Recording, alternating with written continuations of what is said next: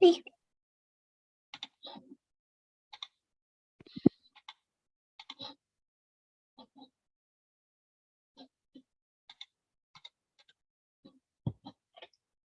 Okay, I think we should be streaming live again. Okay. Hi, everyone. Sorry about the interruption. We're very happy to be streaming now on our partners' platforms. We apologize for the slow, bumpy start to this conference. I'm going to introduce myself and An again very quickly. An and I organized this conference for this year, following up after last year's virtual conference at Save Ancient Studies Alliance. An earned her PharmD from the University of Connecticut in 2010 and her master's in Egyptology from the University of Manchester in 2021. She's been a part of SASA since 2021. I myself, my name is David Danzig. I earned my PhD from the Institute of the Study of the Ancient World just 2-3 months ago. Wonderful feeling. And I started SASA about 2.5 years ago, and things have been going really, really well. Now I'll turn it over to An for a minute, and then I'll just give a little introduction to how this conference is supposed to work. Hi, everyone. Sorry about the issues with the live streaming earlier, but I want to thank everyone for joining us this weekend for our second annual virtual conference, Opening the Ancient World. The topic of this year's conference is Who has the Power? Leaders and Leadership in the Ancient World. And since we have all experienced the increased attention focused on leadership positions around the world, this weekend's conference will examine this subject in ancient times to shed light on the present. And over the next 2 days, we're excited to welcome, in addition to our 3 keynote speakers, 13 presenters who would talk about leaders and leadership in different areas of the ancient world. And I just also wanted to announce that we are having an upcoming publication of the proceedings of last year's conference, and you can check out the title page and table of contents on our virtual conference page below the conference chat box today. And back to you, David. Thank you, An, for that. I just want to give everybody a rundown of how the conference is going to work. I'm going to share my screen so that you can see the schedule, and I'll explain how things are going to run. There are 3 types of sessions at our virtual conference. One is our regular presenters sessions, where presenters give academic presentations on the ancient world, all related to the theme of leadership. We're in the middle of one right now, and we're sorry for interrupting. The other type of session are keynote sessions, where we have an accomplished scholar in a field of ancient studies who's also going to present specifically on their work related to leaders and leadership. And then we have special sessions. We have 2 later today and 1 tomorrow that are going to be discussions about specific issues in ancient studies. One is about community building. That's a roundtable where people in the Zoom will join us in the Zoom that we're currently in. And we're all going to have a conversation about how we can help build our community of ancient studies scholars in all directions. And then there will be one later about inspirational independent scholars, and we'll be learning about how they've managed to balance their life, work, and scholarship all together. And then there will be a third tomorrow that will be a discussion about different publishers, and they'll be telling us how people can publish in all different types of forum at different levels. We're going to get right back to the conference now. I'm going to ask John to say hello. And John Haberstroh, who's our moderator, he just received his doctorate from the University of California at Riverside, and he is now starting a position at the University of Nevada, Las Vegas. Thank you, John.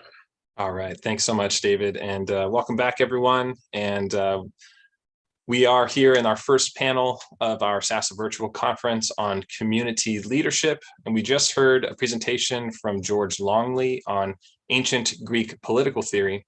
And now we're going to turn to our second presentation by Barbara Alexandra Aniceto. And Barbara has always been passionate about history and has a deep desire to understand women's roles throughout historical ages, and specifically in Greek antiquity. As a result of this passion, she has decided to work on research and teaching once she recognized the importance of both.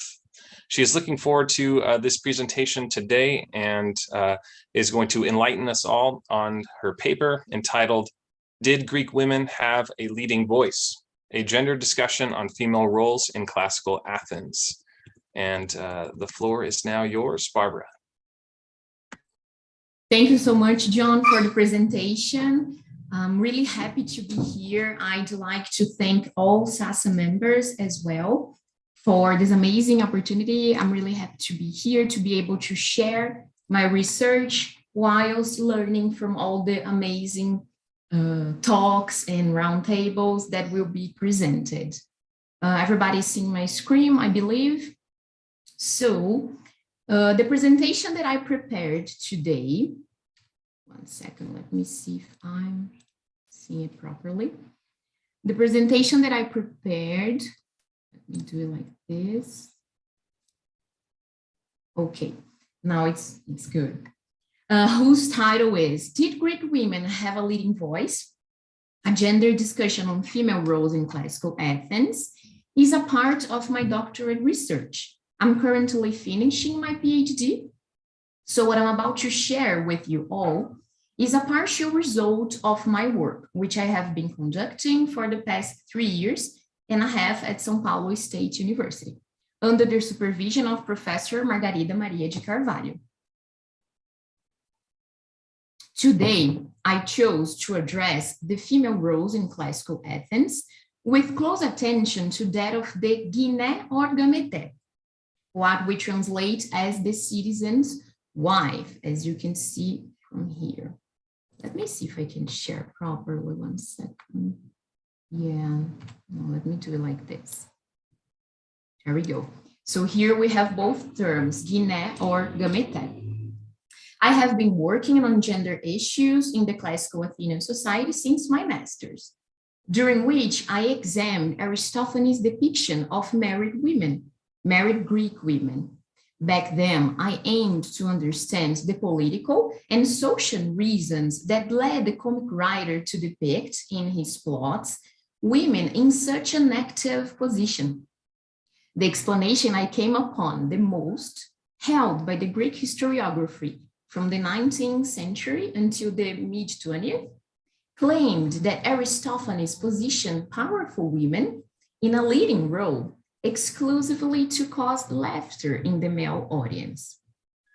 Not only do I differ from this perspective, but I also perceive a positive portrayal of legitimate wives in Aristophanic comedies. So by analyzing 3 of his plays from a gender angle, a gender perspective, and here we have the female plays written by Aristophanes, so Lysistrata, Thesmophoria Susai, and Assembly Women, I was able to comprehend the close connections among married women, the polis, and the Athenian democracy.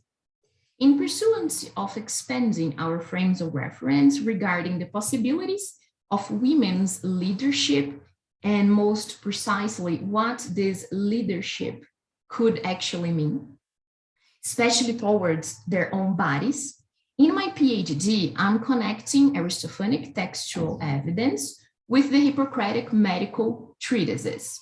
So here we can take a look at the female treatises, or as we call gynecological ones.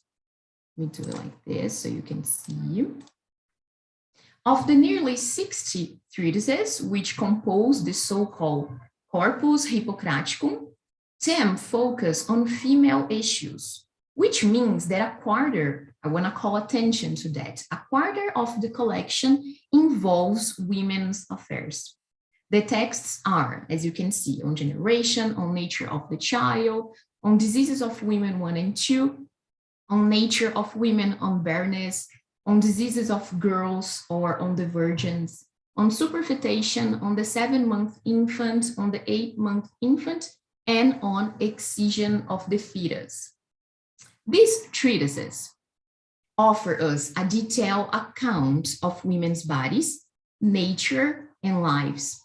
Alongside medical theorizations and treatments, I identify through physicians' descriptions, as we shall see soon, social situations in which we find the presence of wives' sexual appetite during intercourse.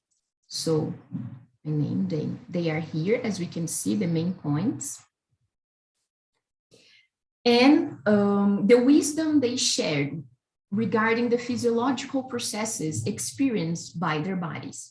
This is very interesting to see in our documental corpus, such as menstruation and the conception of children, and also the domain over certain gender expectations cast to their role as women, namely the will or not to become pregnant.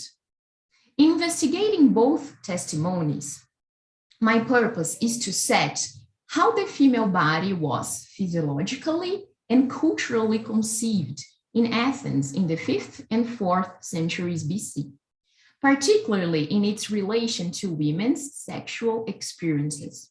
Thus, I argue, married women could, in fact, have had a much more significant impact on society than we might have expected at first sight. They were capable of perceiving the intimate relation among their bodily wisdom, sexual reproduction, and their civic status as married women, and could have used this social combination to their advantage, along with the policies, by subverting the meaning of bearing a child. So, before diving into the textual evidence, I'm going to proceed with a brief background on Aristophanes and Hippocrates. Although my primary concern lies in Athens, it is important to remember, as we shall see here on the maps. So here in red, we have all the Greek colonies, and I'm calling attention to Kos and Knidos. So it's important to remember, to bear in mind that ancient medicine did not start in Athens. Hippocrates was born on the ancient island of Kos, where medicine first came to be. Along with another Greek colony, Knidos, or in ancient Greek, Knidos, he and other physicians gave life to the movement of teaching and broadcasting medicine through other ancient Greek cities, such as Athens. As we can see on the maps, these cities were quite distant. So we can see them here, Kos, Knidos, and Athens is here. They were quite distant, but Hippocratic physicians managed to spread medicine because a large part of them traveled through the Mediterranean. Born at the time of democratic consolidation as a political system in 450 BC, Aristophanes witnessed several historical shifts in the Athenian polis. In 443 BC, 7 years after the birth of the comic writer, Pericles became a strategos, a state leader. At the age of 19, the young poet witnessed the beginning of the Peloponnesian War between Athens and Sparta, which would later form the backdrop to Lysistrata. A keen observer and a rather outspoken critic, Aristophanes documented the troubled political landscape that formed Athens during the classical age. By assembling philosophical, religious, legal, public, and private information close to Athenian political, social, and cultural life, I understand Aristophanic references as a comic and historical allegory of daily situations. The fictional circumstances displayed by Aristophanes in his female comedies are based on concrete exchanges of everyday life in the city. Exchanges carried out between Greek married women and their husbands. His female characters correspond to a greater or lesser extent, of course, to wives, slaves, concubines, prostitutes, mothers, and daughters. That is, to collectives that were part of the civic relations in Athens, as well as in other polis. Thus, When I consider the Aristophanic work as a part of my documental corpus, I conceive his theatrical propositions as historical testimony.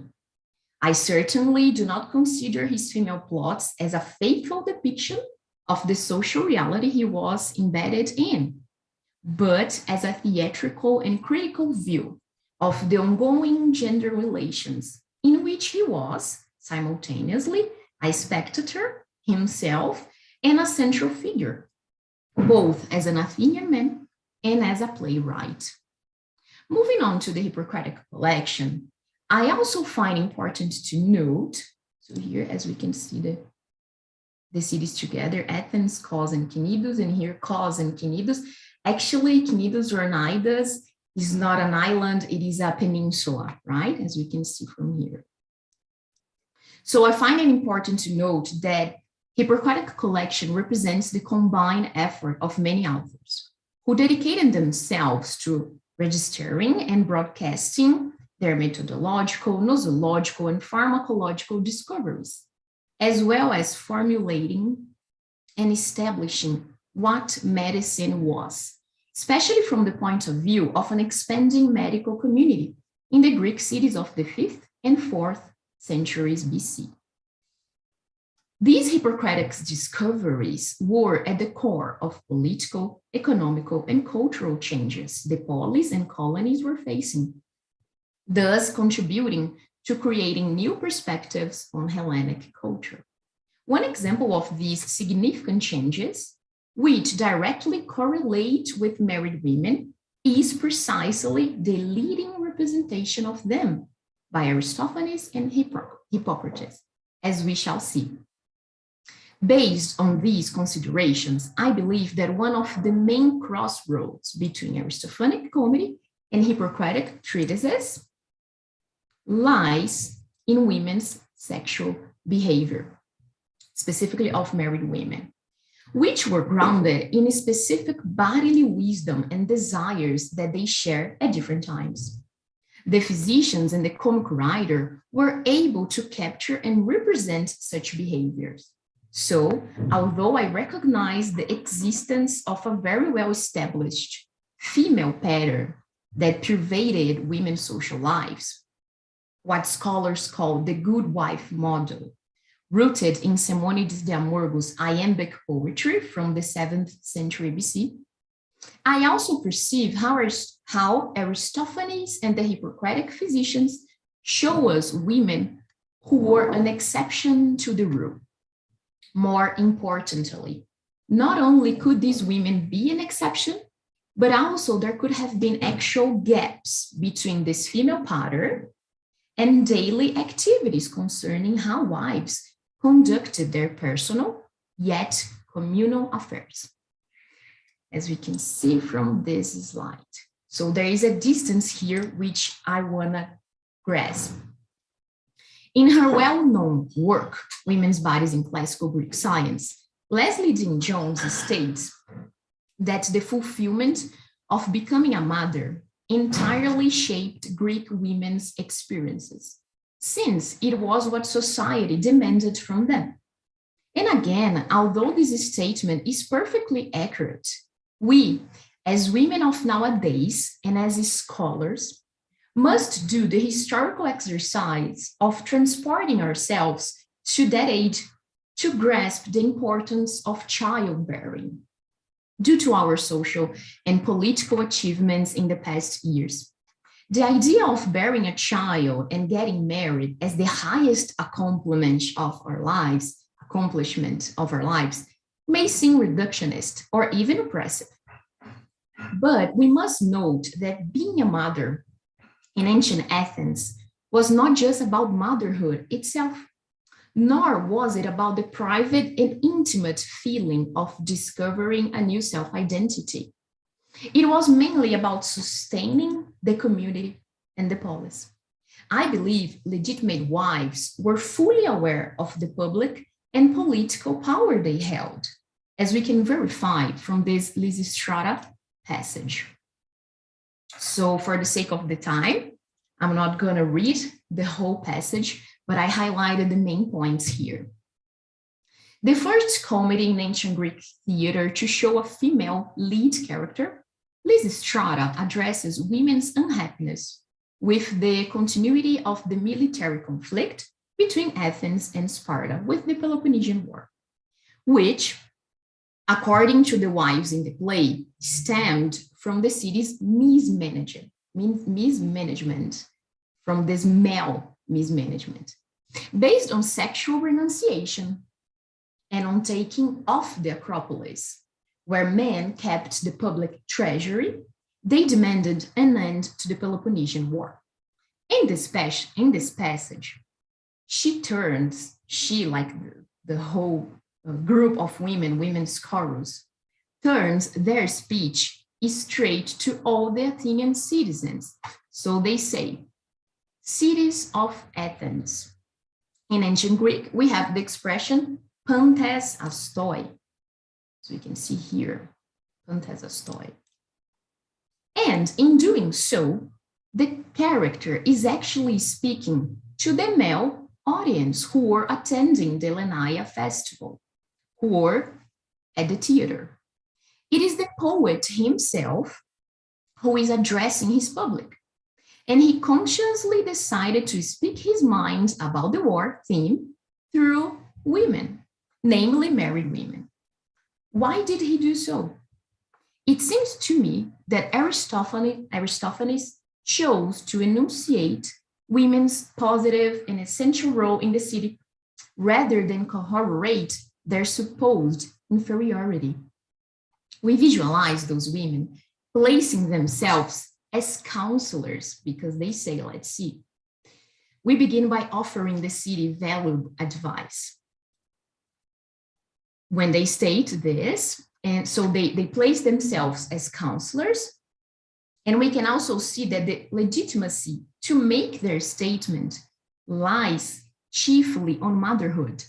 After announcing she will advise both men and the polis, she concludes her thought, she, women's chorus, with the ultimate reasoning. I have a stake in our community. My contribution is man. In ancient Greek, we have the sentence, as we can see here, kai gar andras esphero, with the verb esphero in its active use, which indicates put forward for consideration. A political meaning underlies the verb, which correlates to Lysistrata's public display.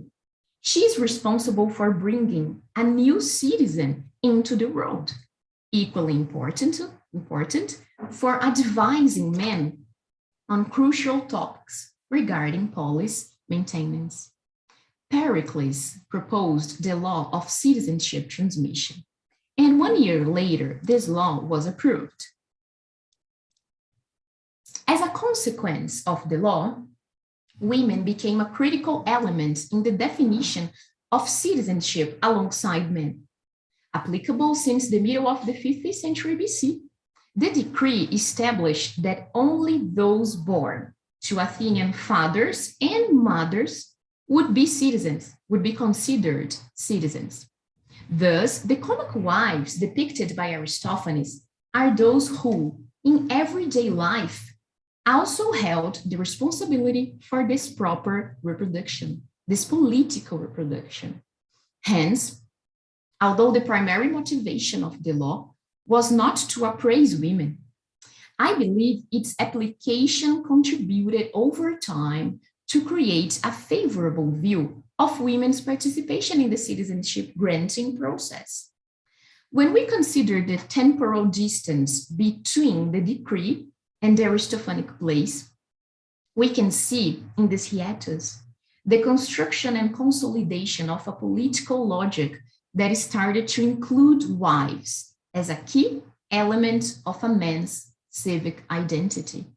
The little boy who was just born would be considered an Athenian only if his mother was too. It is not far-fetched to assume that the law was conducive to, even if unintentionally, social importance to legitimate wives. In analyzing the comic heroism of all Aristophanes plays, Cedric Whitman explains that the female characters' actions come from their feminine universe. I share the author's idea when he argues that the heroine tactically uses her feminine attributes and her social place to mobilize women and end the war, because this is what subverting motherhood means. They draw their leading voice from the social experience of maternity. When we turn to the Hippocratic evidence, the existence of a shared and safe space where women could build their bodily wisdom and use it when necessary becomes even clearer. So let me show you another passage. In the treatise on generation, the author is discussing the effects of pleasure on men and women's bodies. At one point, he describes how, in his medical perspective, conception physiologically works. Again, I'm not going to read everything, only the main points. The author says that the women, or the woman here, will become pregnant if this is what she intends. And the terminology here comes from the ancient Greek ethelo. Take a closer look, ethelo, which presents an idea of wanting, desiring, being willing to, consenting to. Thus, it points to the manifestation of women's desire, from which we can infer the presence or not of the female's will to conceive. This passage shows us the woman's intention to conceive a child at the moment of intercourse, and leads us to understand that this decision depended on her will, if not exclusive, at least a little. Also, according to the medical explanation, the uterus would possess the ability to close itself after receiving the seeds of the man and the woman for the sake of conception, as we can see here. He states, for the uterus, on receiving the seed and closing, holds it inside itself, as its mouth contracts in response to the moisture. In my point of view, the belief in this uterine movement would be directly connected to the plausibility of women's choices regarding pregnancy. In addition, the passage also points out the women's wisdom concerning their own body and their explicit knowledge about the menstruation cycle once, as we can also see, and if the woman is experienced in giving birth and notices when the seed does not come out but remains inside her, she will know on which day she has conceived.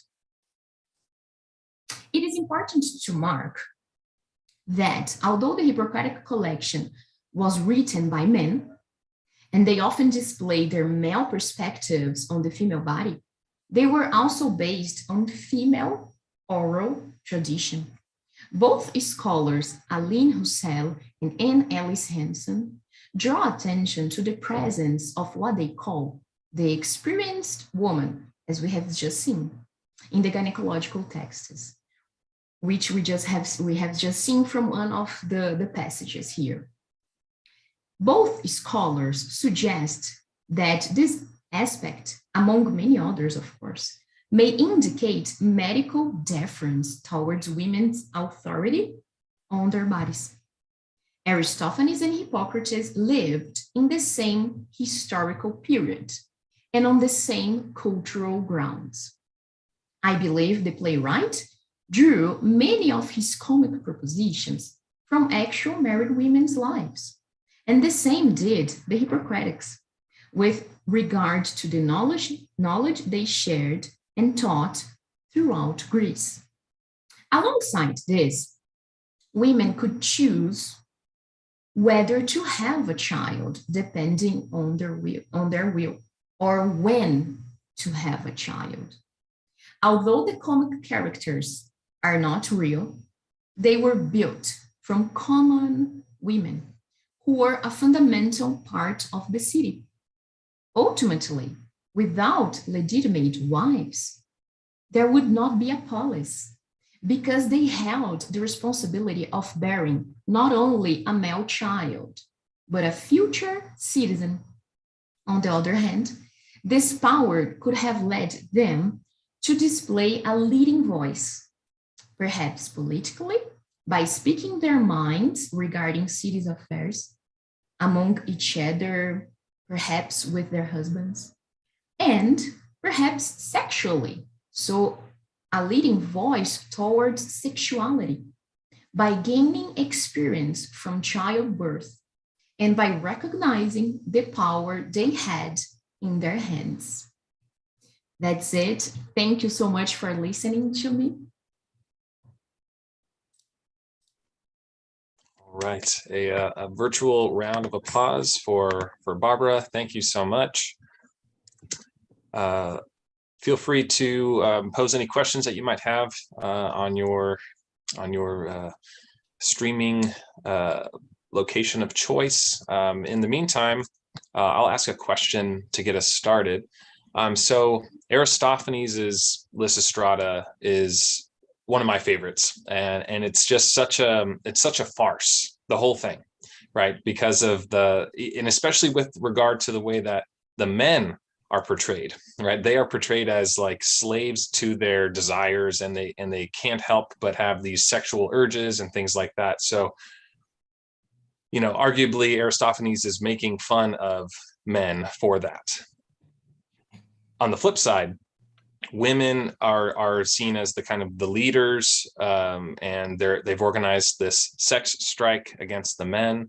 And so in many ways, their role in society can be seen as inverted, right? So the men are being inverted and the women are being inverted. So how much of do you think, in your scholarly opinion, how much do you think that Aristophanes is simply playing with the idea of inverting social roles and using that as a critique on the kind of leadership in the city and whatnot? I hope that makes sense.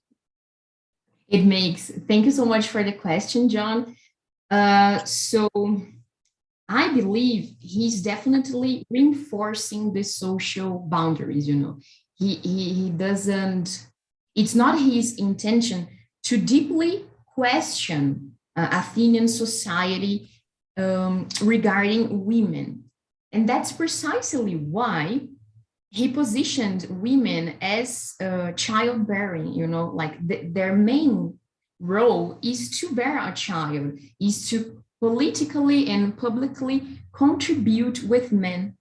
But I argue, and you mentioned something very important, he represents men as slaves to their own desire. And we know that, or at least as historians, we would expect that this would not happen because men would have relationships with their concubine or their or prostitutes. So the sexual strike, it's not about sexual relationships per se, you know, it's about what women represent. If they do not conceive, there will be not a polis, right? Especially because of Pericles' law. So I believe he is portraying women in a positive way, but not in such a positive way that could lead Athenian society or the Greeks to a revolution, for example, you know, something like this. But definitely calls attention to women's positive impact in my point of view. I don't know if I answered you properly. No, you did wonderfully. Yeah, it makes me think of in Herodotus's histories, where Xerxes says that in response to Artemisia, that his women have become men and his men have become women, and it's just this inversion. But the inversion is not criticizing the female; it's criticizing the male. You know what I mean? So exactly. That's it. And he consciously chooses to do this with women. You know, this is very precious because as historians, I feel that we have been actually reinforcing Greek women's inferiority, you know, by saying, oh, women were inferior, they were considered inferior. So the only plausible motive for him to add leading women would be to make men laugh, you know, would be but actually he's criticizing the men. We have several passages in Lysistrata, Thesmophoros, Assembly Women, where the female characters explicitly say, if we ruled the city, things would be much better. You know, they say this. Yeah, great. Thank you so much. And I just want to also convey the thanks to our viewers who are saying thank you so much all over the chat. So, so thank you very much, Barbara. And next we will turn to our third and final presenter of this panel, Ronald Clark. Ron, feel free to join the screen here. I'm here. Okay.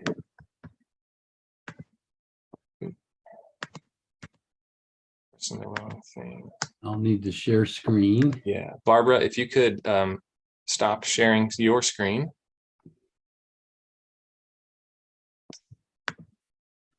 Of course, just 1 second, because I don't have access anymore. 1 second. Ah, there we go. Okay, great. All right, thank you so much. All right, so again, our third and final speaker is Ron Clark. Ron is the executive director for Kairos Church Planting Support. He has been in ministry for over 35 years and has planted 2 churches and developed leaders throughout the country. He is an adjunct instructor for George Fox University and Portland Seminary, and is the co-chair of the Pacific Northwest Society of Biblical Literature's World of Early Christianity and New Testament Scriptures section. He has authored books and articles concerning intimate partner violence and theology, biblical studies and ministry, and marriage and family ministry. Ron has an MDiv and a D-Min from Harding School of Theology in Memphis, Tennessee. And he is going to be presenting today on power in leading flocks, faith and family in the early Christian community. Go ahead, Ron. Thank you. Thank you. Thank you, John. Yeah, a lot of my PhD colleagues ask, what's a D-Min? It's a doctor of ministry, or I just tell them I have a demon. So thank you, Barbara. What a great talk. I really enjoyed that. I'm thankful to be able to present here with Saving Ancient Studies. I'm all in. I've got my mug, but I'm not wearing my COVID mask, so for obvious reasons. So I am excited about this and thankful for the opportunity to share. I would like to share a little bit about elders in the ancient world as leaders, and then as we do with SAS, the Saving Ancient Studies, how does that apply to what we see today in working and as I train and mentor younger planters and church planters and men and women in ministry. We call this power in leading flocks. The one question that I often get is, who were the elders? And we know the Hebrew word for elder, older person, zaken. As we always say when we teach Hebrew, when you get old, you use zaken, right? So that's how we remember elders, gray beard, heads of clans. Elders were important people, but also it was an office. It was a leadership position. And in most cases, it began with how you led your home, how the Beit Ab, how did you lead your family? How did you lead your clan? And so heads of families, heads of clans began to rise up and would step into this role of leadership. Henoch Reviv, a great book on elders, mentions that in Israelite communities, especially during the monarchy, elders had a little more authority and a little more power than in the rest of the ancient Near Eastern world. And we will see this when the monarchy of course, crashes. They go into captivity. When you read Ezra and Nehemiah, the elders take on a really very important role, because all you have are elders and priests, and then, of course, a few scribes. But elders play this important role in Israelite community much more than in other places in the ancient world. When we come into back from captivity, of course, you see the word Bekar, Bakor. It's used in reference to an overseer. This is used for Ezra. It's also, the Greek is episkopos, episkopeo. It's the same word we get episcopal or bishop from. But these elders become an important role in that kind of leadership. And of course, at Qumran, you have a Bakar, who is the superintendent, and then the elders support that individual. Elders were not just older men, older women in the sense, but they were a position of authority, position of leadership, position of influence. Now, how did they get their authority? How did they get their influence? Well, when you read Job 29, it's a great story about a man who has this position of leadership, and he shares being at the gate, the city gates, and everybody listens to him, older people, younger people, nobles, and so forth. The elder is a person who is highly influential.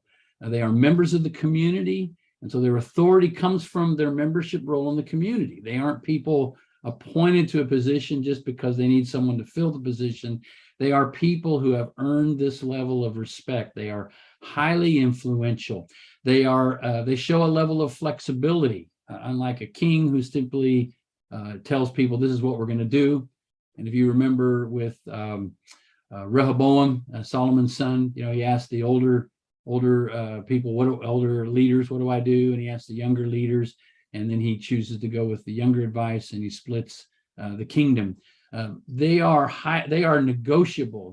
Their role is to negotiate, to dialogue, to sit at the gates and discuss hakim, hokmah, hakam, mishpat, justice. And we see this again with Job, as he describes sharing this wisdom, sharing this justice. And then they reflect Yahweh's leadership. That's another important part. At the end of Job's dialogue, he talks about being like a king among his people. I comforted the mourners. It was this idea that as a leader, I was not really over the people. I was actually with the people, among the people. And in this sense, their role was to reflect Yahweh's leadership. How did they do that? Well, I in my dissertation work years ago on developing elders and congregations, I spent a lot of time talking about the Hebrew Bible texts, where Yahweh's leadership has kind of two components. And that's not a hard rule, but just kind of this idea that, first of all, there was this organizational model of leadership. You see the word pakad, oversight, visitation, appointing. It shows care, it shows concern. It's all over the Hebrew Bible, definitely in the prophets, where Yahweh, pakad, it just shows this level of care and concern. Yahweh knows the people. Yahweh sees, sight. Yahweh hears what's going on, and Yahweh keeps stressing, I know what's going on. I'm among you. Yahweh sending and appointing and developing. And there, bakar, bokar, care and concern. So we call this an organizational style of leadership, where Yahweh understands the process, understands the people, is intricately involved in leading and appointing and sending and delegating. But you also see a relational component to God's care for the people. And so Berit, covenant, relationship, highly relational. And even with Abraham, the animal cut in pieces in the smoking pot, passing through there, basically saying, as you would in a covenant ceremony, let this be done to me if I'm not faithful to my promise. Yahweh, through covenant, is relational with the people of Israel.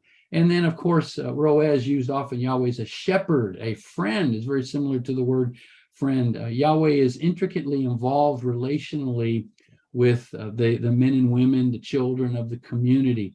So we see these two components of Yahweh's leadership, and that in turn is one way that people or leaders or elders are supposed to reflect Yahweh's covenant. And I have I focus on what we would call bad shepherds. Although I would point out when I was teaching in Malawi or Mexico, that doesn't translate because they believe that sheep, their language for how sheep respond is different. But it's kind of the idea of what happens when you get these really bad shepherds. And it's important as we read through, especially here in the prophets, what was going on in Israel was not just that the people were rebelling, every single person, but what was going on was the leadership was rebelling. The leaders, they had corrupt leadership. And how do we see that? Jeremiah 23, 1-4 in the paper, I break down how you see the terms of shepherd and pakad as they don't give attention. They don't pakad the sheep, and the sheep struggle, and the sheep are neglected because no one cares for them. In Zechariah 10 and Isaiah 56, they desert, they neglect, they run away from the sheep. They don't care about the sheep.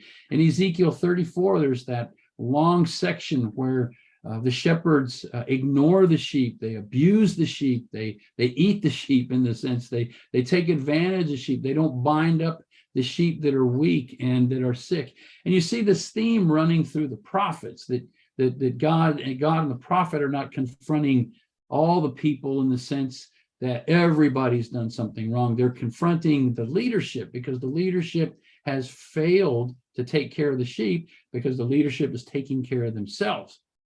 And then you have these beautiful passages, Isaiah 40:11, 49:10, where Yahweh just says, I'm going to take care of my sheep myself. Ezekiel 34, I'm going to confront these shepherds. I'm the one who owns the flock, and as every shepherd is accountable to the flock owner, that's me, and I'm going to call them to account. But I love those passages, Jeremiah, Ezekiel, and Isaiah, where God says, I'll do it myself. And Yahweh is the great shepherd. If you won't take care of my sheep, if you're going to abuse and mistreat my sheep, I'll hold you accountable, but I will intervene so that my sheep, and there's passages about coming back from captivity where they leap like calves out of the stalls. And I'm from Missouri, and my brother-in-law lives on a farm. And whenever I go back, I love helping him bring the cattle in. And it's always interesting when they let them out of the pen, or the calves kind of are in that early stage of running. You can just see them jump and leap, and it's that idea you're going to have all of this pasture, and you're going to be happy because I'm going to take care of you, and I'm going to provide for you. So there's this interesting point where leaders, including elders, fail to shepherd the people of God. They fail to take care of the people of God, and Yahweh intervenes and says, I'll do it myself. When we move into what's called the Christian scriptures, commonly called the New Testament, but the Christian scriptures, the Gospels, the letters of the early church, you see this, what we would call incarnational leadership, where Jesus claims to be the great shepherd. Jesus is among the people. Jesus lives among the people. Jesus gets dirty with the people, touches people with highly communicable diseases. In John 10, there's this wonderful, I'm the good shepherd. I'm not like the hirelings, who are very similar to the people in the ancient world who had abused the sheep. I think Jesus wasn't simply confronting the Pharisees in the sense. The issue was Jesus was confronting corrupt leadership, which is something we all deal with. It's not he was confronting a religion or he was confronting a race. He is confronting corrupt leadership. And so as he's incarnationally leading, you begin to see the same thing. He leads organizationally as pakad, or we begin to see episkopeo, bishop, but he also leads relationally as a shepherd. And so we see these two kind of begin to flesh out in the Greek language, the organizational side, where we call it bishop, and then the relational side, shepherd. And so as we move into then the Gospels and the early Christian leaders writing, you begin to see this model of leadership that is grounded in Jesus, but it's also grounded in family. For instance, I wrote an article years ago, 2002, on when Jesus takes the children. And I believe that there was a kriai there where Jesus took a child or took children. And in there, basically, Jesus touches the child, Jesus holds the child, Jesus rebukes people for keeping children away. Because in the ancient world, rabbis and teachers didn't waste time with little children because they were marginalized populations. But in these 6 stories with Jesus and the child, Jesus holds a child. In fact, Jesus makes a statement that I think we often translate as anyone who doesn't receive the kingdom as a child receives the kingdom, when it really hos can also be anybody who isn't willing to receive the kingdom like they would a child.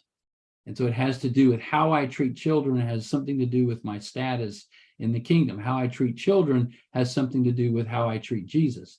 And that kriai is there to say that leadership involves this intimate relationship with marginalized populations. And that's going to be important as we move on to the end of this. Marginalized people who are in need. That leadership is not about power. It's actually about embracing the powerless. A second point is, it's interesting to me that in 1 Timothy 3, Paul seems to intentionally choose, at least in my studies, Paul seems to intentionally choose a different word for bishops or elders managing their household. The typical word is oikonomos, oikonomeo, which is what the Greek philosophers tended to use. You manage your household, which meant, at least in Crete, for example, your wife managed the household for you. In other cultures, you hired out a slave, oikonomos, as we read in the Gospels, to manage your household affairs, and then you're out in public doing what wealthy people do with others managing your household. Paul uses the word proestemi, which means involved. It also means a patron, caring for people who are in need. But Paul intentionally uses this word, and he uses it 3 times. How can a person be involved in a church if they're not involved in their family? And Paul seems to be moving, I believe, in 1 Timothy 3, that leaders have to, again, be the ones who lead their Beit Ab, but they're people who are intimately involved in their Beit Ab. And from what we, I did an article on that back in 2006 on how Paul uses that word, because in the ancient world, typically dads did not get involved with their families. We have these writings from those raised by slaves or childminders who felt more affection for their childminders than they did for their parents. They hired out wet nurses to nurse their children. And so you begin to see that Paul is saying that's really not the kind of leadership we need. We need leadership from people who are involved in their families. And then, of course, the third point, Paul does often make distinctions between pedagogues or pedagogy and parenting. In Ephesians 4, he talks about fathers, bring your children up in the discipline and instruction of the Lord. He uses a term of nurturing there, like he does for husbands loving their wives. 1 Corinthians 4:15, he talks about, do I come to you with a stick or do I come to you with love? That's in reference, you have many pedagogues, but you only have one father. There's this idea that Paul is pointing out that a true parent or a parent that I think the Christian community was to look to is one who operates out of love, out of compassion, out of nurturing, out of caring.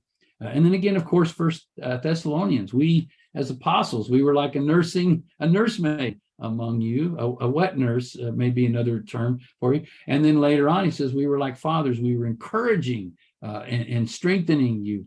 So there seems to be, as the Christian movement begins, this modeling of leadership being family-oriented, involved in family, connecting with people, embracing what we would call marginalized or outcasts. And so as we move into today, one of the things that in my book, I talked a lot about many of the leadership models that I see in church growth and in training leaders for churches. In many cases, we're still using stuff that's based on a military model where we have to have a hierarchy and there has to be command. And even when I was in Colombia, South America, a lot of the churches there were really hung up on this authority. We need to have authority, and we need to get authority in, and then we need to submit to authority. And this was 2019, and so I kept being asked, America has a problem with authority. And I said, no, America doesn't have a problem with authority. America has failed authority. We have authority that has hurt us, and working in domestic violence, child sexual assault, working with houselessness, and teaching students who share with me a lot of intimate details about their experiences in churches. We live in a country where authority has ruined people. I would say we're probably much like the prophets, where Yahweh is saying, if you're not going to do it right, I'll do it myself, because you're hurting people. So we have military models in some situations of a hierarchy, and it's a command and respect. We've moved to business models. And many of our churches operate with a CEO and the elders, or a board of directors, or the deacons, or whoever. And so leadership just basically is making decisions, and you have one person in a position of power.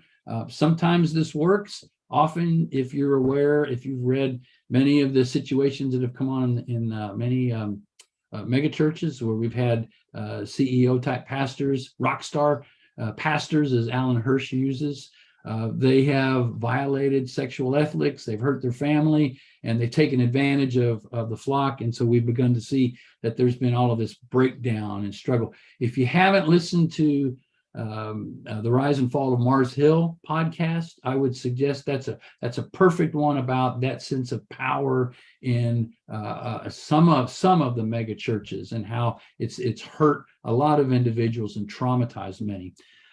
But a lot of the churches are using this growth, profit, success. Let's see how big we are, how much money are we making, and so there's a different type of management. It's not a proestemi management; it's an oikonomos management. Get the best for the leader. We've seen churches and leadership move to consensus, which is helpful in some ways. But one of the issues I know in the domestic violence type of world is that many of when you get a corrupt leader in, they can manipulate a whole group of leaders. And so there's this, well, we all got to have consensus. We all got to agree together. And sometimes there's to quote Robert Sutton in his book, a great book on business leaders called the no asshole rule.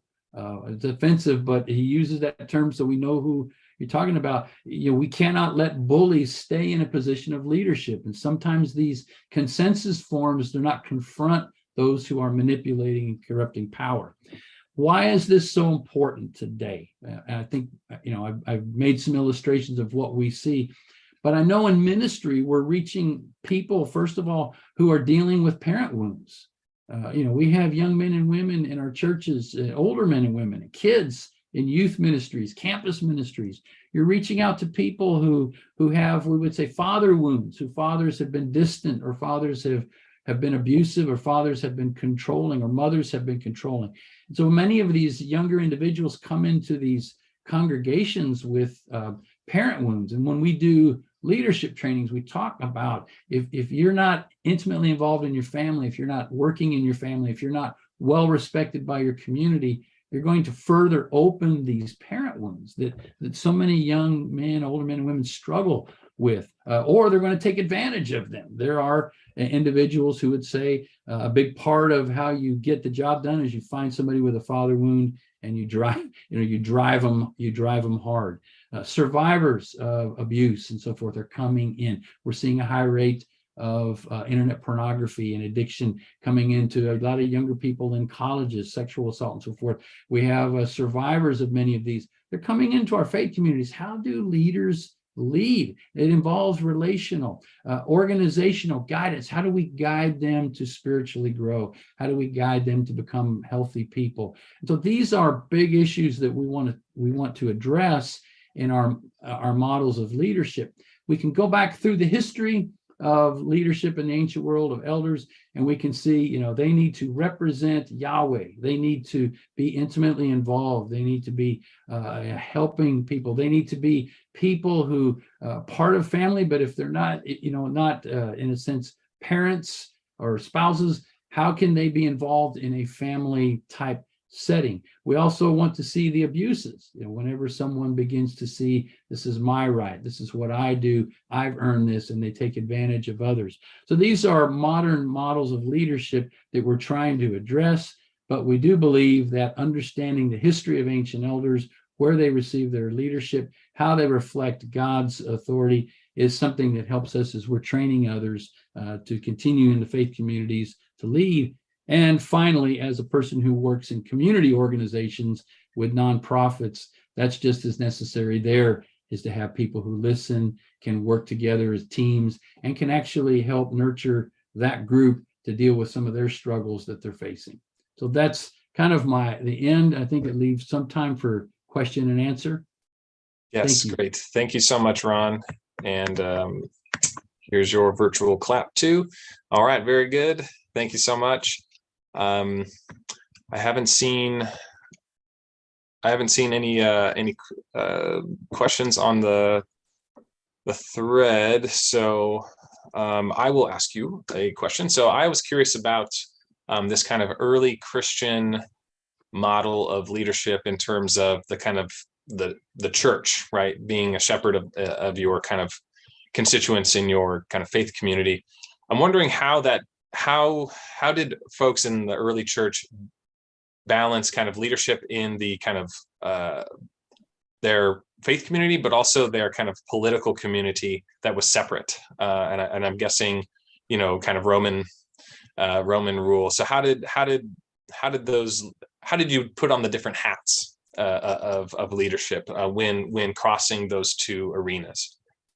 I felt that there's been a lot of good work on how the Christian community became a community of resistance, and kind of became, whether it's association or collegia. And so if the faith community, if I would say we are a form of resistance, then in many cases we're looking out to patterns of leadership, and we're saying, that's not how it's going to be here. Or as Jesus says, the Gentiles lord it over others, not so among you.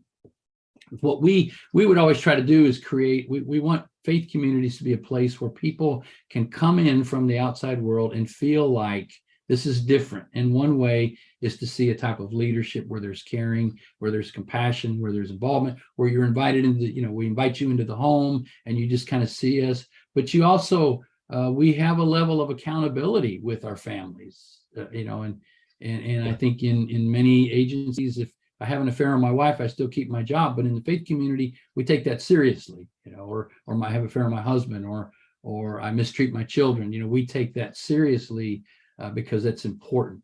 I hope I'm answering your question. I think.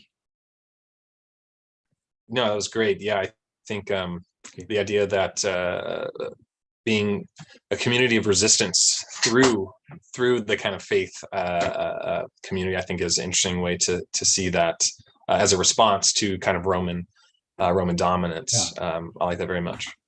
Now, for instance, like when I've worked with domestic violence agencies, and sometimes I'll sit down with someone and say, hey, we're fighting powers of oppression here, but this leadership structure is reinforcing powers of oppression. And so I saw that as that's my role as a faith leader to bring into the community. Now they can tell me, well, that's how it is. We are appointed here by the attorney this. But I think that as a faith leader in the community, I feel an obligation to say, can't we explore that this may be repeating the same pattern we're trying to avoid? And that's a calling, that's a responsibility. And they may say, this is how this system works, and that's just how it is. Okay, but I think we need to have that conversation that this might be a better model of leadership. Wonderful. Thank you so much, Ron. I'd like to take a moment here to also thank all of our other panelists, George and Barbara, for their contributions, and to the audience for sticking with us as we kind of had the little bit of a bumpy start. But we are going to close now our first session on community leadership. So again, thank you, Ron, thank you, Barbara, and thank you, George. So here's another virtual clap for you all. Thank you so much. It is now my pleasure to introduce our first keynote speaker, Dr. Amanda Podany. And so I'm going to give everyone just a second to breathe before we jump into the first keynote here. Oh, okay, and Amanda's here. Very good. Okay. All right. So Amanda Potany is a professor emeritus of history at the California State Polytechnic University, Pomona. She specializes in the study of Syria and Mesopotamia in the Middle and Late Bronze Age, with a particular focus on chronology and social history, and is the author of the forthcoming book, Weavers, Scribes, and Kings, A New History of the Ancient Near East, through Oxford University Press.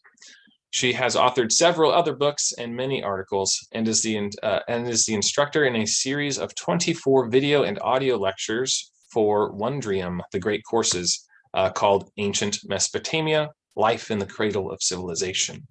Dr. Potany is going to give our first keynote here, entitled Looking for Leaders, the People Missing from Mesopotamian Royal Inscriptions, 2500 to 1500 BCE. Thank you so much for joining us, Dr. Potany, and the floor is now yours.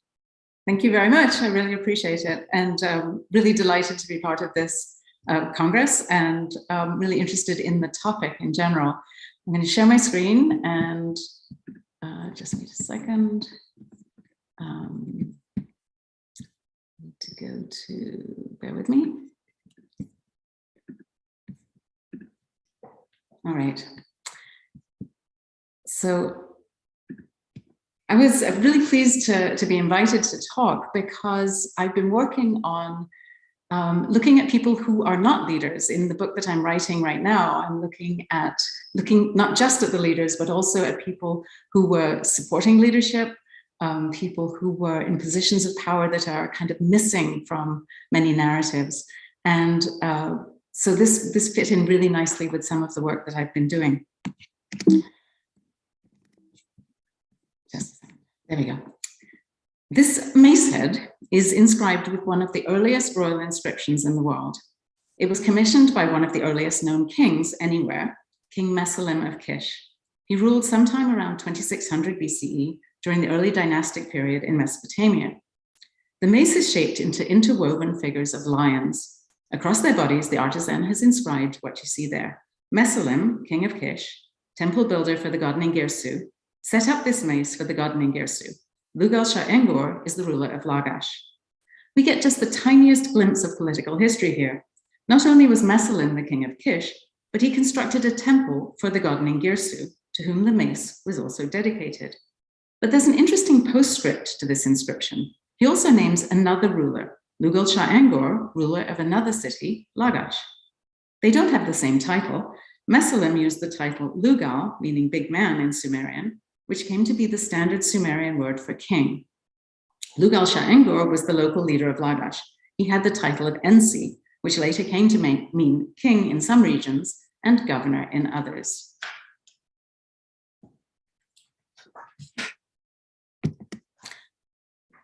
Kish, home to Meselem, was one of the northernmost of the Sumerian city-states of the early dynastic period. Lagash, you see circled, home to Lugal-Shah-Engur, was far to the south, and the mace head was found in Lagash. Ningirsu was the city god of Lagash. He was sometimes symbolized by a lion, as seen here. So the temple that Meselem built would have been the main temple in Lagash. This all suggests that in the early dynastic period, although the city-states were often independent of one another, in the 27th century BCE, King Meselem of Kish was able in some way to dominate Lagash. So who was the audience for this inscription? As you can see from the photograph, the writing was barely visible. Who could possibly have read it? Fortunately, the gods could read cuneiform, even cramped cuneiform like this, and it was the god Ningirsu who needed to know about Meselem's dedication to him, the temple that he had built, as well as the mace head that he had dedicated.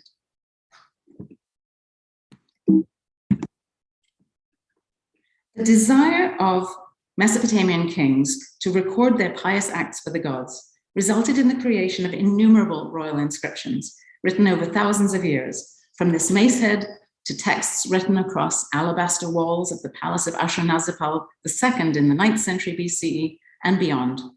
They have provided a core framework for the reconstruction of Mesopotamian political history. But royal inscriptions are innately problematic as sources. They are often described as propaganda, and some were indeed set up in public or somewhat public spaces, though few people could read. But some were placed where they would never be seen, for example, in a box in the foundation of a building, or on the flat side of a brick that was covered by mortar. Only the gods could see these, though the kings sometimes also noted that a future king might come across the inscription when rebuilding the structure. We can be certain, though, that whoever was the intended audience, divine or human, royal inscriptions weren't unbiased. They didn't tell the complete story of events, and obviously they weren't written for the 21st century historians like us examining the issue of ancient leadership. We have to look beyond them in order to understand the structures of leadership and to identify the leaders other than kings in ancient Mesopotamia. Writing had developed in Mesopotamia, as I'm sure you know, around 3200 BCE, but for the first 6 centuries, it had been used in very limited ways, as a memory aid, and for recording administrative details and lists of words, and for keeping records of some legal transactions. Its potential for recording narratives or spoken language was not yet realized. It was, however, recognized as a way to communicate over time and space. Scribes must have known that a clay tablet listing the distribution of some barley from a warehouse, as here, could still be understood months or years after it had been written down, and the tablets were indeed kept and presumably consulted for long periods of time. A tablet could also be carried to a different location and understood by a scribe there. Someone who had never seen the original warehouse could know its contents based on this.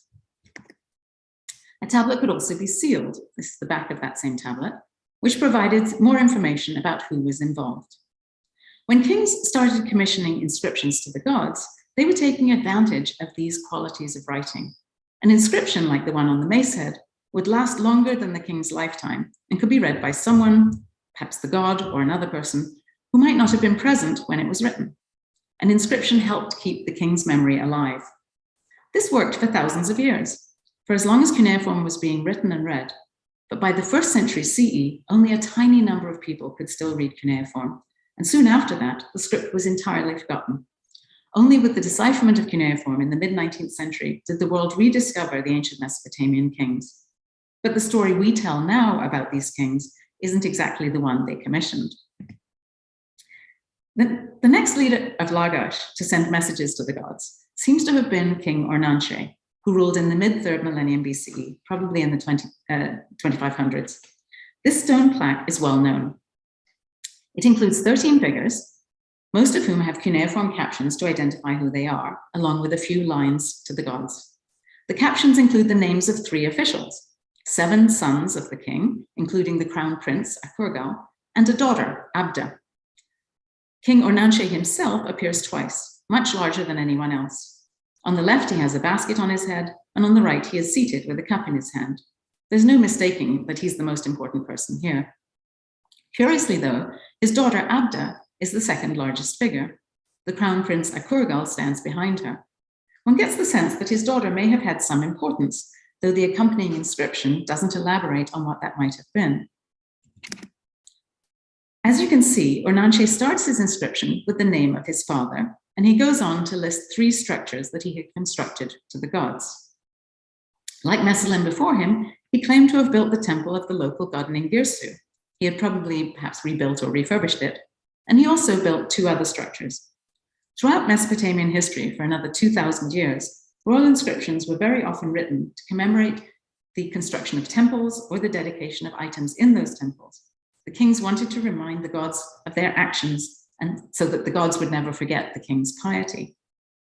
Ornanche's last claim here is interesting because it doesn't pertain to the gods.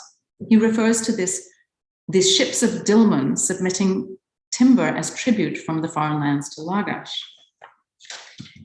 Now, Dilmun was far to the south of Mesopotamia, across the Gulf in what is now Bahrain. It's unlikely that the timber sent from there was actually tribute. Dilmun wasn't controlled by Lagash at this time. The timber was more likely to have represented one side of an exchange of luxury goods, for which Ornanche had, in turn, sent valuable items from Lagash.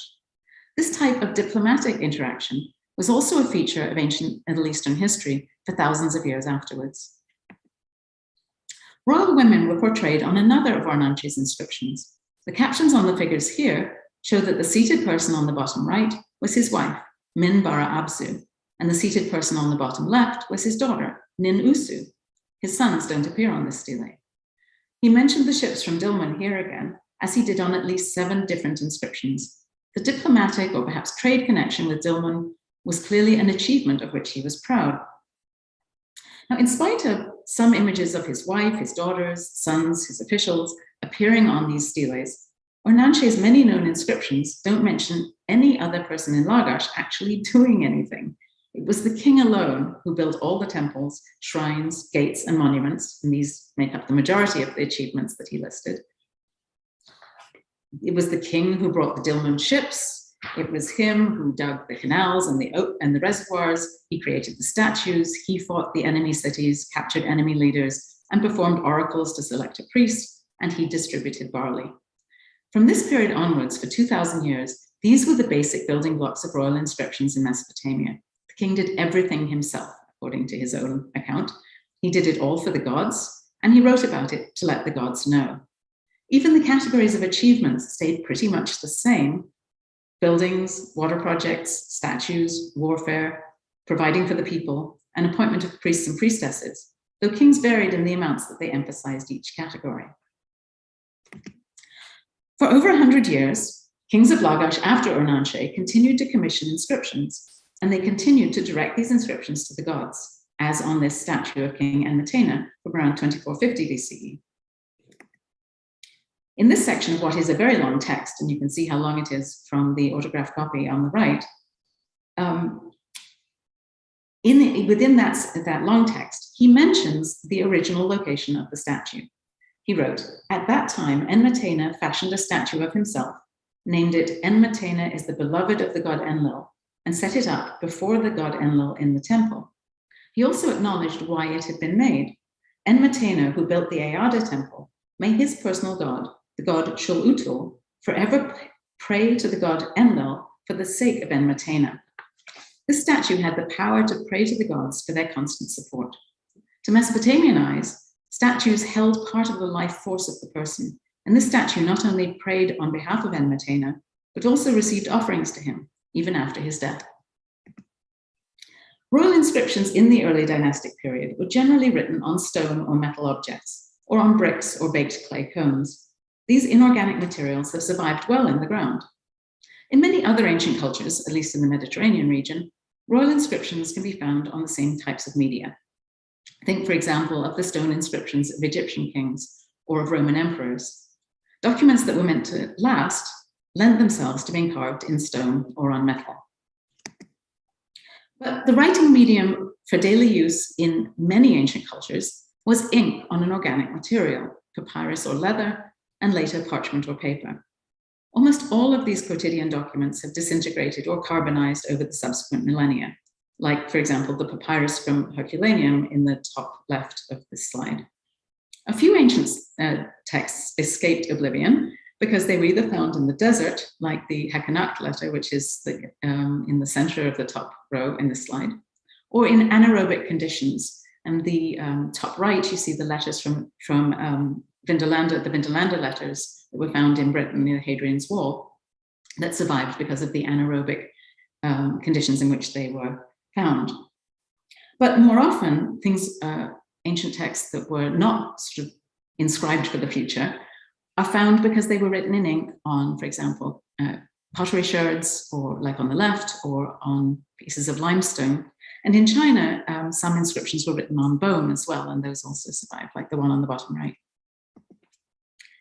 Now, fortunately for Mesopotamian scholars, vastly more documents have survived, and this is, of course, because they wrote on clay. The clay tablets that recall these mundane details of everyday life have been excavated in vast numbers. There are more than 500,000 that have been found to date, and hundreds of thousands more probably are yet to be uncovered. They allow us to study the world of individuals in many different walks of life. And with regard to the topic of this conference, they provide a rich view of the way that leadership functioned. So let me give you an example. This is another king of Lagash, a king named Lugalanda, and he ruled around 2400 BCE. He had a fairly short reign, and unlike Enmatena, he didn't leave us a statue, or rather, we have not yet found the statue that he made of himself, although we know it did in fact exist. And we also have not found any inscriptions on stone.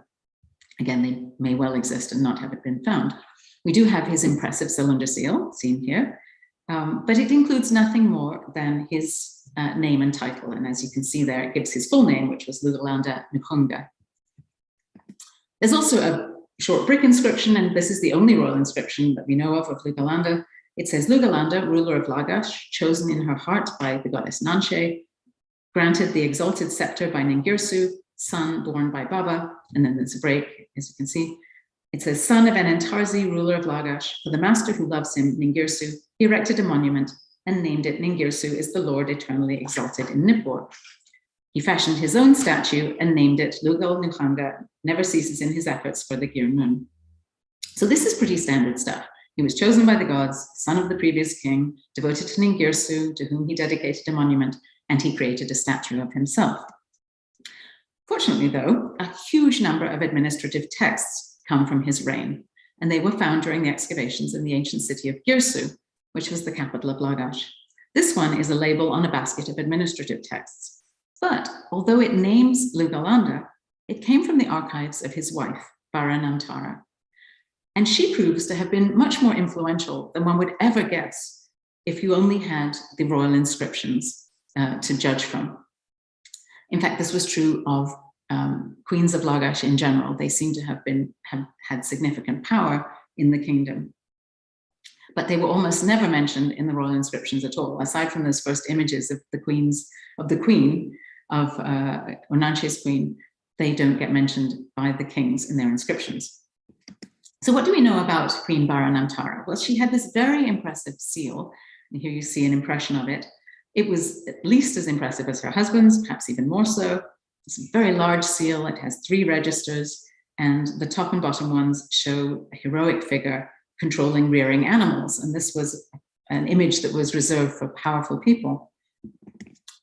And this inscription on it that identifies her, but tells us nothing more than that she was the wife of Lugalanda, the ruler of Lagash. But as I say, hundreds of administrative texts have been found in her palace at Girsu. And her palace was called the A-Mi, which means the House of Women. And on the website of CDLI, which is the Cuneiform Digital Library Initiative, you can find about 800 of these tablets. Many of them have images like this one that I got from the CDLI webpage, and many of them also have transliterations. A few even have translations as well. And they've been analyzed by many scholars over the years. And so we know, in fact, much more about Baranamtara than we know about her husband, King Lugalanda. And it turns out, from what we've found, that she was a leader in her own right, and that this was common for the queens of Lagash, and one would have never guessed that from royal inscriptions. Baranamtara took over as the head of the A-Mi only after her mother-in-law had died. As in many times and places across the ancient Middle East, the role of the queen didn't end with the death of her husband. She kept her position until her own death. Only then did the wife of the reigning king take over her responsibilities. Now, the A-Mi was not just a palace. It was a huge economic institution, controlling more than 4,465 hectares of land and the barley, dates, and other crops that they produced. It also maintained the canals in these regions, along with fisheries and vast herds of sheep, goats, cattle, and pigs. Baranamtara was at the head of this, and she was personally involved in its administration. She oversaw a workforce of about 700 people, whose names and payments were listed on the administrative texts found in her palace. A large number of workers named on these tablets worked in textile manufacture, and the vast majority of these workers were women. It's been possible for researchers, and I want to note that this work has notably been done by Rosemary Prentice, Fumi Karahashi, and Agnes Garcia Ventura.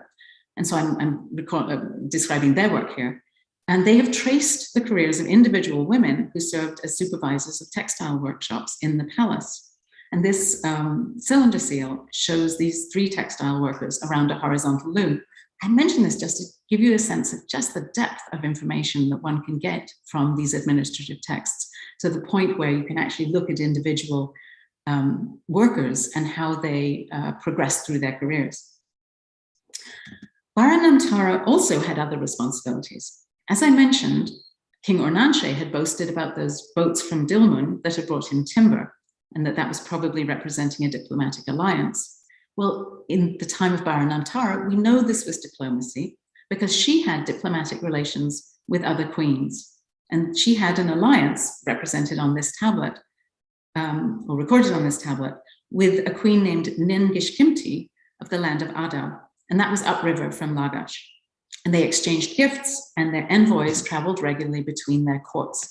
And here you can see this is the text of that same tablet that I just showed you. And what you can see is that at the beginning, it starts with gifts that the Queen of Adab sent to Baranamtara, and she lists 10 jennies, 1 boxwood footstool, 1 small boxwood figurine, and 1 small ivory figurine. And then it mentions that these had been brought by a man who worked for her. And then it says that Nin-Gishkimti gave to Malgasu, and this was the envoy from Adab, she gave him 1 pair of exquisite garments. And then it says that Baranamtara, in exchange, sent goods to the Queen of Adab. And there she lists 120 minas of copper and 5 minas of tin and bronze. So this is a classic gift exchange, luxury gift exchange between royalty.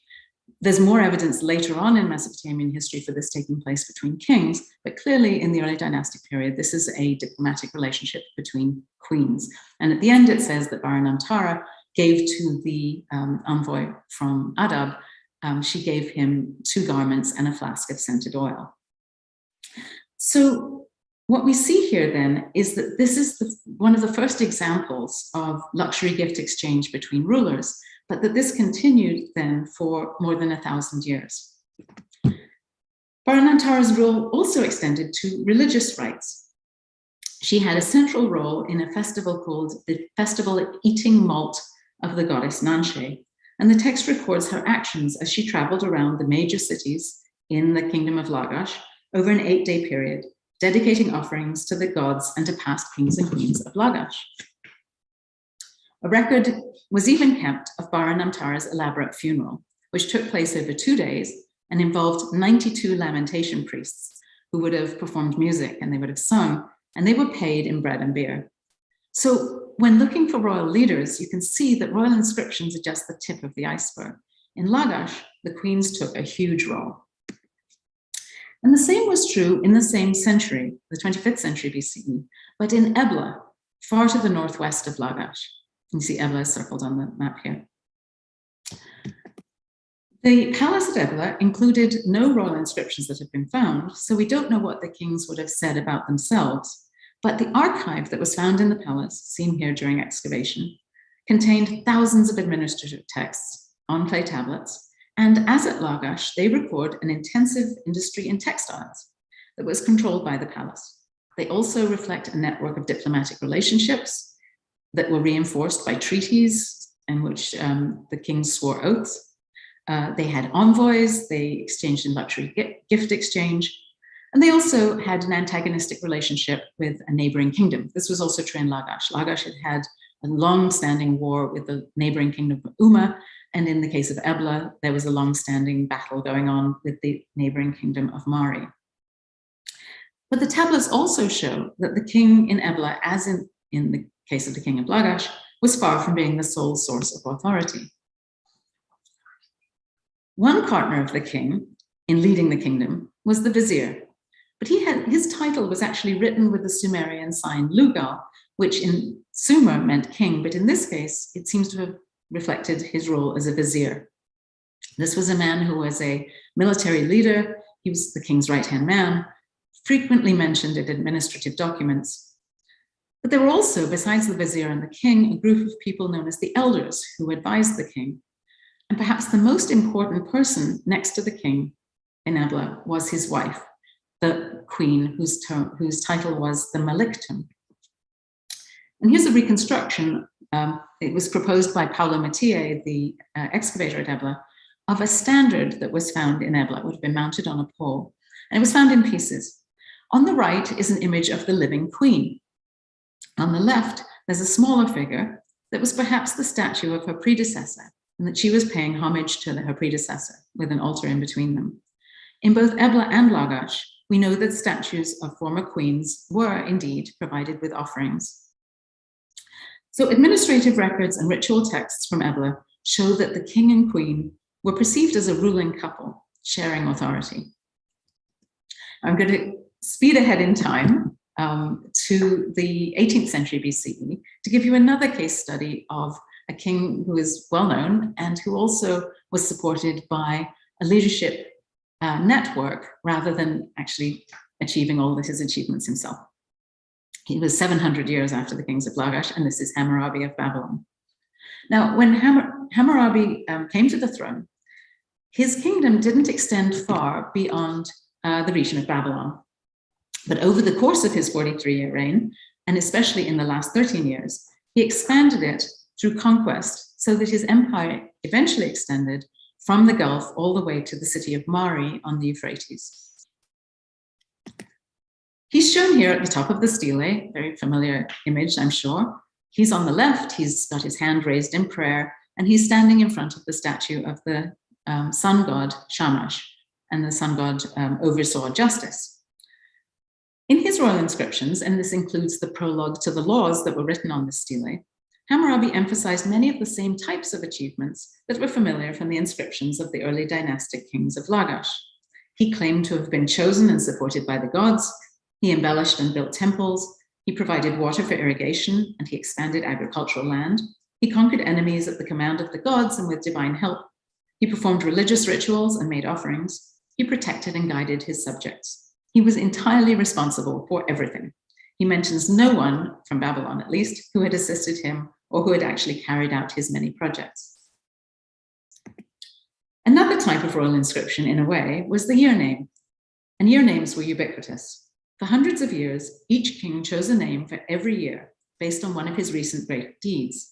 Throughout the year, scribes used these year names whenever they recorded the date on a text. These provided a way for the king to broadcast his achievements throughout his realm. If you wanted to refer to a date when something happened, you couldn't help mentioning the king and his latest achievement.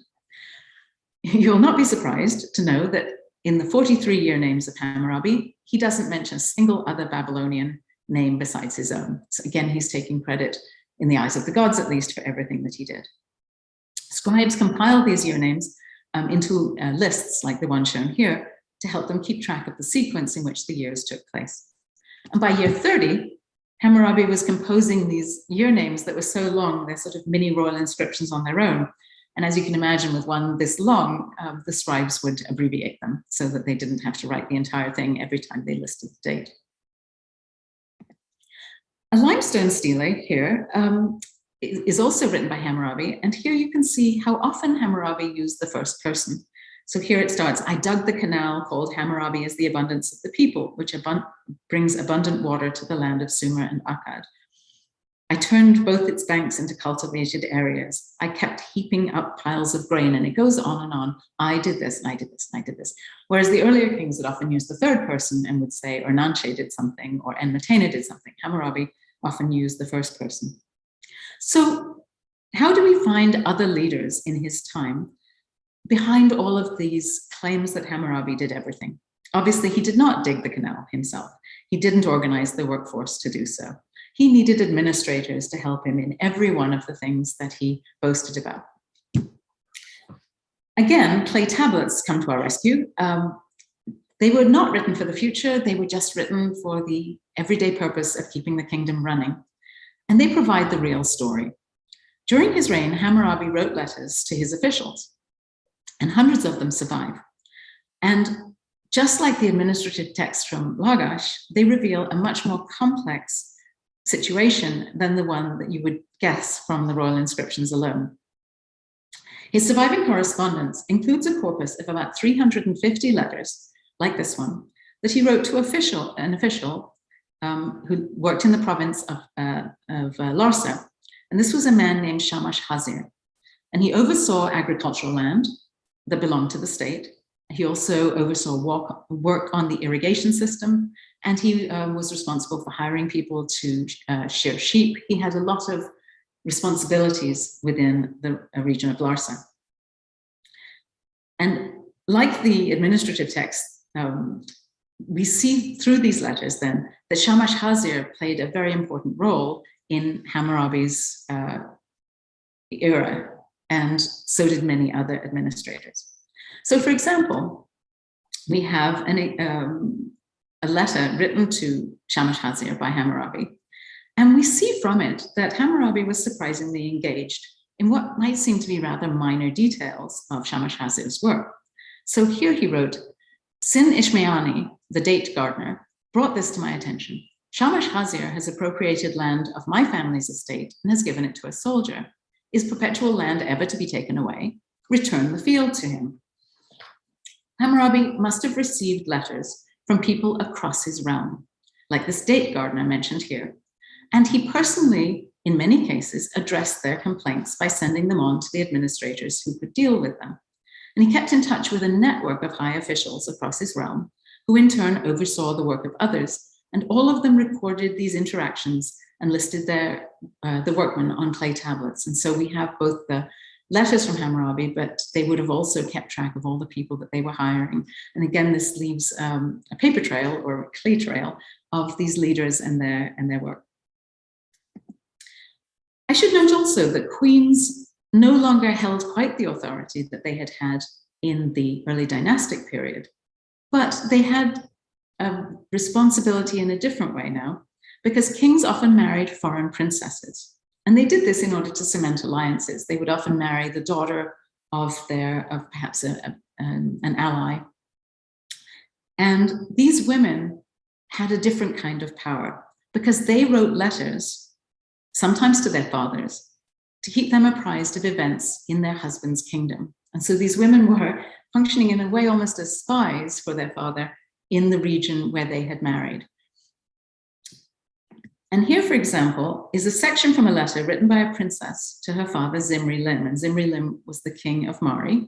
He was a contemporary of Hammurabi's. And his daughter, Inbatum, wrote this letter. Apparently, Zimri-Lim had written to Inbatum asking her something about what was going on in her husband's kingdom, and she wrote this back. She wrote, for many years, the city of Amaz was following the lead of the land of my lord, and there she means her husband. And as that city separated from the side of my lord, again, her husband, your servant, and that's her father's servant, went and returned that city to the city of my lord and subdued that land.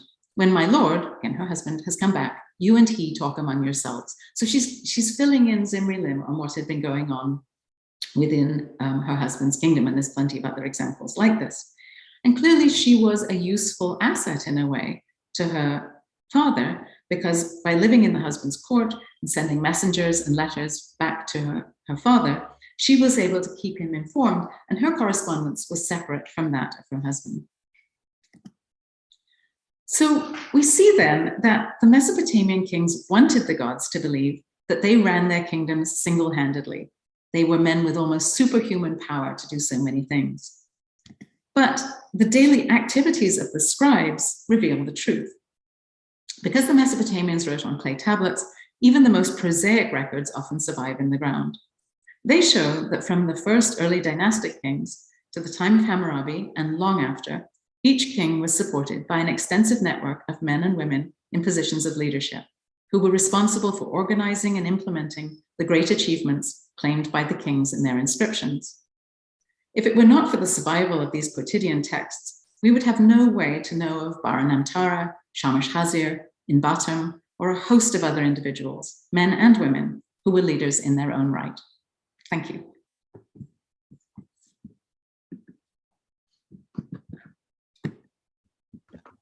All right, thank you so much, Dr. Padani, for that amazing talk and solid images and maps, beautiful stuff. The comments are exploding with gratitude for the level of detail in these pictures and in this talk. So again, thank you so much. We do have a few questions from the live stream here. So, and I'll try and get to all of them here.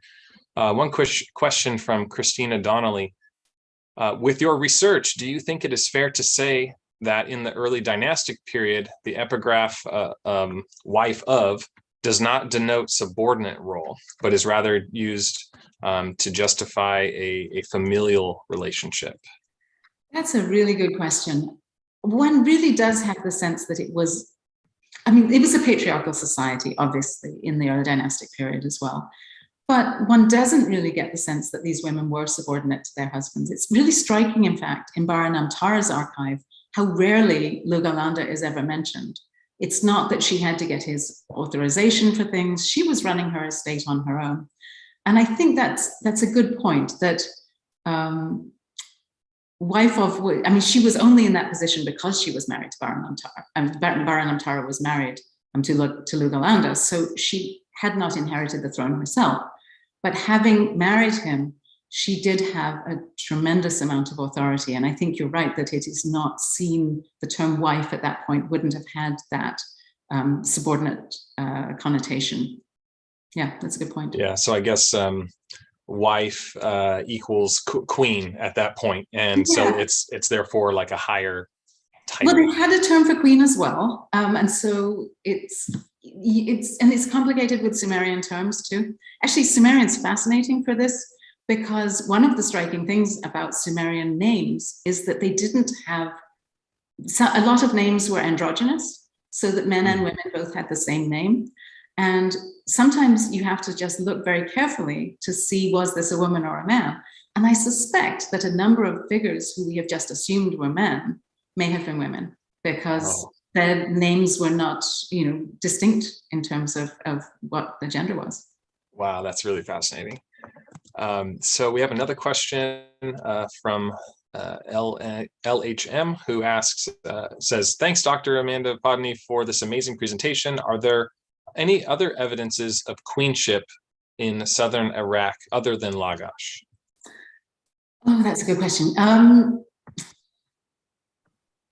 Well, obviously there's the Queen of Adab, there's the Queen of Dilmun that corresponded with the Queen of Lagash. There are, in the early dynastic period, the best evidence comes from Girsu, from the excavations there. I'm sure there are. Off the top of my head, I haven't been writing about them, and so everything that's in my brain at the moment is the things that I've been writing about in my book. There isn't an archive that size from any other early dynastic kingdom that reflects the queens, but I suspect, it certainly seems as though this was the norm, given that it was just such a comfortable relationship between the Queen of Adab and the Queen of Lagash and the Queen of Dilmun, that they weren't ruling. I don't want to suggest they were in charge. They weren't. The kings were. But these queens certainly had an enormous area of control, their own estate, this huge estate, and this very interesting diplomatic relationship that doesn't even mention the kings, that I do think signifies that they had, it's just they weren't looked at as people who were in any way insignificant. They were certainly not independent rulers, but had tremendous power. Great. Turning now to cuneiform. Okay. One question from Queso Negro on YouTube asks, did they have standardized dimensions and formats for tablets, or did it vary from scribe to scribe in terms of the size or like the style of the cuneiform? Yeah, no, that's really good. They were very good at fitting the cuneiform into the size of tablet. And so often it looks as though they kind of had figured out ahead of time about how big of a tablet they would need. And then they would make the tablet the size, and then they would make the little squares, if it was the early dynastic period, or the lines, if it was the Old Babylonian period, and fit the text into the amount of space. But that means that some tablets are tiny. So for example, in the Old Babylonian period, you can find letters that are like the size of a postage stamp, and the entire personal letter is written on them. And then from Ebla, you have these really big tablets that are summaries of administrative, almost like a ledger in a way, keeping track of rations, for example, over a long period of time. And those were much bigger. And so it really varied depending on the use the tablet was going to be put to and the amount the scribe was trying to get written on it. Sometimes they wrote in the most unbelievably tiny script too. If you haven't seen a cuneiform tablet, go and see, they're all over the country in museums. Just go and have a look at them and you'd be amazed at the beauty of the script and how small it can be. Great. And there's also a lot of curiosity in the chat regarding this festival of the eating of the barley. Can you tell us more?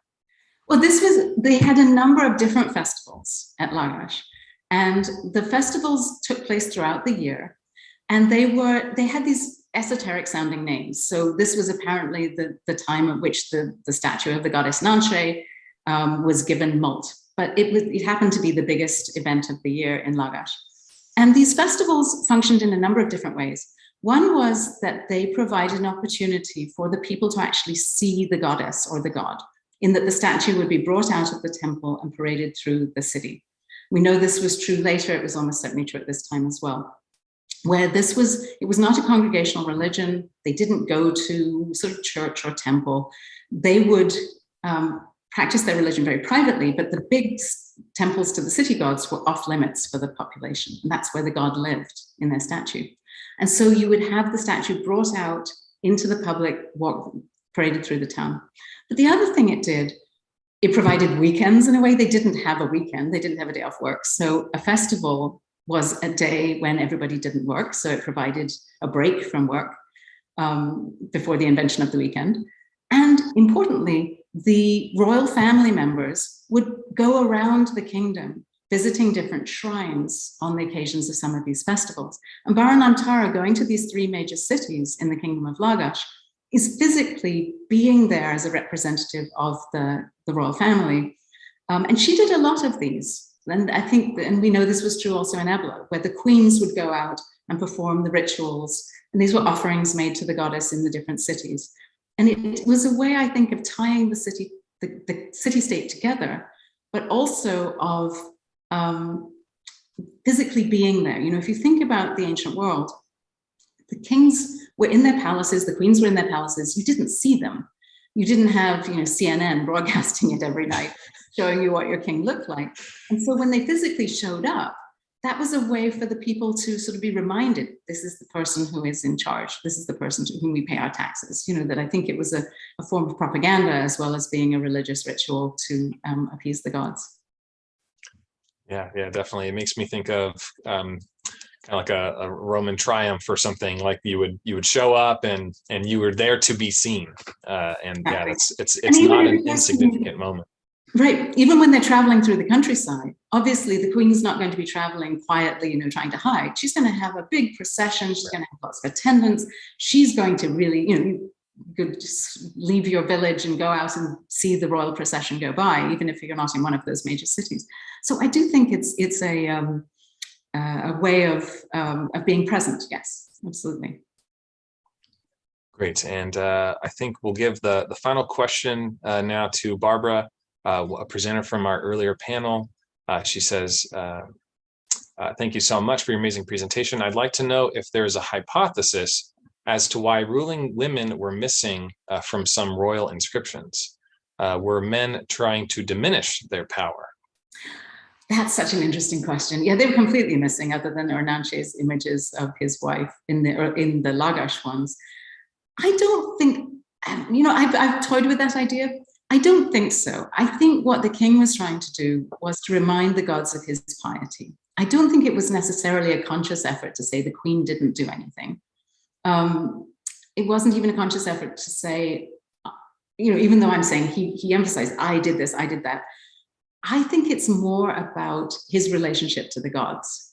He's not compelled to bring anyone else into that relationship. He doesn't have to say, oh yes, and my wife too. Oh, and my vizier. Oh, and that's others as well. He's saying, I did this for you because I am the king and I represent you and you chose me. So I think it's more a question of what royal inscriptions did isn't, and perhaps that's the point I was trying to make at the beginning. They weren't writing for us. They weren't saying this is our political history.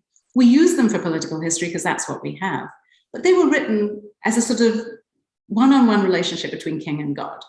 And the king was telling the god he'd done these things and asking the god for his support. And so I think that it it's not that surprising that they don't mention the other people.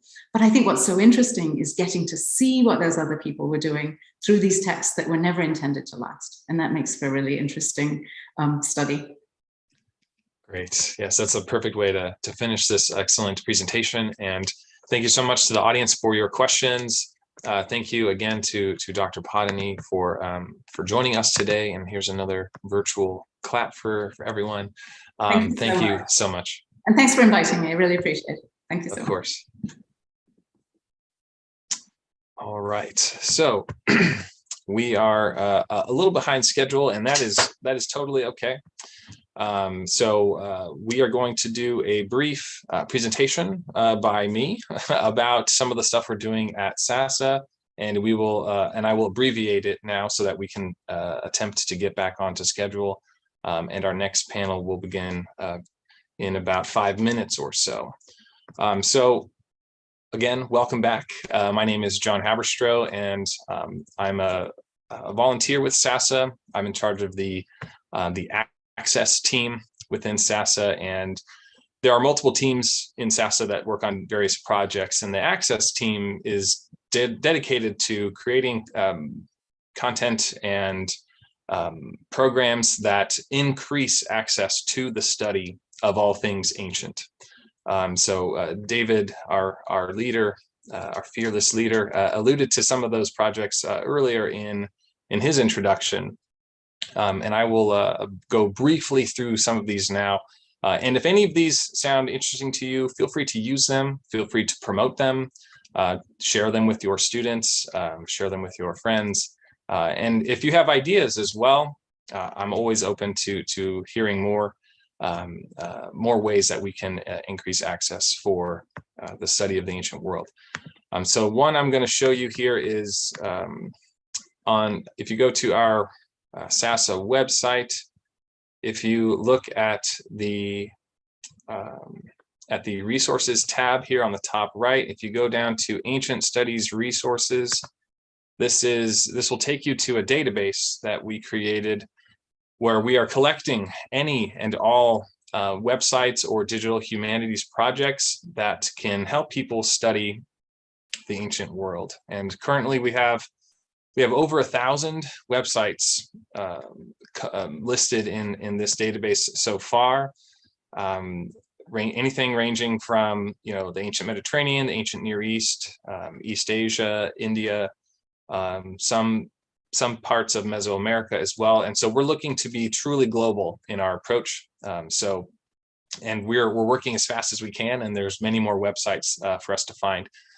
If you are using this page and you can't find something that you know exists, for example, if you have your own website that has translations or is a collection of high quality digital images, tell us about it. You can use this Google form here, which I'll highlight here, and we're going to try and crowdsource this database as much as we can. So if you know something's missing, you can let us know by using that Google form.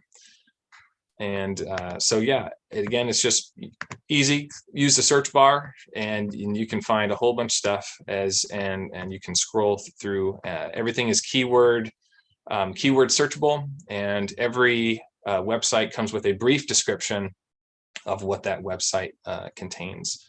And again, we're looking for anything digital humanities, lessons for teachers, map collections, etc.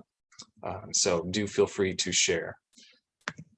So some other projects that we are working on include a new mentorship program, which we're hoping to launch sometime next spring. And this is a program that will kind of educate high school seniors, early college students on how they can study ancient studies and the kind of how to get into the fields of their choice.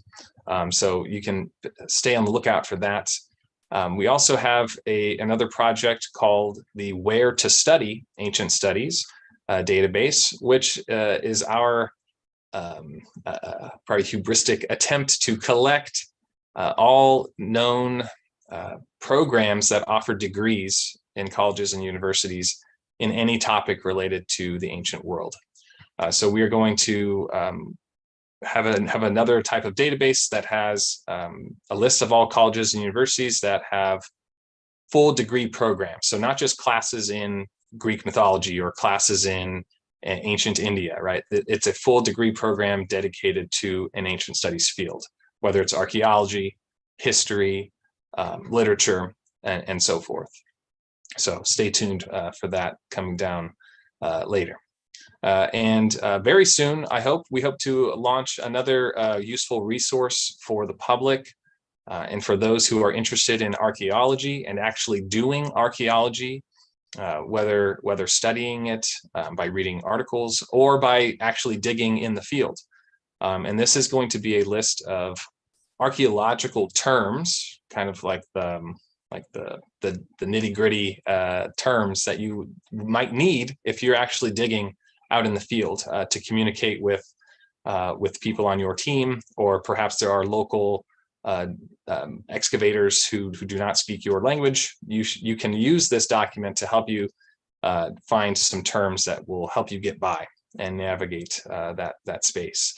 So this will be a multilingual project where we have, I believe, 8 languages so far, ranging from English, Spanish, French, German, Italian, Polish, and lots more, and Dutch, I think, and Arabic. And so we're trying to be as comprehensive as possible. So we hope to launch that in about a month or so. So I'll wrap it up here now, and we'll get underway with our second panel. And I will introduce our next moderator. Is Julie here? Yes, Julie is here. Hello, Julie. Hello. All right. So Julie Levy is the program coordinator for SASA and holds 2 graduate degrees in ancient Greek and Roman studies. She is an activist, scholar, writer, and YouTuber. Their scholarly interests include Greek lyric poetry, especially Sappho, historical linguistics, and Archaeo gaming. And I'm a proud colleague of Julie here at SASA, and I will pass it on to her now to introduce our second panel. Thank you so much, John. Let me just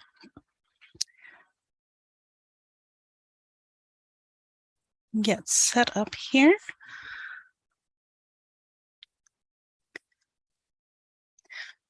So, welcome to our second session, Paths to Leadership. We have a really great lineup for you today, a lot of wonderful speakers who will be talking about various ways that people have come to power and how they have used that power to shape history. So we'll be starting with Pratishta Mukherjee, who will be discussing the rise of the Indian Empire, Nicholas Mataya, who will be discussing Severinus of Noricum, and then Babette Margolise, who is going to talk to us about the interconnected leadership of the Achaemenid Empire. So we've got a really great panel coming up for you. And without further ado, let me get started here. Okay. So during this, we do have a hashtag for this panel, which is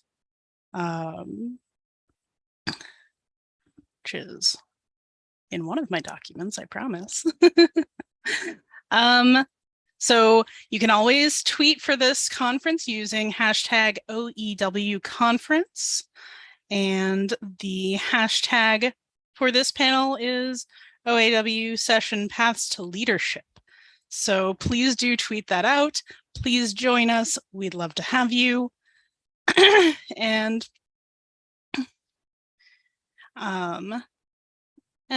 let's go ahead and get started. Pratishta, if you would go ahead and turn on your video.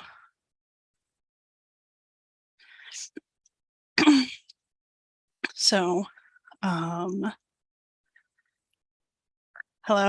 Pratista Mukherjee is presently pursuing her PhD in archaeology and ancient history from the MS University of Baroda. She's done her master's in archaeology and heritage management from Guru Gobind Singh Indraprastha University in New Delhi. She's explored many archaeological sites, including ones all throughout the Indian subcontinent and the Indus River Valley. She's also worked with various governmental organizations such as the National Museum and Monuments Authority. She specializes in ancient art and architecture, iconographical studies, and early historical archaeology, and has published articles on the same. And this paper follows her interests. Pratista, please take it away. Yeah, thank you, Judy. I'll just share my screen. I hope it is visible and it is on full screen. Okay, so good afternoon, everyone.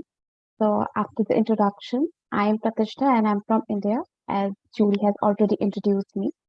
Today, I will be speaking on the administrative and military achievements of Chandragupta Maurya. So, like introducing, in Indian context, when we talk about history, it actually starts from 6th century BCE. Before that, we have archaeological sources such as small cultures, village cultures, such as the ochre-colored pottery, painted grayware, and the northern black polished ware cultures. So these cultures have, little bit references in the later historical references, but what was exactly going at that point of time, it can only be traced through the archaeological sources. But when the time slowly evolved, we come to 6th century BCE and we see this upcoming of the states. Before that, we have the urban centers at the Indus Valley civilization. After decline around 1900 BCE, we see the first time and the starting of the second urbanization in the Indian subcontinent. And still we are in the second urbanization. So from the second urbanization, that is 6th century BCE, we see the upcoming of these states. And they are called the Mahajanpadas or the great cities. And the various Buddhist texts and Jain texts talk about these states. So at this point of time, from 600 to 300 BCE, we see a lot of types of governments coming up, such as the monarchical, the republics, then the other forms of government. And also at this point of time, we see the foreign invasions, the invasions coming here from specifically from Greek, from the Macedonians. Alexander was invading at this point of time. When we reach to 3rd century BCE, we see the upcoming of Chandragupta Maurya. Now, Chandragupta Maurya is said to be first emperor of India, and he has unified the Indian subcontinent. And we need to understand a bit about Chandragupta Maurya. Now, the Mauryan dynasty, it is said to be the greatest empires that have ever ruled in Indian subcontinent, and for 137 years they have ruled. Now, Chandragupta Maurya, he was the founder of the Mauryan Empire. As I said, he was the first emperor and he established the largest political entity that ever existed in Indian subcontinent, and even it is still existing with no changes. This time period witnessed an unprecedented level of economic prosperity, advancement in art and architecture. The great historians in India say that before this, we do not have anything precise. Everything is in fragmentary position. But with, Chandragupta Maurya taking up the throne, even though he was not a born king, he was made a king. So from this point of time, we see that the history becomes precise. The chronology becomes precise. There is no fragmentary. Everything, the archaeological sources and the literary sources corroborate each other. So this time becomes very, very important. And he introduced a highly centralized administrative system with the frame of bureaucratic institutions, as I said, that we still follow in India. Now, how did Chandragupta Maurya came into existence? Now, his origin is quite in obscurity, and there are a number of stories talking about him. But which story do we, actually understand? That is upon all the historians, because historians and the textual sources, they talk about various origin stories. The first story is that of Shudra origin. Now, in India, we have in that period from 1500 BCE to around 2nd century CE, we had this form of rigid caste system, the Varna system. So the Varna system was Brahman, Kshatriya, the Vaishyas, and the Shudras. And Shudras were said to be the lowest in the society. Now, Shudra origin is that the last king of this Dhanananda. Now, before Chandragupta Maurya came into existence, there were two dynasties already prevailing. First is the Haranyaka dynasty. Second was the Nanda dynasty. Now, the Nanda dynasty had the kings, there were 6 kings, and these 6 kings had lots of wives with them. So it is said that the last king, Dhanananda, and his mistress had a child, and that was Chandragupta Maurya. Some say that he originated from the Nepalese tribe, that there was a tribe with the Poshaka Maurya, and hence the name came Maurya. So there are lots of stories. Now, how did Chandragupta Maurya become Chandragupta? Now, during the Nanda period, there used to be ministers who were called Amatyas or Maha Amatyas, and they were very, very important, and they were having a stronghold on all the administrative and the military powers of the king. Now, the last king Nanda, he was a person who was having a very merry time, and he was, enjoying his time, wasting all of his money on women and on alcohol. So there is a saying in Hindi that Mahila and Madera means women and alcohol. You should stay away from these two things. Otherwise, a man would be, devastated. He will be destroyed. So this was what's happening. Now, when Chanakya or Kautilya, he was a great minister, and even still in the Indian society, we say that Chanakya Niti is this, Chanakya says that, and in Arthashastra, is one of the most important books. Now, when he went to the king and he said that you are wasting all of his money, all of the state's money, he was thrown out of it, thrown out of the state. So he went out and he was seeing a lot of people, interviewing them. Then he saw Chandragupta Maurya. So that this story is quite debatable because there are no proper textual or archaeological sources claiming this story. But since it is in the society, it is, a continuous tradition. So people accept this story. So with the help of Chanakya and Chandragupta, they overthrew the Nanda, and finally the Chandragupta, the Mauryan dynasty was brought into existence. Now, if you see the map, this was the region of Chandragupta Maurya who was ruling it. Now, during his period, Chandragupta Maurya's period, he had 3 important military conquests. So these were the military achievements. First was the conquest of Punjab. Now, when I'm talking about Punjab, it is absolutely the undivided Punjab, including the parts of Afghanistan and Pakistan. So this was the region of Punjab, and this point of time, the Greeks were here. The satraps were ruling here. Now, Alexander, when he invaded India, he divided his regions into various provinces, and these provinces had chiefs or a certain type of executors who were called satraps. In Sanskrit, it becomes Kshatrap. Later in the context, in Western India, specifically in Gujarat, the Western Kshatraps built up a huge empire, and the Indo-Greeks built up a huge empire in the later in the period. So there are stories that Alexander had a meetup with this Chandragupta Maurya when he was a little boy, but only one text, that is Plutarch, he talks in his text that they met, but no other text, all other texts are silent about the meeting of Chandragupta and Alexander. So Chandragupta Maurya, with the help of Chanakya, he conquered the area of Punjab because there were these small provinces, the satraps were there, And he, with petty battles, they were having these small battles, and he was slowly conquering the area of Punjab. After conquering this region of Punjab, he invaded the area of Magadha, where he founded the new dynasty of the Mauryan dynasty in 322 BCE. So here, this is the main region where all of the North Indian empires were prevailing. So he invaded Magadha, and therefore the Mauryan dynasty was formed. Now you might be thinking that why this area? Now this is the Ganga Yamuna Doab, and it is said to be the most fertile region in this whole country. This is the most fertile region. And also, if you see the sea is here, the trade routes are here. All the major trade routes cross here. So it is an important political center as well as trade center. So a lot of revenue would be generated. So this center was the most important. That is the reason why all the empires and all the kingdoms were here. And also Buddha and Jaina, Mahavir, were also born in the same region.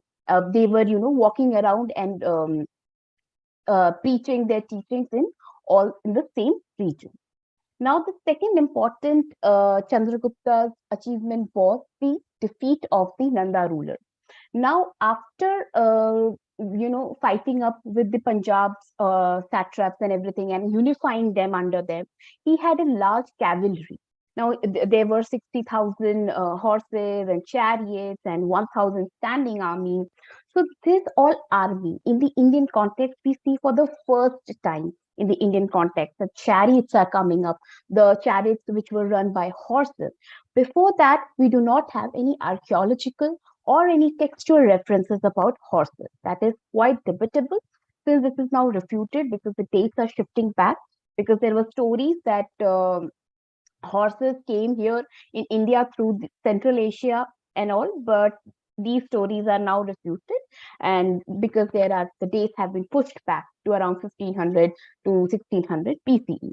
So after all of these things came, they bashed the Nanda dynasty, because Dhanananda, the last ruler of the Nanda dynasty, was already, he has already wasted all his money on women and alcohol, and he had nothing.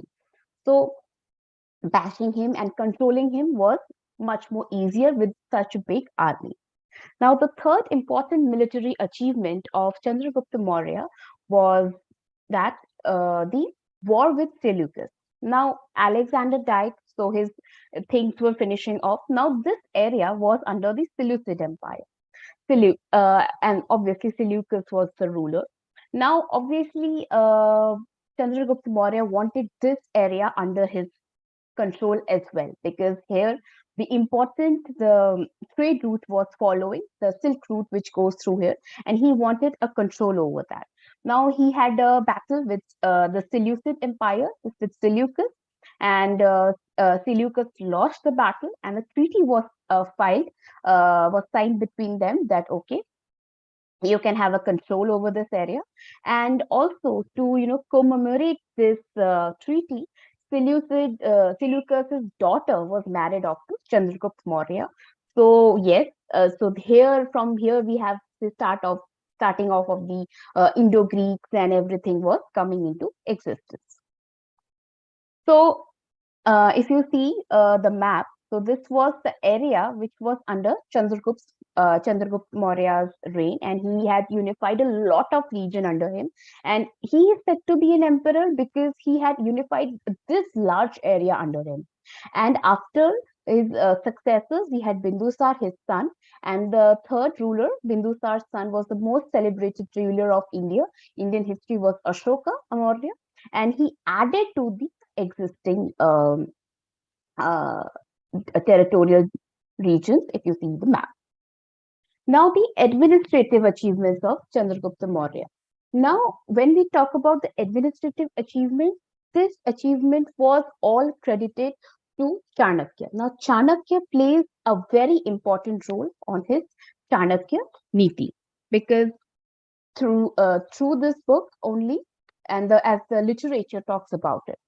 Now, the administrative achievements is that the whole province was divided into 30 parts, and these 30 parts were having 6 provinces and with five ministers with them, and they overall called the Mantri Parishad or the Council of Ministers.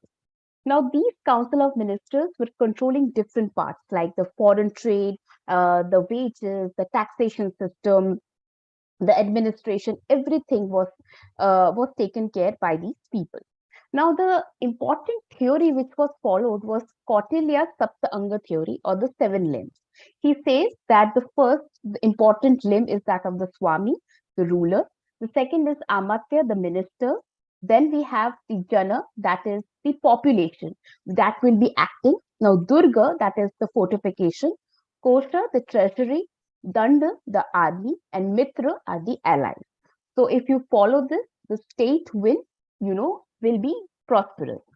Now, there were different type of, the state was divided into various parts, the navy, the supply, the transport, and each of these heads were having a certain head who used to control all of the things, and they were directly answerable to the king. Now, here what was happening, that Chanakya had already said that the king should be, accessible to the normal people as well. He is not the supreme. He is a person who has been elected by the people, or he has been chosen by the people to represent and solve their issues. So that is being still followed in India. The republic, democracy is still there in India. So that is a cultural continuation that we see. So I would be concluding, my concluding remarks would be that now Chandragupta, even though he had a very small time in ruling, and in the later period he became a Jain, and he went to Karnataka with his teacher Bhadrabahu, and he followed Salekhana, that is, he fasted until he had death. So he was a very because he had a very troubled life, and he was a very simple person, but with great achievements, with very I would say a very sharp towards controlling the administration, and the military achievements were there, and the administration of his empire was pursued by his successors with no change, was even though no change was felt necessary, because with the help of Chanakya he has made it. And even today, the Indian government follows the same Chanakya Niti, I would say, that with no change. So it is a cultural continuation. And the system of administration was of a very centralized type, having a powerful bureaucracy at the center. So the king was controlling each and everything, taking care of everything, and Chandragupta is said to be and will always be the first emperor of India. So thank you. Thank you very much, Pratishta. That was a wonderful paper. We do have several questions. Let's start with one from Bibia on YouTube. Can you talk about how much interaction there would have been between India and Egypt, like the trade connections at the time of Maurya? Okay. When we are talking about the connection with India with Egypt, so we are going back around 2,500 years back. So that is where we have the Indus Valley civilization, which is prevailing. And yes, they were having proper connections with the Egyptian people, because we have seen certain things like the materials. We were seeing that the Harappans or the Indus Valley people were trading with the Egyptians, and in Egypt also, with the excavations of various sites, we have seen that the carnelian beads, the faience beads, the steatite, then the trademarked Harappan pottery that we call it in Indian context, that was seen in Egypt. Even the cotton was traded from Gujarat. It is said that for making mummies, they used to have these cotton bandages, and that was traded from Gujarat. So that, and even the Egyptian inscriptions talk about the same thing, that the Indus Valley people were actually trading with them. So this is the connection with the Egyptians with India. But when we shift our focus towards the early historic period from 6th century BCE, we do not see such archaeological or historical literature. We do not see any types of connection with them. There must have been, but they were not recorded. It can be possible, but the literature and archaeology do not talk about the connection with the Egyptians during the early historic period. Thanks. Next question comes from Lakshmi Praveen. Where can I see the sources of Mauryan War with the Seleucid Empire and relations to the West? Like, where do you find detailed studies on that? Okay, there are various books. You can see the Ancient Civilization by Dr. S.N. Sen, and the other book would be The Wonder That Was India by A.L. Basham. So these books are best where you can actually see how Seleucus was, having this connection and what was the battle about and how they, commemorated with this thing with the marital alliances. So yeah, these two books are the best. You can go for that. Our next question comes from Christina Donnelly. How did religion play into the Mauryan Empire? Religion played, they were not using religion in any way. Chandragupta, as a ruler, he was an Ajivika follower, but later periods he became Jain. But when specifically talking about Chandragupta Maurya, he was patronizing everything. That if you are a Brahmin, you can whatever religion you want to follow. It was happily patronized. Art and architecture was also happily patronized. But when we see with the successors such as Bindusar and Ashoka coming up, they were using, I would say a very wrong term that they were using, but yes, religion was an important, a thing to control, to have a control over this period. Because if you see the Ashokan inscriptions, they talk about variously about the Buddhist followings, Buddhism, how important it is, how you should follow Buddhism, how you should propagate. His ministers were going Sri Lanka to Far East and everywhere they were going just to propagate Buddhism, along with, showing that how great Ashoka was. But when we see in Chandragupta Maurya, he was quite liberal with all of the things. We have a question from Ironclad Ranch and Forge, who's interested to know how elections were held at this time, or how the bureaucracy works, I think. Okay, so I'm happy with this question. I was expecting this question. So what was happening that now he had divided his state into various provinces. Now there is a hierarchy. If you read Chanakya's Arthashastra or Chanakya Niti, I would say that there is a hierarchy, that there is one small village, then the tribe is there which forms a village, the village forms a small town, and these people were having different heads. These heads were, elderly people. Now these elderly people used to come and see that, okay, you show me which all the candidates who want to be a king, they used to come and they used to showcase their, their achievements. Now the Shastra and Shastra comes in. Now Shastra is that you should be well versed in literature, that is specifically Sanskrit. Then we have Shastra, that is how you are using the weapons. You should be great in weaponry, be it chariot, be it the use of bow and arrow, be it mace, and all the weapons you should know everything.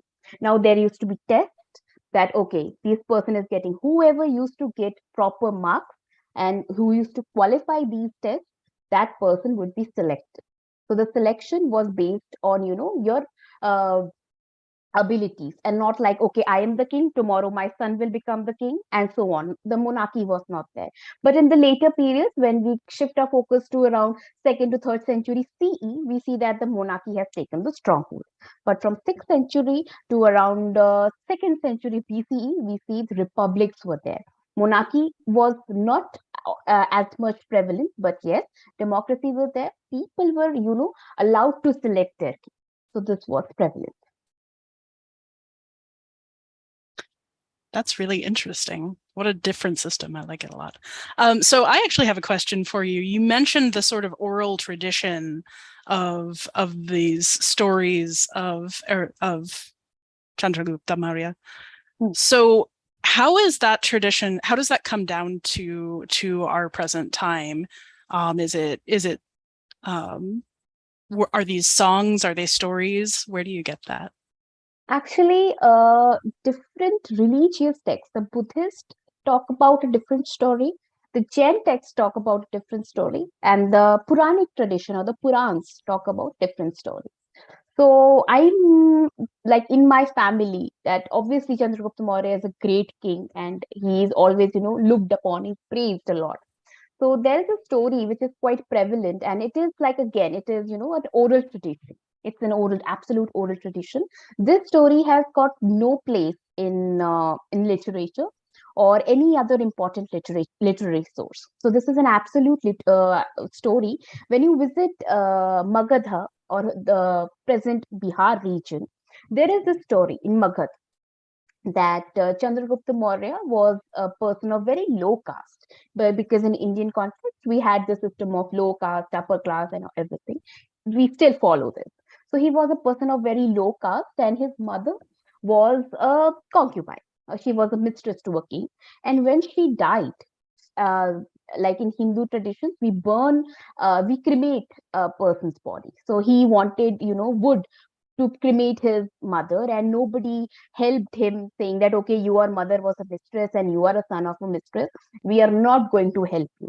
So he, at that point of time, he said that no, I am going to change this system and I will become a king so that nobody in this society ever suffers due to such things. At that point of time, Chanakya sees this. Kautilya sees that, okay, that how much this child is suffering, but still he is, having a attitude, okay, I will change this system. That is the point, that is the breaking point where Chandragupta decides to train this child. Then it becomes Chandragupta Maurya. This is an oral tradition and it is quite prevalent in the states of Bihar and Bengal. So, yeah. Thank you so much. There's a lot of people in the chat who have more questions, but I'm afraid we're out of time for now. Thank you for such a wonderful presentation, Pratishta. Please feel free to engage with your fans in the chat. Yeah, sure. We'll see you. We'll move on to our next presentation.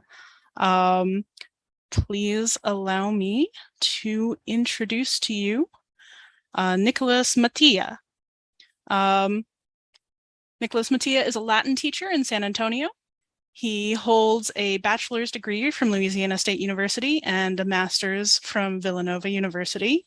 And he also studied at Swansea University in Wales. He also holds a certificate in classics from Central European University in Budapest.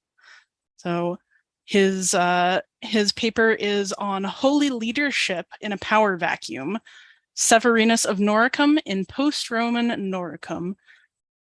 Nicholas, if you would turn on your video. All right. Good afternoon, everyone. Sharing screen now. Let's get in here. Okay.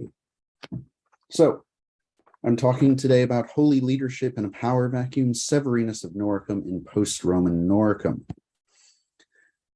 During the mid-400s, along the western Danubian frontier, a holy man came out of the east. He decided to stay in a small town, Asturias. One day, the holy man went to the church and asked the people to come listen to him. In a scene reminiscent of the prophet Jonah, the holy man told the people to pray, fast, and do works of mercy, lest they be attacked by the enemy. The people did not listen, and the holy man left. Shortly after, the holy man came to another town and repeated his call to prayer, fasting, and works of mercy. The people of the new town also did not listen. But one day, a man came to the town from Asturias. He reported that his town had been destroyed, just as the holy man had foretold. The man found the holy man and threw himself at the holy man's feet. The people of the town saw this and decided to believe the holy man. For 3 days, they made up for their past doubt and did as the holy man asked. On the third day, while the people were in church, an earthquake struck the town. The barbarian army outside the town, terrified by this act of God, ran out of the area haphazardly and began to fight each other. The barbarians annihilated each other and the city was saved. The above story is a recapitulation of the first two chapters of Eugippius of Lucullanum's Commemoratorium of Severinus of Noricum. Eugippius, in the Commemoratorium, describes a Roman province on the brink of collapse, and the only man standing between the province and catastrophe is a holy man. In this paper, the collapse of the Roman political control in the late antique Western Roman frontier will be examined using the Commemoratorium as a hermeneutic. This presentation will begin with an overview of the period between 395 and 520 on the Western Roman frontier. Then this paper will introduce the hearers to Eugippius of Lucullanum, a Christian refugee from a Roman frontier province, with a brief overview of his life and works. This presentation will then introduce Eugippius's Commemoratorium of Severinus of Noricum. Then the actions of Severinus on the frontier will be examined, especially his interactions with the Roman army, barbarians, and with the people of Noricum. Finally, this presentation will investigate the flight of the Noricans from the province. The collapse of Roman political control over the western frontier began with the Battle of Adrianople in 378, which led to the destruction of 2/3 of the Eastern Roman army by the Goths. The next 4 years, which included another Roman defeat in 380 by the Goths, led to a treaty between Rome and the Goths, settling the Goths along the eastern Danube in 382. This settlement began a new strategy for the Roman Empire with respect to the frontier. The frontier was now seen as a defensive buffer between the rest of the empire and the barbarians. The frontier became a settling ground for numerous groups of barbarians who could, in the Roman mind, then be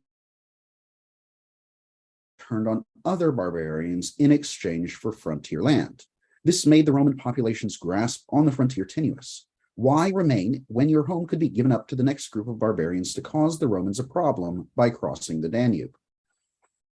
This uneasiness by Romans along the frontier with Roman concessions to the barbarians in conflict with their new barbarian neighbors can be seen quite clearly in an incident that occurred in 390 in Thessalonica. Butheric, a Gothic magister militum in the Roman army, arrested a Roman charioteer. The people of Thessalonica agitated for the man's release, but Butheric refused. The Thessalonians then rose up against Butheric and killed him. Emperor Theodosius retaliated against Thessalonica, ordering an attack on the city and massacring a sizable portion of the population. Soon after, in 395, Alaric, a Gothic chieftain, led a group of Goths that had served at the Battle of the River Frigidus to revolt in the area along the eastern Danube, looting large sections of the region to apply pressure on Constantinople. Stilicho, Honorius's magister utriusque militiae, who also claimed regency over Arcadius in the east, then attempted to use this revolt to wrest control of the Balkans from Arcadius, but was unsuccessful. The revolt was ended in 397 by Eutropius, Stilicho's Arcadian equivalent, who appointed Alaric to a military command in Illyricum. Alaric and his Goths left Illyricum in 401 to invade the west. By 410, following a number of invasions into Italy, the Goths, who the Romans had settled along the Danube in Roman territory, had left the region. The next group the Romans settled in the Balkans was a group of Goths freed from Hunnic dominance by the Romans in Pannonia in the early 420s. These Goths were then settled in Thrace. By 420, Roman control of Pannonia had diminished, and the Romans had abandoned the province. Sometime around 430, the Alemanni invaded the western frontier, and a sizable part of Noricum revolted. However, both of these problems were put down by Aetius, the western magister utriusque militiae. The full force of the Hunnic army came to the frontier in the 440s, and the eastern army suffered defeats to them in 442 and 447. By the end of the 440s, the town of Imanacium, Nisus, Serdica, Ratiaria, Philippopolis, Arcadiopolis, and Constantia had fallen to the Huns and their allies. Although Attila died shortly thereafter and Roman political control was reestablished in these parts of the Balkans, permanent damage had already been done. Further in the west, possibly in response to Attila, Roman control of Noricum, modern-day Austria, ceased to exist. It is interesting to note that the human geography of the collapse of the Roman control during this period. From 378 through the 440s, the major area impacted by Roman losses to barbarian groups in the Balkans were the Romans settled along the Via Militaris through the northern Balkans. This northern road that connected the western half of the empire with Thessalonica and Constantinople is also the same route through which the intellectual fights of the Christological crisis on the frontier had taken place a century earlier. The loss of these regions to the barbarians undid the progress that had been made by the Nicene Christians. Though the region was now re-Arianized, so the Nicene contingent in the Balkans and the surrounding region was tasked with returning it to the Nicene fold again. With the Hunnic threat diminished by 469, the Goths of Thrace became the bad actors on the frontier. A revolt broke out by these Goths in 471, and the towns of the Roman frontier were again looted by the Goths for political gain over Constantinople. Combined with this Gothic revolt, a group of Goths led by the Amals crossed into the frontier from now barbarian northern Pannonia around 473 and were settled in Macedonia. These two Gothic groups spent the next decade squabbling with each other and the Romans, with the frontier's Roman inhabitants stuck in the crossfire. During this period, the collapse of the Romans moved from the Via Militaris to the Via Egnatia. There, a number of incidents hearkened to the unrest among the frontier of the 390s. In 479, the Pannonian Goths were detected near Thessalonica due to a malicious rumor that the Emperor Zeno had given these Goths territory near the city. The Thessalonians revolted, overturned imperial statuary, apprehended Zeno's legates in the city, and gave their power over to the city's archbishop. This action is quite interesting, as frontier bishops in areas like Dacia had more political control over their cities than areas in the Roman heartland like Thessalonica. Although it is possible that the Thessalonians merely saw their bishop, entrusted by the church with their spiritual care, as someone who was less inclined to betray them, the Thessalonians cannot have been ignorant of the role of Vetranio in Tomae, Ufila in Nicopolis, and the bishops in now barbarian-controlled Italy. The second incident also occurred in 479. Bearing in mind the actions of the Thessalonians, Theodoric the Amal and had his supporters spread a rumor in Epidaurus on the Adriatic coast southeast of Noae, where the Pannonian Goths were now located. The inhabitants of Epidaurus panicked and fled the city, leaving it uninhabited for the Goths to take over. As Peter Heather contends, this abandonment of the city points to a belief on the part of frontier Romans that the empire had given up on them. Although most of the Goths would leave the majority of the Roman frontier by 488, and then almost completely abandon it for Italy by the 510s, the collapse of Roman military and administration along the frontier led to seismic changes in the area. The Roman communities along the Via Militaris and the Via Egnatia were either demolished or constrained by 520. Further, frontier confidence in the Roman Empire had ebbed to such an extent that the few remaining Romans were willing to cede power to either their clergy or to the barbarians, something that was rarely, if ever, practiced in the frontier prior to the 5th century. Moreover, Roman political control of the frontier shrank dramatically during this period. Pannonia, Noricum, Dacia, and Thrace were lost, along with large portions of Moesia and Macedonia. Before moving to discuss the commemoratorium and Severinus of Noricum's actions during the final years of Noricum, it is important to provide further context on that frontier province. Noricum, a province located north across the Alps from Italy, joined the Roman Empire around 15 BC under the reign of the Emperor Augustus. Under Emperor Diocletian, Noricum was placed under the prefecture of Italy. The province then went through a number of divisions until, during the time of Severinus, the province was divided into Noricum Repens, which included the Danube and is the main theater for the actions of Severinus, and Noricum Mediterranean, which included the Alps. Due to its location along the Limes, north of the Alps, the area was the frequent target of barbarian incursions, including an aborted attempt to settle the province by the Goths in the early 5th century. During 430 to 431, 2 revolts occurred in the province, which were personally ended by the Magister Utriusque Militiae Aetius. The province was then attacked several times by the Huns, but the real damage to Roman control came from the Hunnic successor groups, including the Rugi, the Goths, the Heruli, and the Thuringi. Emperor Zeno in 486 to 487 fomented a revolt of the Rugians against Odovacar, and in response, Odovacar defeated the Rugians in Noricum and removed the Roman population from the province.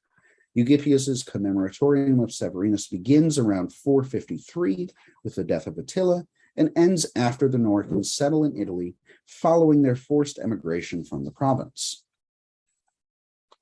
We now turn our attention to the collapse of Roman control in the Balkans as seen in Eugippius of Lucullanum's commemoratorium. Eugippius was the abbot of a monastery at Castellum Lucullanum outside of Naples, Italy, and he is known to have written, along with the commemoratorium, a book of excerpts of Augustine of Hippo and, according to Isidore of Seville, a monastic rule. The commemoratorium is a 46-chapter work that is intended to provide a record of the important miracles and events in the life and death of the holy man called Severinus of Noricum.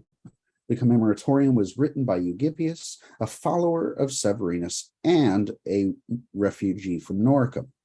He is also one of the ones who helped move Severinus's body to its final resting place in Castellum Lucullanum on the Bay of Naples. The text is mainly written in the third person, but it switches to the first person when Eugippius enters the story. Although Eugippius did not title his work a life, he only called it a commemoratorium, modern scholarship has consistently called it the Vita Sancti Severini. This title, however, is somewhat misleading, as the work is not actually a life of Severinus. Instead, the commemoratorium is a work sent with a covering letter from Eugippius to the deacon Paschasius, ostensibly for Paschasius to write a more complete life of Severinus from the materials assembled by Eugippius. Although Eugippius terms his work a commemoratorium or means of remembrance, he includes nothing of Severinus's life or background prior to the holy man's entrance into the area between Noricum and Pannonia late in the holy man's life. It also includes a number of events after the death of the holy man, including a war between 2 barbarian armies, the exodus of a group of Norcan refugees, including Eugippius, into Italy, and the subsequent internment of the holy man's remains in Eugippius's monastery at Castellum Lucullanum. Eugippius later became the abbot of that monastery. It was in his role as abbot that Eugippius decided to write the commemoratorium. In his covering letter to Paschasius, Eugippius tells us his motive in writing the commemoratorium. Eugippius was worried that a layman was planning to write a life of Severinus, and Eugippius did not want to risk a layman making Severinus' story unapproachable for the unlearned. It is also clear that Eugippius was not a witness of many of the events depicted in the commemoratorium. Eugippius, a young man at the time of the Roman flight from Noricum, relied on the older members of his monastery to fill in the blanks of Severinus' life. In many ways, Severinus is presented as a typical holy man. He was, quote, a model of piety and chastity. He was a lover of solitude, but like his prototype, St. Anthony of Egypt, he frequently went into the towns to perform miracles or teach the people. He took upon himself the care of the captives and needy. Almost all the poor were supported by his personal efforts. He urged the spiritual practice of tears on many occasions. He was an ascetic who possessed only 1 rug and 1 cloak, and he would only break the fast before sunset on feast days. However, his face always shone with the same cheerfulness. He had the gift of prophecy and performed many miracles. There are, however, a number of things that make Severinus unique. As E.A. Thompson explains, Severinus is the only cleric of whom we know from the northern frontier provinces who regularly hobnobbed with the barbarian leaders. He is absolutely unique. Further, as discussed by the author, myself, elsewhere, Severinus had a unique theological outlook, and many of his miracles are strange even for miracles. including the ability to cause earthquakes and death and exorcism with his tears. So moving on. The demise of the Roman army and the loss of Roman political control of Noricum and its surroundings is felt throughout the commemoratorium. This loss is seen most clearly in Eugippius's depiction of the Roman military, in his depiction of the Roman towns of Noricum, and in Severinus's interactions with the Roman people of the region. The first sphere in which one can see the collapse of Roman control in the Balkans is the depiction of the Roman military within the commemoratorium. The introduction of the first Roman soldier in the commemoratorium is not until chapter 4, when Severinus is in his third Norican city, Fabianus. This is surprising, as the Notitia Dignitatum states that Asturias, the first town that Severinus visited, boasted an infantry unit commanded by a tribunus. In chapter 4, a group of barbarians raided outside the city walls and took a number of people captive. The people of Fabianus came to Severinus for aid, and he went to the Roman tribunus, Mamertinus.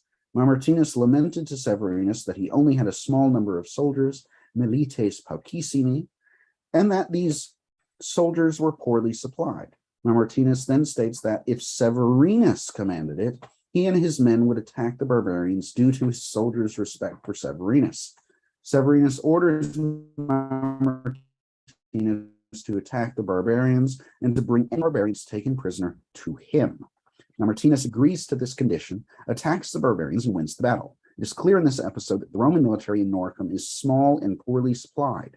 Further, the citizens of Fabianus coming to Severinus first, instead of to Mamertinus or another member of the Roman military, demonstrates that lack of faith that the citizens had in their Roman protectors.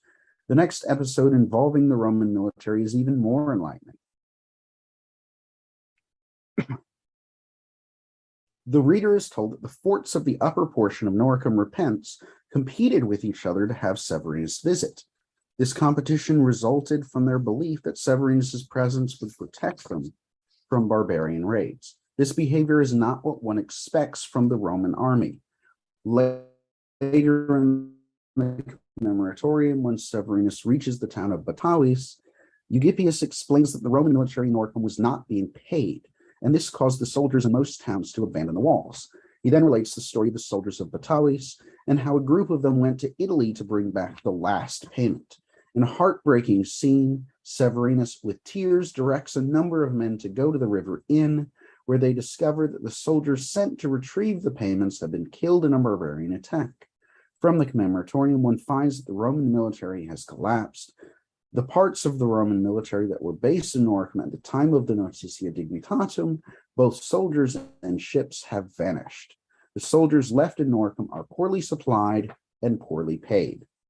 The demise of the Roman army in Noricum is emphasized in another scene in the commemoratorium. Eugippius explains that the people of Quintanus, tired of the attacks of the Alemanni, abandoned the town and moved to Batawis. The barbarians then attack Batawis. The small force of Roman soldiers present at the fort in earlier chapters are absent from this episode. Instead, Severinus rallies the people of the town and they defeat the Alemanni. Severinus then urges the people of the town to abandon this town as well and to come with him to Lauriacum. Although many people do follow Severinus, the town is not fully abandoned. It is then attacked a few days later by another barbarian force, the Thuringi. There are 4 interesting factors in this episode. First, Romans are seen fleeing from their homes and taking refuge in other towns. Second, the defensive force of the town is composed not of soldiers, but of the people. Third, the people of the town are able to defeat a barbarian force. And finally, 4, there are numerous hostile barbarian groups in the same area. The implication of these factors is clear. The Roman military in Noricum is non-existent. Eugippius's depiction of the political landscape of Noricum is very telling of the influence of the empire in the region. Eugippius begins his narrative of Severinus's life with the downfall of Asturias and Severinus's miraculous defense of Commegenis. Commegenis is described as a Roman town that was hosting a group of barbarians within its walls as a result of a treaty. As E.A. Thompson has shown, this treaty was highly unusual as it was not a treaty between the empire and the barbarians, but a treaty between barbarians and a single Roman town. This treaty, combined with the lack of a noticeable Roman government in the demise of the army, as shown above, illustrates for Thompson that the imperial administration had completely disappeared from the province. This lack of imperial administration raises Severinus' profile in the region. Instead of merely being a mediator in village life and between the divine and man, Severinus becomes, in a sense, the de facto leader of Noricum, albeit an itinerant one. The political authority of Severinus is shown time and again throughout the commemoratorium. The people of Fabianus, as discussed above, came to Severinus for aid instead of the local tribunus when their town was raided by barbarians. Severinus then went to the tribunus, and he commands him to attack the barbarians and gave him conditions on how to treat any prisoners taken. On another occasion, near the end of the holy man's life, people of Lauriacum entrust Severinus with the ability to negotiate with the barbarians on their behalf. Severinus meets with Philiphaeus, the Rugian king, and successfully negotiates the settlement of the people. Further bolstering Eugipius's portrayal of Severinus as having political authority, a barbarian king, Philiphaeus, feeling troubled regarding the security of his reign, traveled to see Severinus rather than having the holy man travel to him. Although this can be explained plainly as a simple piety, despite there being followers of virgin Christianity, the implication, due to the nature of Philiphaeus' trouble, is that Philiphaeus saw Severinus as possessing some temporal authority. A similar episode occurs in chapter 19 of the commemoratorium when the king of the Alemanni, Gibaldus, travels to see Severinus. Eugipius, noticing the irregularity of the meeting, calls attention to Gibaldus's decision to travel to meet Severinus. This meeting deserves further scrutiny. Gibaldus came to meet Severinus at Batavis. Severinus does not allow Gibaldus to come into the city. Instead, Severinus goes out to Gibaldus. Severinus rebukes Gibaldus, causing Gibaldus to tremble vehemently. Gibaldus then agrees to release his Roman prisoners. Eugipius in this episode is making a clear parallel to the legend regarding Pope Leo's meeting with Attila. In the legend, Attila, having defeated the Roman army, was marching on Rome.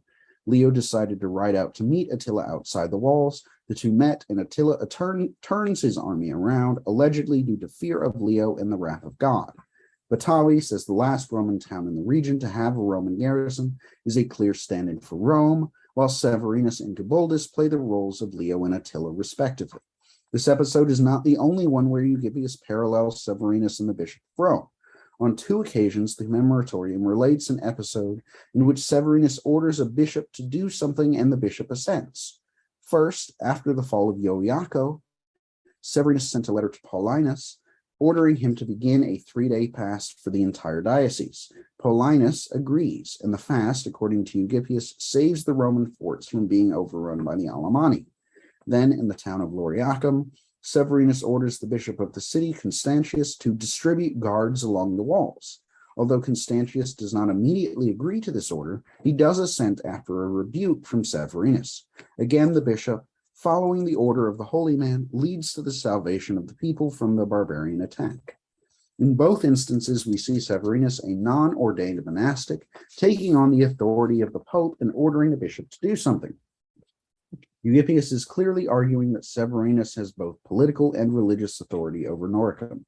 The political authority taken on by Severinus and given to him by the townspeople has led to a great deal of speculation regarding his identity. As discussed above, Eugipius does not give many details regarding Severinus' life before his coming into Noricum, and he discourages people from looking into Severinus' origins. Modern scholarship has, however, attempted to fill in the blanks of Severinus' resume. A popular theory, first posited by Friedrich Lauder, is that Severinus is the consul Severinus of 461, who, the theory goes, came to Noricum after falling out of favor following the assassination of the Emperor Mauryan. Although this theory has little merit due to the dating of the actions within the commemoratorium, for example, the commemoratorium begins with events that take place around 453 to 455, the idea that Severinus has some political nous is credible. As discussed above, Severinus is shown to have political authority throughout the commemoratorium. Further, Severinus' ability to lead the defense of a city, to negotiate successfully with barbarians, and to successfully relocate segments of the Norican population on multiple occasions shows a competence that one does not expect from an ordinary monk. Severinus's political competence is also shown in his relations with the barbarians of the region. Although Severinus is a Nicene Christian and the barbarians of the region are Arians, Severinus deals with them in a way which is unique among late antique Christianity. Although the theological implications of his treatment are discussed by myself elsewhere, it is important to understand that Severinus, instead of rebuking the heretical barbarians as one expects from a holy man, embraces realpolitik. For example, when Flacitheus, the Rhegian king, first came to Severinus, Severinus, after waving away their theological differences, counseled Flacitheus. In this way, Severinus, on numerous occasions, made life better for the Roman Noricans through his meetings with barbarians. Severinus died on the 8th of January.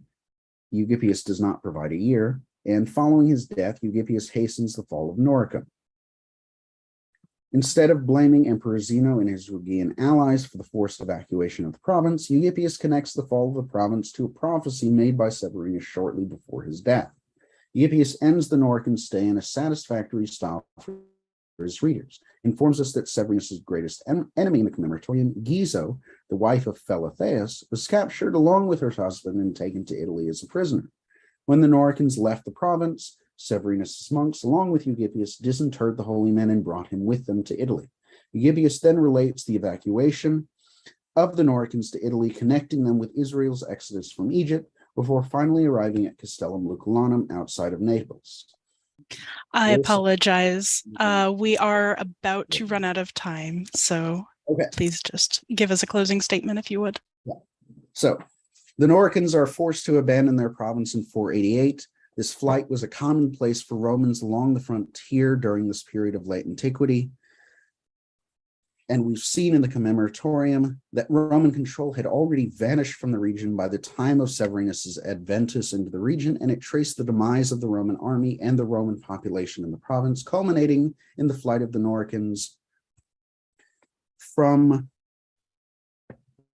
Rome into Italy. It depicted a Noricum that gave Severinus implicit political control of the region. And a last little extra note, the Castellum Lucullanum is possibly the same monastery where Romulus Augustulus, the final emperor of the West, is forced to go. So it's possible that Eugippius and Romulus Augustulus are there at the same time.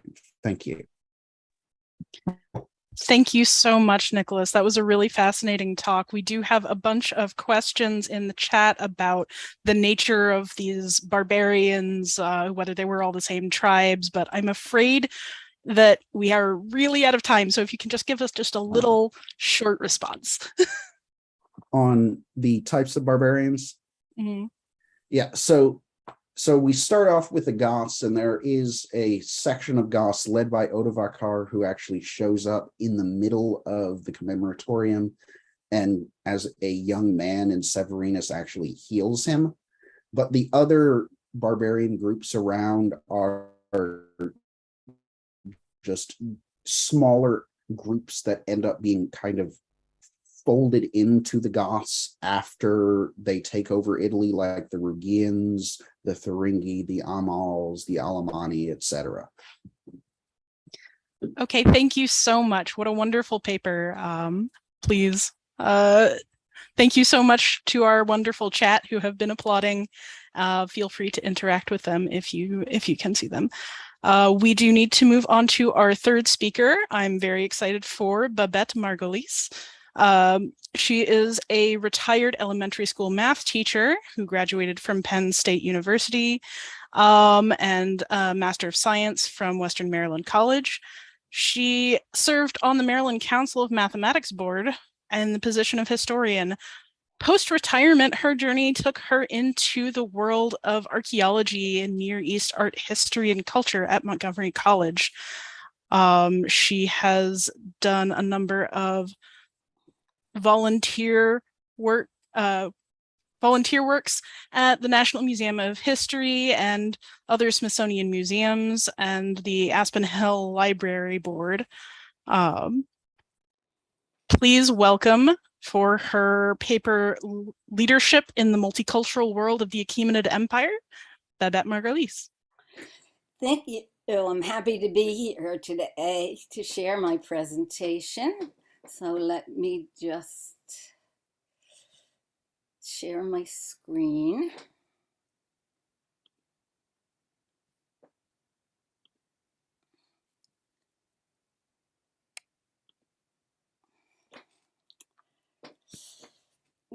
Coming to these ancient studies, I've had lots of questions. And in this presentation, I'm hoping will help explore some of those questions. Multicultural societies have existed for millennia. However, today's world leaders seem to struggle with the notion of leadership in the multicultural world. The dilemma leaves us with these questions. Where did the contemporary views of multicultural leadership originate? How did ancient rulers deal with multicultural or multi-ethnic populations in their midst?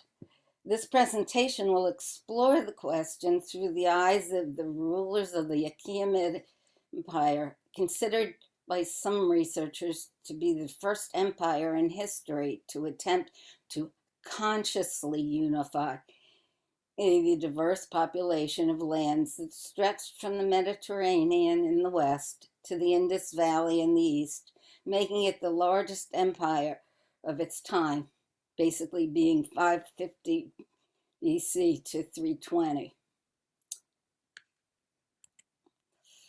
My session goals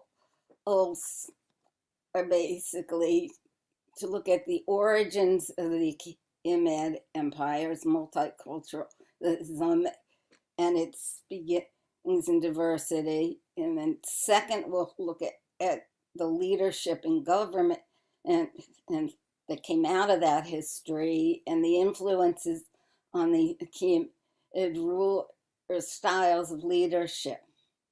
Finally, we'll look at the imperial structure that supported all of this and made it successful.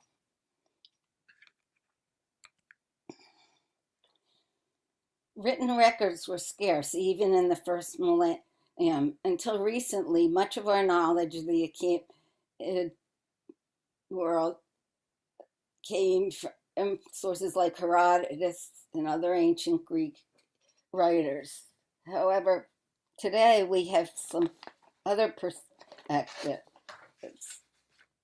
In his book, The Deep Well, Carl Neander, whose work I had the privilege of investigating, he puts it this way: the past speaks with many tongues, voices and words.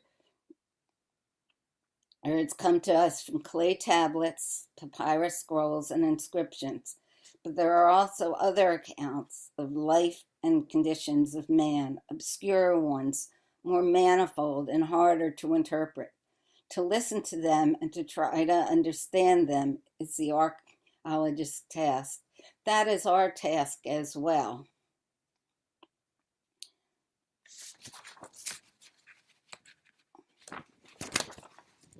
The notion of multiculturalism is by its nature a nondescript entity. No matter the definition of multiculturalism, all definitions imply diversity of cultural characteristics. In order to interpret that, we need to look at a few parameters, including the definition of multiculturalism itself. And also, specifically, we need to look at the idea of perceptions, what we see, hear, and read.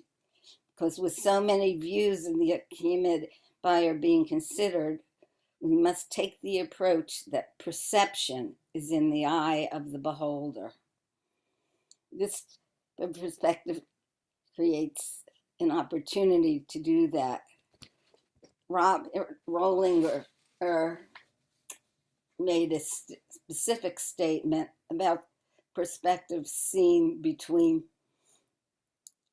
Herodotus, living in 79 BCE, and the perspective of the Achaemenid rulers. Here's what he said.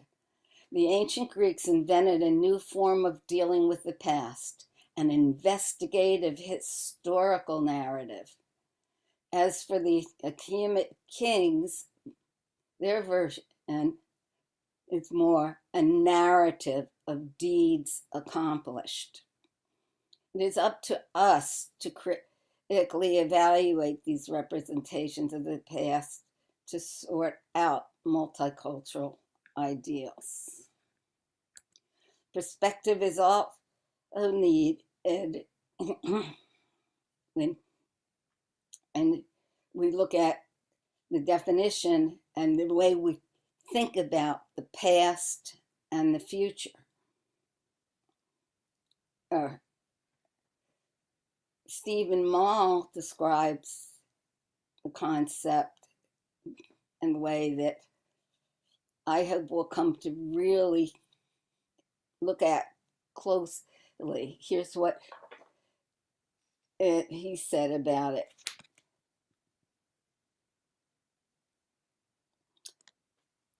The past lay before him.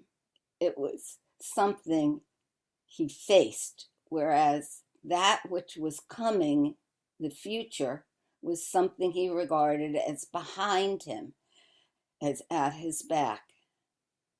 In other words, the Achaemenids looked at their past, honored their past.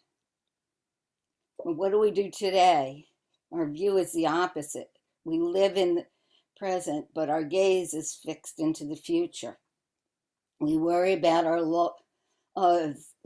how they'll impact future generations. Our backs are to the past. In fact, we often ignore our history. We make decisions governmentally and otherwise, neglecting to consider knowledge learned from past experiences. Mall's definition of the past was especially true, as I said, for the Achaemenid Empire. Much of what they did to establish and administer their empire reflected and honored civilizations that came before them, such as the Assyrians, Babylonians, and Elamites. This idea of facing the past, embracing and honoring it, was integral to the definition of multiculturalism and its origins as defined by Achaemenid rulers. Looking further down on the line, and we can look at these origins. The populations basically gravitated to the valleys and basins where fresh water collected, creating arable land. Their lifestyle, for the most part, was agricultural. The climate at that time, I'm not so sure. However, what we do know is that recently geologists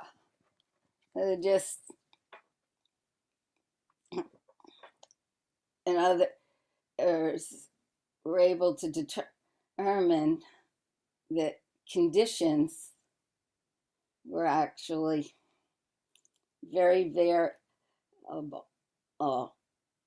Semi-arid lands, dry. It was those lands that Cyrus would eventually conquer.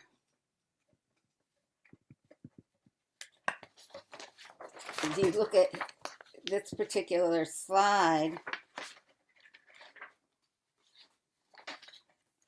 you'll notice is that the first piece of it, looking at today, shows the area that we're talking about. The second one looks at it from the ancient times, where the peoples migrated into what is now considered Iran. They came into the plateau from a variety of places. The land itself was more or less mountainous and ruddy. As I said, when they settled, it was into these areas of the valleys.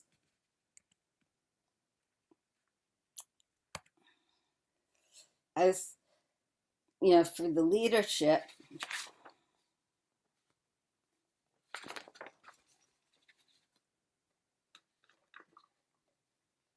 you need to look at some other questions.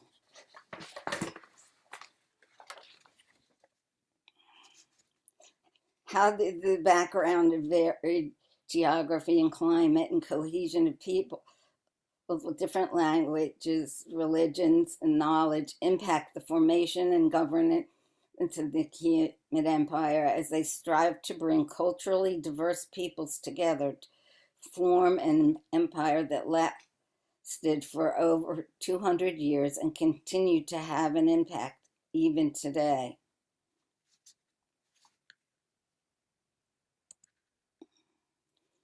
The empire is essentially created through a series of conquests, beginning with Cyrus the Great of Parsa, who in 550 BCE defeated the ruler of the Medes, whose capital was Ecbatana.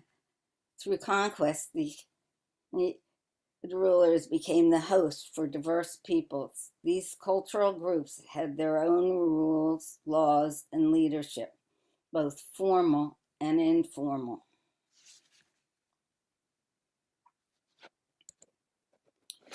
The family tree provides us with both the empire's name and the lineage that was honored in the establishment of the monarchical form of government.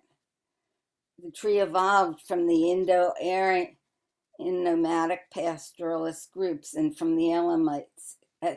Evidence points to the term that Achaemenid is the meaning family, clan, or family of Achaemenid. That tribe was part of the Sargate group of tribes. There were conflicting accounts of the identities of the earliest kings, depending on where you look. Cyrus and his cylinder, which is our oldest extant genealogy and it's gave one perspective. Herodotus' histories concurred on part of that, and Dry's inscription basically said something similar, but pieces of it were different. Let's begin in the actual story, though, with Cyrus and his conquest. We discovered evidence of Cyrus's conquest from an Syrian-crafted black obelisk found in Pasargadae, but originally crafted by Shalmaneser III, who lived 858 to 824 BC, and the leader in Nimrod at Assyria. It records the king's campaigns and tributes given to him. By many accounts, Cyrus the Great was the embodiment of a successful leader. He met Socrates' definition of successful leadership, the ability to distinguish the good from the bad and to know what to do or not to do. Plato described it thusly: the most basic condition to become a leader is to be a philosopher. He goes on to say that either philosophers should be kings or kings should be philosophers. Cyrus embodied this ideal. The conquests of Cyrus are documented actually in several other sources. Cyrus Cylinder, Cylinder and Chronicle, and a fragment known as 4Q242 of the Dead Sea Scrolls, just to name a few. Cyrus has been variously portrayed as brave, daring, tolerant, and magnanimous to his captives. For the information of Achaemenid rule, these qualities of leadership became just as important as the concept of leadership itself. The Cyrus Cylinder is considered by many to be the first declaration of human rights.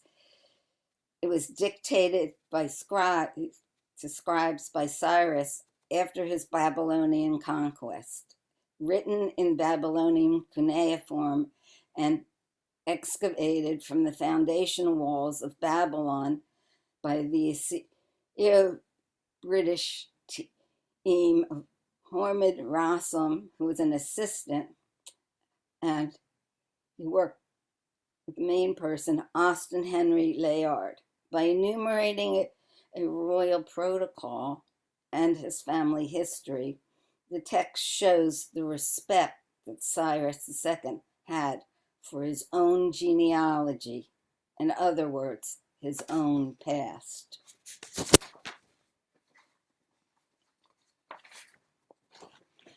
Additionally, the text employs mechanisms to legitimize Cyrus's conquest and restoration of Babylon, thus establishing peace and good condition to his empire.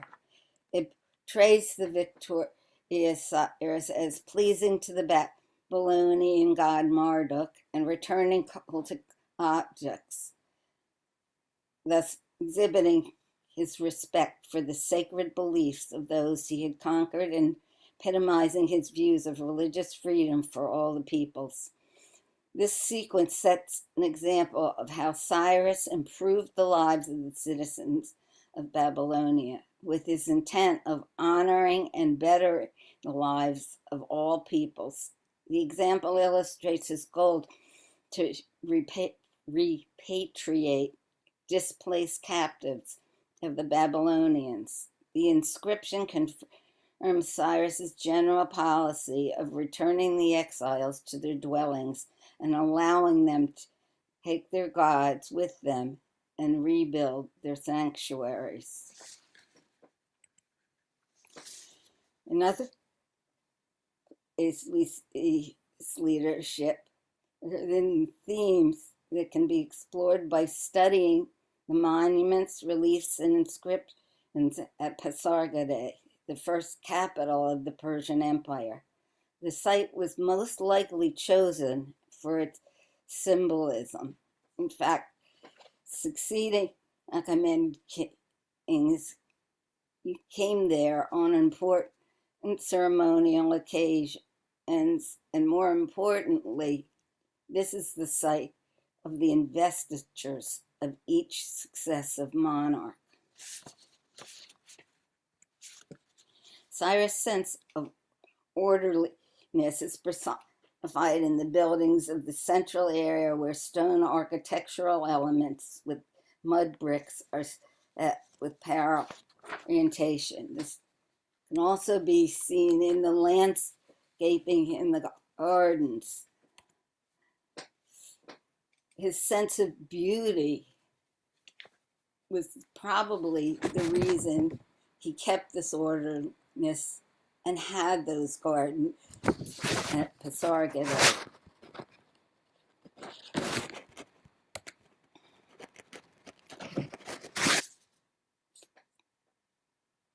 Cyrus, not to honoring his background as well as the peoples of his realm, can also be seen in the visible remains depicted on a four-winged figure that has Egyptianizing crown and Elamite robe. Again, honoring the other customs and traditions. Cyrus displayed ingenuity in his organizational and administrative systems. At the apex of the administrative hierarchy sat the king, whose power was absolute and whose reign was regarded as divine. Multiple inscriptions record statements such as Ahura Mazda has granted, by the grace of Ahura Mazda, or a great God is Ahura Mazda, who created this earth, who created yonder sky. In other words, this Ahura Mazda, who is at the top of the leadership pyramid. The kings were not of divine origin. Rather, they ruled because of the theory of divine right of kings. They're kings by the favor of Ahura Mazda. As these examples show, the Achaemenid reign is legitimized by the gods, and the king is invested by them. He is their representative on earth. Moving to how that structure actually showed through. We note a dilemma that was faced by the Achaemenid kings. How to unite the people so that they would support the king, yet allow them to worship their own gods, continue with their own daily routines while living the life they chose. This goal was particularly accomplished by creating a multicultural system of administration that welcomed the different social classes, placing value on law, traditions, and cultures of the citizens of the empire. The rulers worked toward ensuring civil rights and the uniting the nations by promoting mutual respect through an inclusive government structure. This conquest created the need to establish political and economic policies that would equally support himself and the populations of the empire. He created policies by which groups could keep their lives, identities, property, and traditions, while he himself retained the hereditary identity of kingship, which had been passed down through the royal clans of his Persian heritage. The only thing Cyrus asked of the people he ruled was that taxes be paid, men provided for the armies, and that everyone should get along with each other as best they could. Another item about Cyrus is that he did not force his personal religious beliefs on the population he conquered. It's unclear whether he set up precise boundaries for the provinces before he died in 530, at least according to Babylonian letters. However, Cyrus and Isis had left the empire as a somewhat loose federation of self-governing satrapies, subject to regular tribute and relying largely on pre-existing institutions and personnel.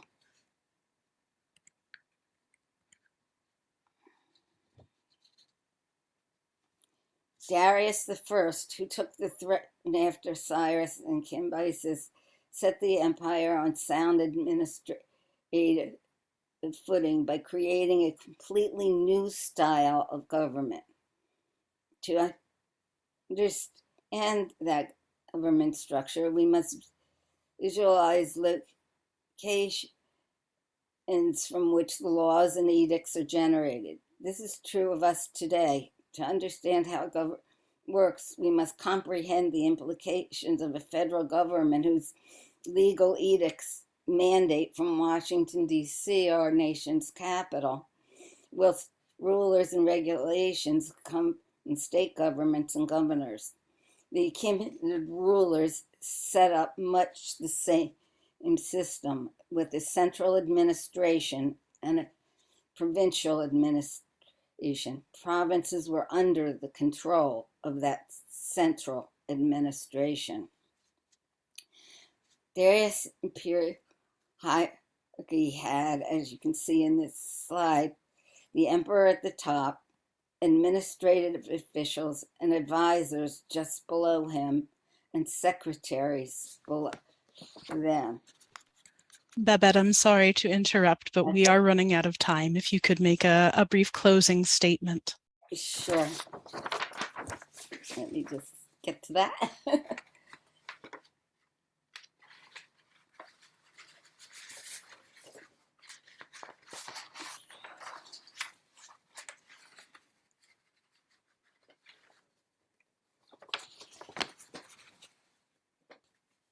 There was much infrastructure, and that infrastructure, which I'm going to flip through all these slides that I couldn't get to, basically supported the multicultural world, like the communication centers to the provinces, written records that were done, trade that was established, religion which was not specified, basically.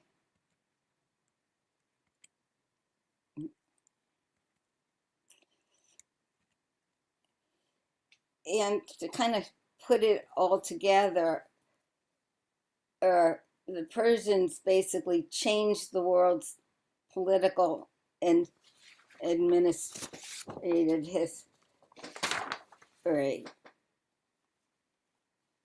forever by influencing the course of the events and the fate of many peoples.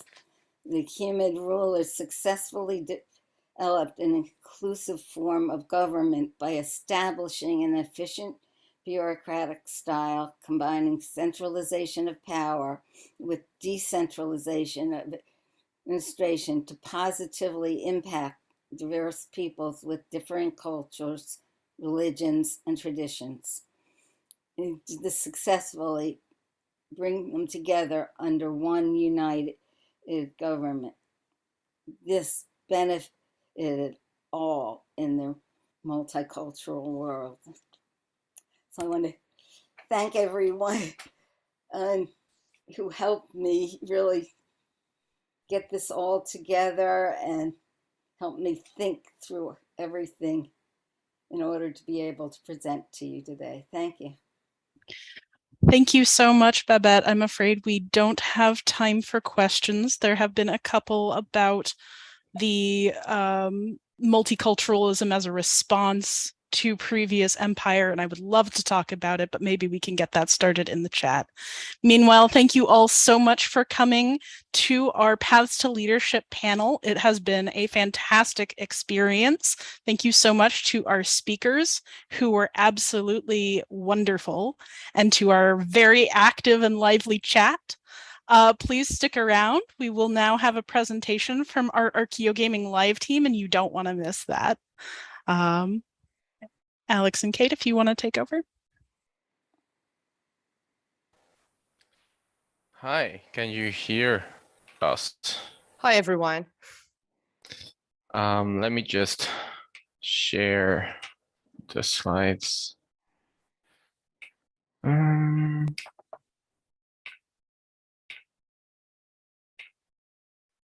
everybody see the slides? Yeah, all right, that's great. So hi, everyone. Thank you for being here. We are Kate and Alex, and we'll briefly be presenting what the SASA Archaeo Gaming live team is and what we've been doing for the past year. But maybe let's just first introduce ourselves. Maybe I'll go first. I'm Alexander van der Walle. I'm a joint PhD researcher at the University of Antwerp and Ghent University in Belgium. And my PhD topic, which I've been working on for 2 years now, is the characterization of Greek and Roman gods and heroes in video games. So I basically work with games all day. And Kate. Hi, I'm Kate Miniti. Apologies for the bad voice and the constant coughing. I'm just slightly coming out of COVID. So I will not talk a lot today. I'm a PhD candidate at the University of British Columbia, Vancouver.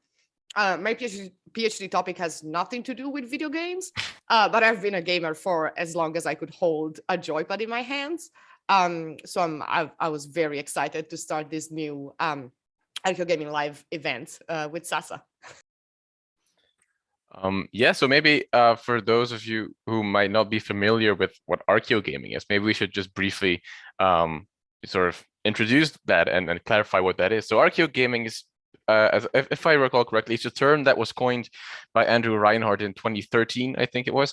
But then he wrote a book on it and published it in 2018 called Archaeo Gaming: Introduction to Archaeology in and of Video Games, and that's basically what it is. It sort of marries the concept of archaeology with video games. It looks at representations of archaeology in games, for example, Tomb Raider or Uncharted.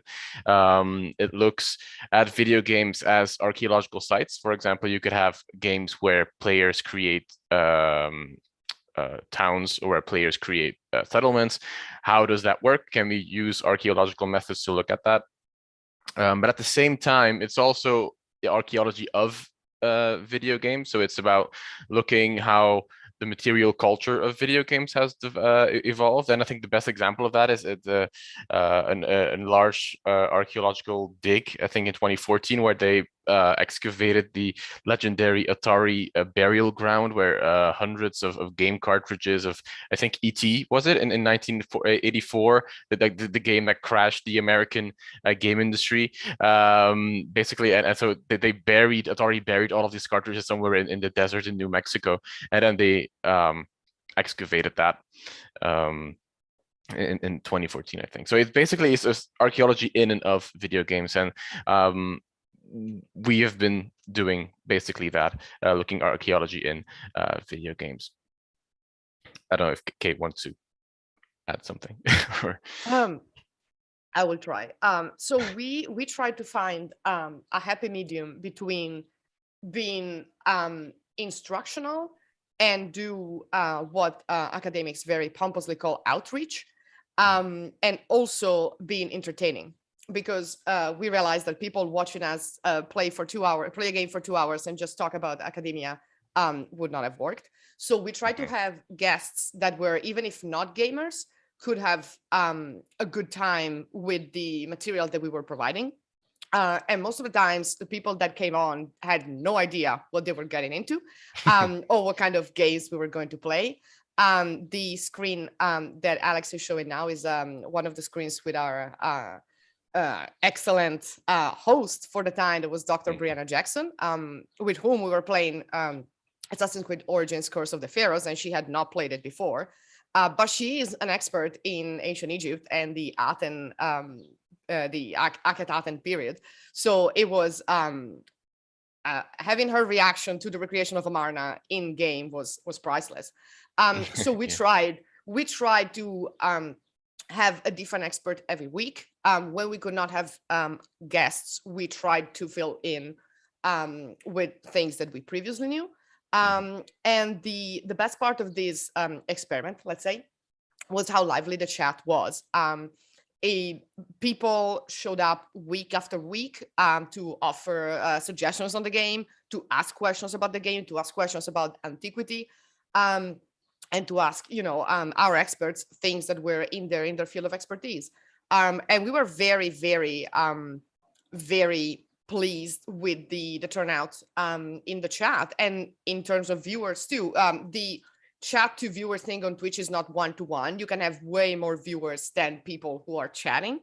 But our chat was never dead. So that was probably the best part of it, and the most stimulating part of it, because we would read the questions, and then we would answer, and people in the chat would also answer and start conversations on their own. It was a beautiful synergy that we created.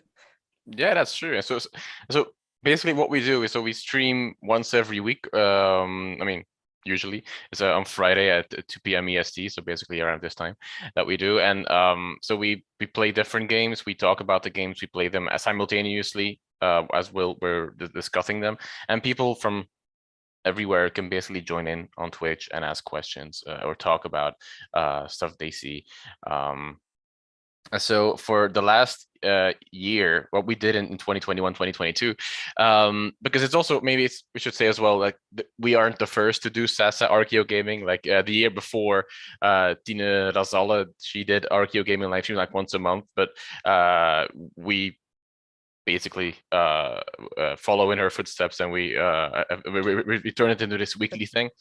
And she walked so we could run. Yeah. True. Walking simulator. But so what we've done the past year is we've played Hades, which is a great game set in Greek mythology. We played the Curse of the Pharaohs DLC from Assassin's Creed Origins, so the game you just saw, it's set in ancient Egypt. We played Uncharted 4 with Dr. Bill Farley to talk about representation of looting and heritage and preservation of materials. Cultural artifacts. And then finally we played Heaven's Vault, which is also like an archaeological game where you decipher inscriptions, and it's very like there's lots to talk about in terms of epigraphy. But we also did a couple of specials. For example, we played Valhalla and Odyssey from Assassin's Creed with both Liv Albert, who does the Let's Talk About Myths Baby podcast, which was a lot of fun. We also played it with Adam Bierstedt, who does the Ludo History Twitch channel, who you should also really check out. He does more medieval stuff, but that he's amazing. We also did a special with the people for who are developing the Dream of Darkness game, Javier Rayon Nunez and Andres Rojas, they're creating a game set in Aztec, ancient Aztec culture, like a very mythological game, and we talked about what they do, how they create a game, what the creative process of that is. For the birthday bash with SASA, I think that was in April, we had Andrew Reinhardt, the founder, the pioneer, the godfather of Archaeo gaming. We had him on, and he surveyed various games with us. I think we did Fortnite, we did No Man's Sky and Fallout 76, if I remember correctly. And then we looked at how players engaged with that world archaeologically. And for our Mother's Day special, we played this game, which sounds much more horrible than it actually is. It's called Oedipus Dating Simulator, but it was a lot of fun. It was great, and it was also a good example of classical reception in a video game that has nothing to do with classics, but at the same time it has everything to do with classics. Really, it's what better myth for a dating simulator? We did not date our own mother. We did not. I want to make that clear. And if we look at the guests that we had in 2021-22, we had a lot of different guests on. We had academics. We also had game developers.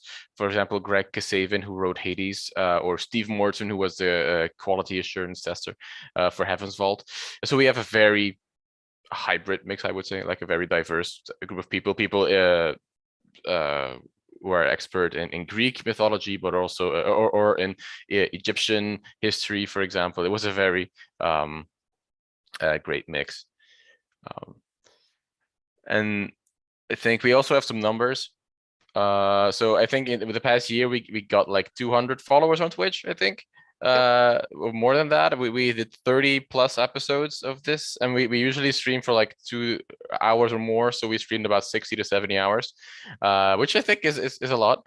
But it is a lot, and we reached the status of Twitch affiliate, so we will, that is for streamers who are like very consistent in their in putting out new material. And we didn't think we would, and then we did, and that was because we had a really great turnout of people who actually tuned in to watch it. Yeah, and then I mean the fact that we're able to do that for 2 hours on end, I mean, means that we have this great community who's speaking to us while we're playing it. And so the most successful streams that we did was the one with Hades. I mean, the one of Hades with Hades Greg himself. with Hades himself, which was actually during an academic conference at the same time. So we kind of married it to like the academic part of it. The Heavens Vault was also a highly successful one with Monica Hanna, who the game is basically inspired by. So that was fantastic. And then the one with Liv Albert for Assassin's Creed Odyssey, that was also one of the most viewed ones. It was a great joining of chaotic minds. Yeah. To freak out over video game and myth. Mm-hmm. Yeah. And then we thought we would also like we would sort of tease or to give like a brief insight into what we're doing next year. I don't know if you want to do the honors. Yes. So we are trying to branch out and not do as many classics and Egyptian games anymore. We're trying to branch out. So we're gonna play. I apologize for butchering the pronunciation. Skadma, Snowfall, which is a game based in Sami mythology. Yeah. I have no idea what to expect. We're going to play the DLC of Immortals, Phoenix Rise, and Myths of the Eastern Realm, which deals in Chinese mythology. We are going to play God of War Ragnarok because we will have to play the most massive AAA game to come out this year. We have high expectations. We will play Tomb Raider because there cannot be Archaeo gaming without talking about Dr. Lara Croft. We might double in a Total War Saga Troy. And we might also play Pendragon, so move slightly forward in time, but still, in the general area of Antiquity. And we have a few specials. We will have the authors of the book Women in Classical Video Games for September. We will play The Frogs, which is an absolutely delirious take on the already delirious Aristophanes play The Frogs, but with some Renaissance art in it. We will have a special that we're really looking forward to on oracles and video games, which some virtual reality stuff. So stay tuned for that.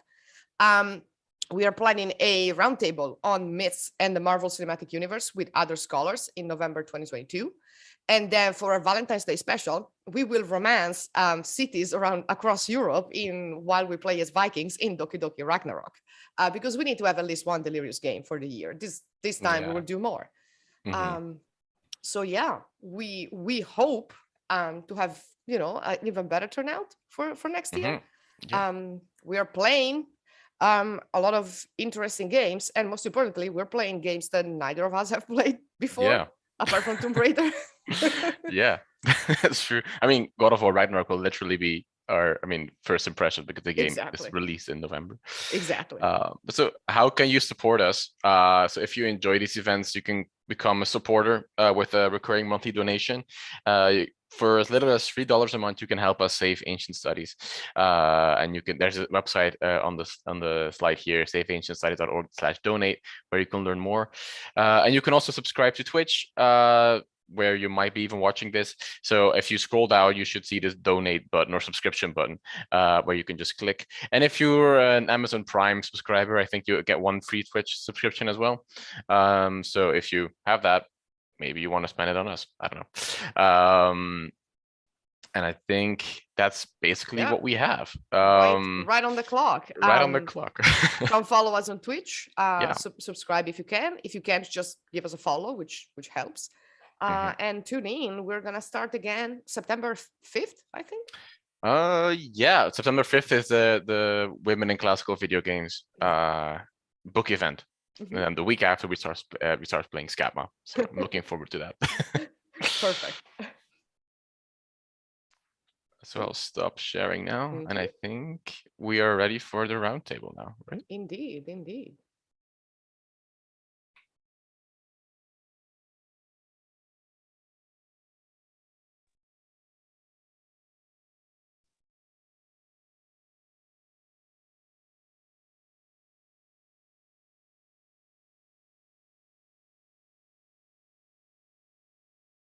Hi, everyone. Sorry, that handoff wasn't quite elegant, but I think that's my fault for not picking it up fast enough. So I'm super happy to be here today. I'm Joel Christensen from Brandeis University, where I'm a professor of classical studies and I'm serving as Senior Associate Dean for Faculty Affairs. I think the work being done by this group is critical for the future of our disciplinary interests. And not to put it too broadly, but also sort of humanistic presence in the public. But I don't want to speak too much. I want to be a little transparent about the fact that my relationship with this work is conflicted because I've never been outside the academy, at least not since I was in high school. So that's why I'm really happy to be able to support it as I can and hear some of the great ideas that the people in this roundtable have and how I can help support them, but also how we can build a community that's more supportive of the work that we do together and all of the different personalities and abilities that we bring to our work.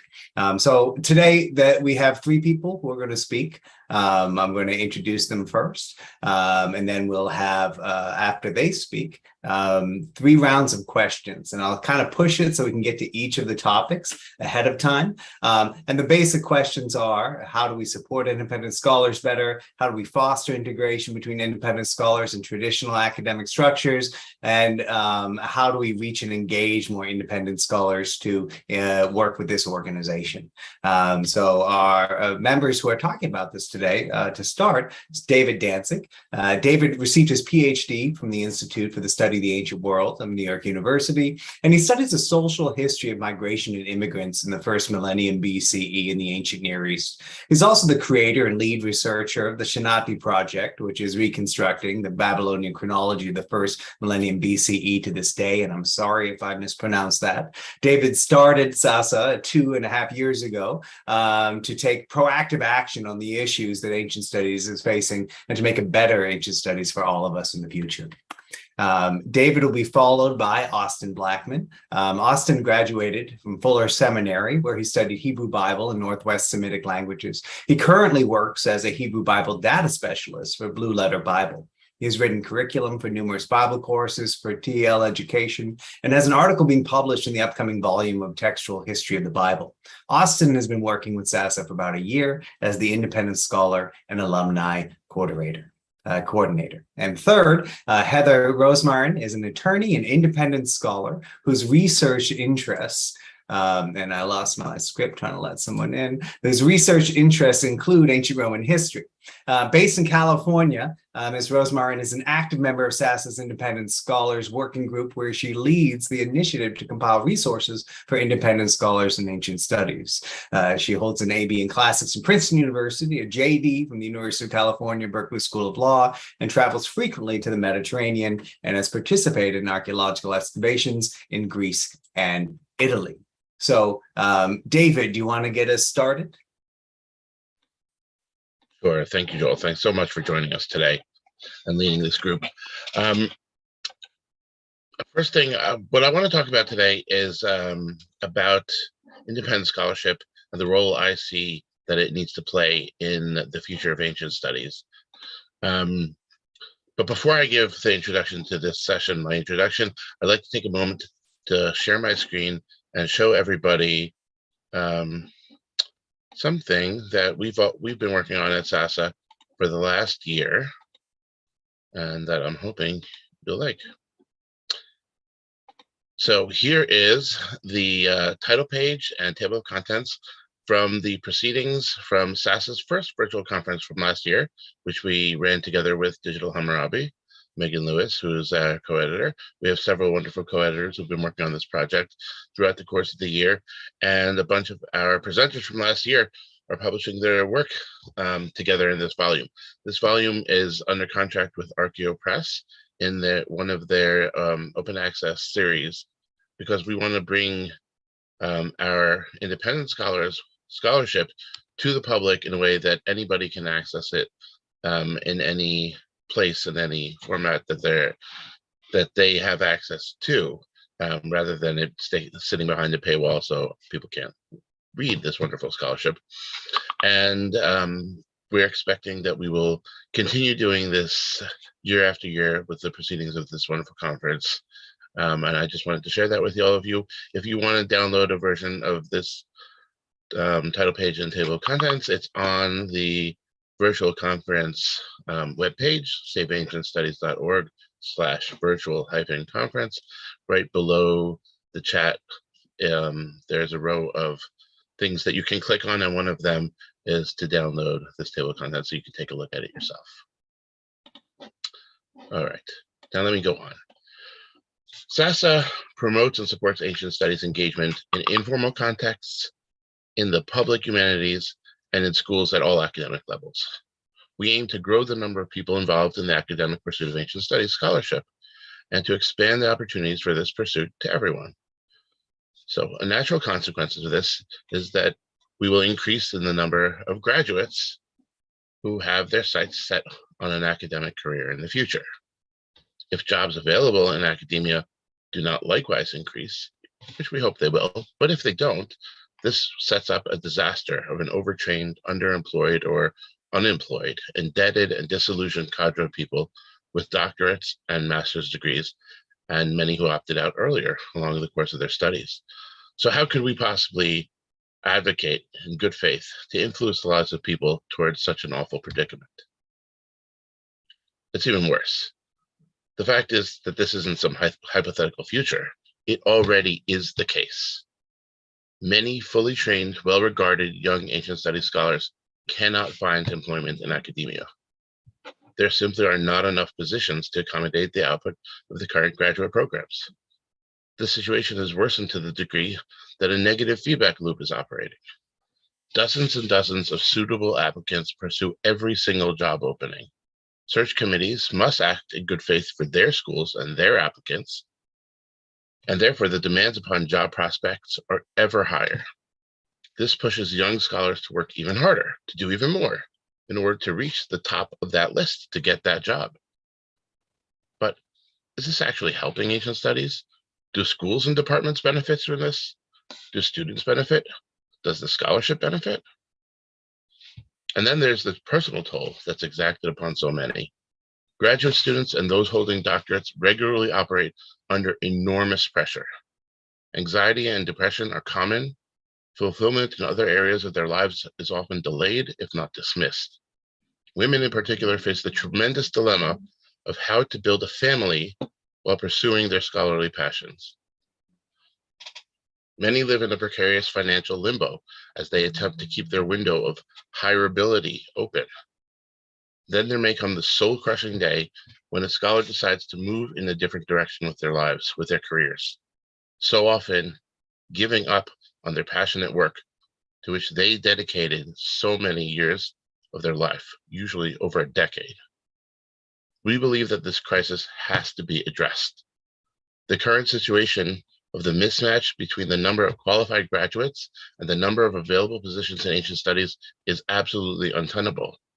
It's time to come to terms with the notion that this simply will not change.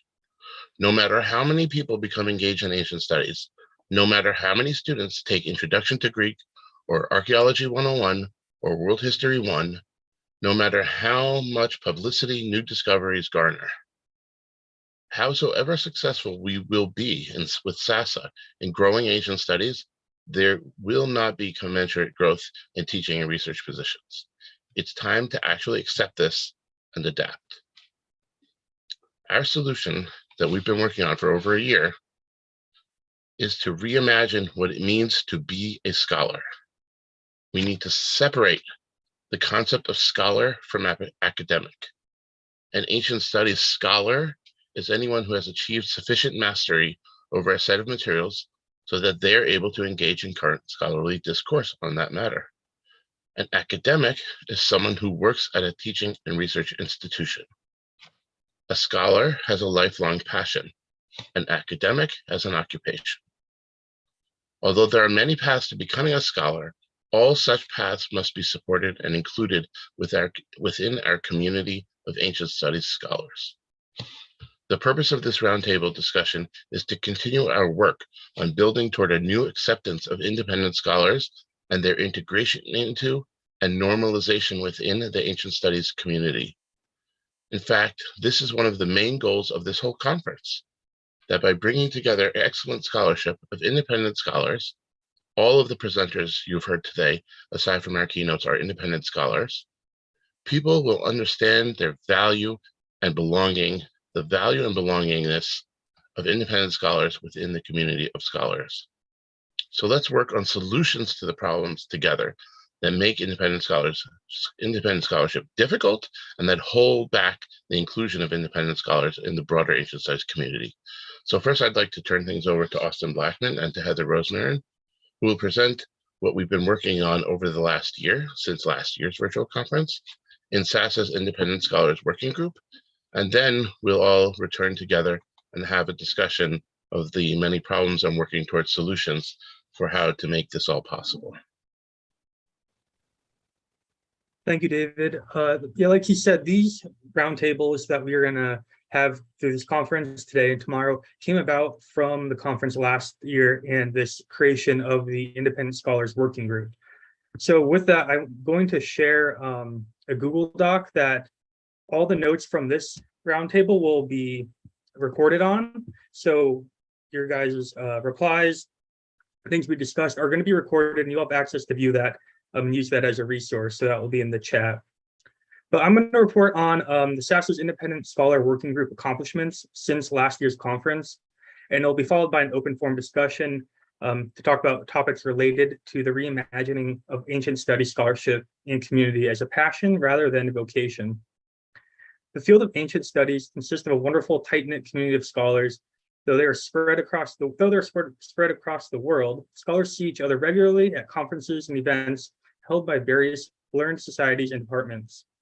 However, this community has strict boundaries, imposed by the limited number of academic positions available, as David discussed, and reinforced by the attitude that to be a scholar, one must be directly part of an academic institution. As you work to expand participation in the ancient studies field, this model of the self-defined of the community of scholars and the attendant attitude of exclusive must change. SASA envisions a new ancient studies in which all are not only welcome, but also actively incorporated into the study of the deep past of all places and cultures. Any scholar of the ancient world should have a place in and be able to contribute to the ancient studies scholarly community. Together, we aim to pool our efforts and to make real change. So that's kind of our goal for these roundtables, goal for the entire community group that was developed out of last year. And since then, we've had two major projects that we've been working on. One is the Let's Get Published events that we host monthly, and then a resource page and a gathering of resources really that Heather has been leading and she'll report on. And then third is the conference as a whole and the roundtables that we will be having these next 2 days. So first, I want to say the SASA Independent Scholar Working Group was created after last year's virtual conference and has met regularly over the past year. We meet each month and discuss life as independent scholars and opportunities to further the research of independent scholars. From these meetings, we began our two projects that are our monthly Let's Get Published events and then our resource project. So Let's Get Published event that was developed over the past year has hosted 6 events so far. These events, people submit their working projects to the events page, and then we assign them a day, and they are going to present their project. They have about 10 minutes, and they're going to present their project, talk about issues and things that they need assistance on, and then there is a community of scholars, independent scholars, in that call that will give advice and give input and discuss their working project. So independent scholars and traditional scholars alike meet to present their working projects in the area in which they need advice. People who attend these meetings listen to the presenters, then engage in a discussion regarding their project and address the presenters' questions. We have presentations from a wide range of topics in ancient studies. And I want to share my screen to show you some of the presentations we've had so far. So if you can see this, here are a lot of the topics that we've explored. Wide range, and the people presenting are from very different backgrounds. Some are doing like this, here their master's thesis, some are doing their doctoral work, others are trying to get a book published or an article done, or they have their own blog. So very wide range of goals for their projects, and a wide range of topics that we discuss as well. Oops.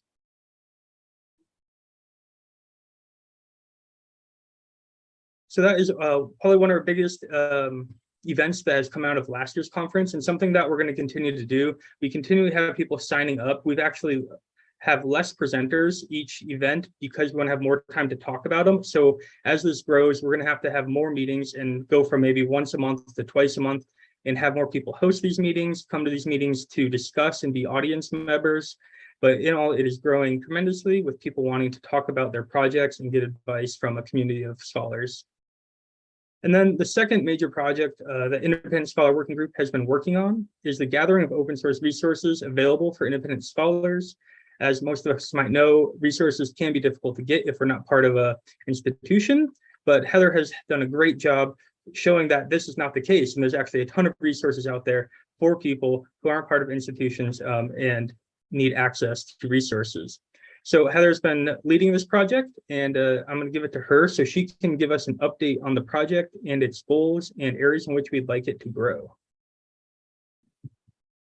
Thanks so much, Austin, David, and Joel. And greetings to everybody from California. I'm Heather Rosemarin, and I've been involved in the SASA group for about a year. And it's been a wonderful, warm, welcoming, and supportive community. And I encourage everyone to get involved. I think we should post some links in the chat, both to the Let's Get Published Fora and the working group in general, so folks can sign up if they are interested.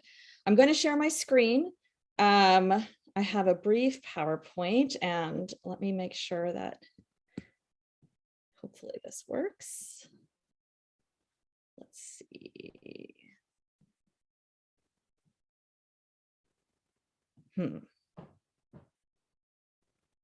Apparently, my system preferences aren't set up for this. Austin, could you maybe pull up the PowerPoint? Yes, give me a second. I will go get it. Okay, thanks. So let me give a little bit of background on the origin of this project. In our discussions in the Independent Scholars Working Group, people have shared a lot of their concerns, the challenges they face as independent scholars. And among these are not having an institutional affiliation, not feeling perhaps comfortable going to professional conferences. Perhaps they don't know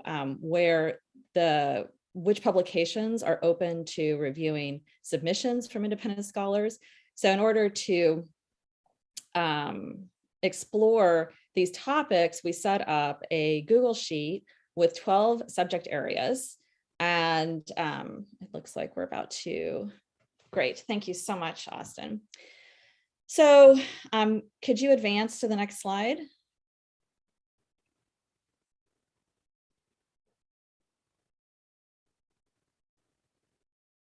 Great. So I already covered the background. As I said, after these issues were identified, we created a subgroup of volunteers to survey existing resources available to independent scholars with two goals: support independent scholarship in ancient studies and identify and address gaps in resources and other barriers to independent scholarship. And our process is really ongoing. As people find resources, they put them into the Google Sheet. I continually add to it as the months roll on. And the idea is that once we reach critical mass in these different topic areas, we'll publish them as kind of mini guides to independent scholars in this field, perhaps in the form of a blog, perhaps in the form of a PDF on the SASA website. The actual form for sharing has not been determined yet. Austin, could you advance, please?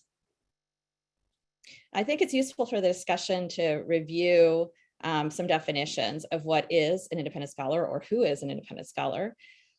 So I think David has a really interesting definition, which is the last bullet point here. Anyone who has achieved sufficient mastery over a set of materials so that they are able to engage in current scholarly discourse on that matter.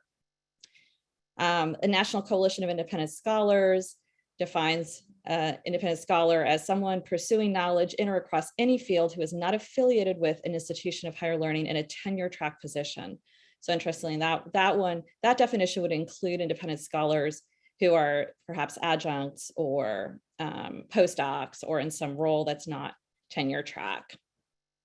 Wikipedia defines independent scholar as anyone who conducts scholarly research outside universities and traditional academia.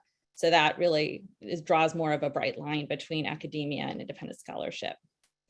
I kind of like the Canadian Academy of Independent Scholars definition: lifelong learners, avid readers and researchers, curious travelers, and thoughtful practitioners who are not affiliated with the University of Scholar.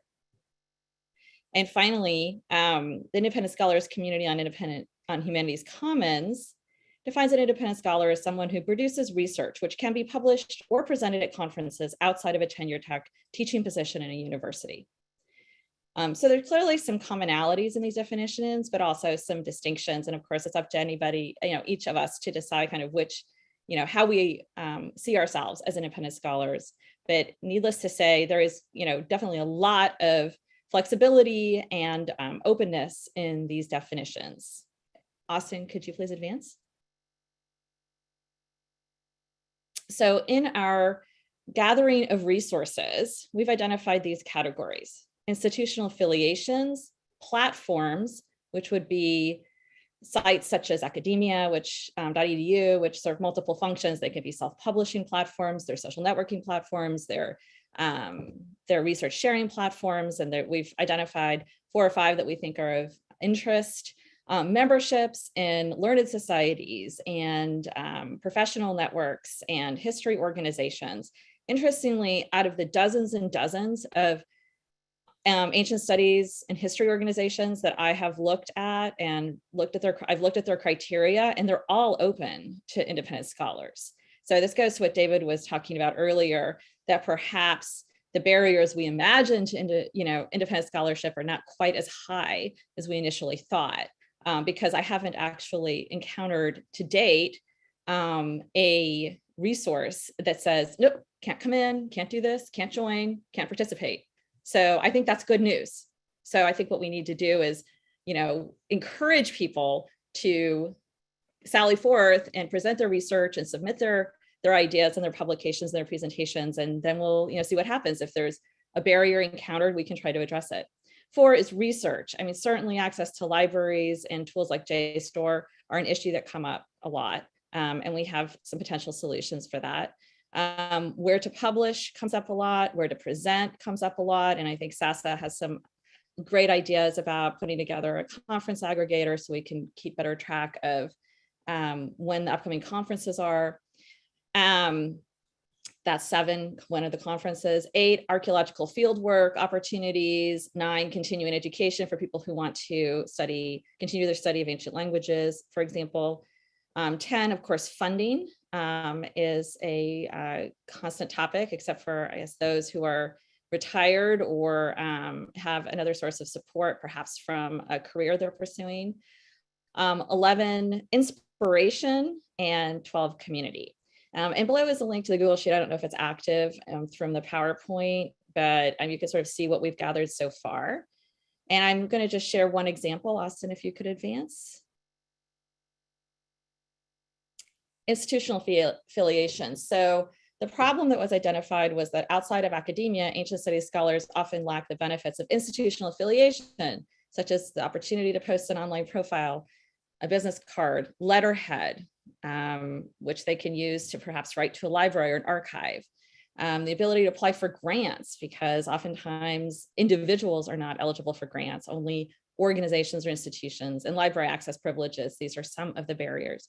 So as a solution, several organizations offer independent scholars who meet their membership criteria an array of institutional benefits. And these are 2 that we have explored: National Coalition of Independent Scholars and Institute for Historical Study. Membership fees are in the order of $40 or $50 a year. They're not terribly high. And so I encourage anybody who's interested in institutional affiliation to explore these groups and see if they are interested in applying and accessing these benefits.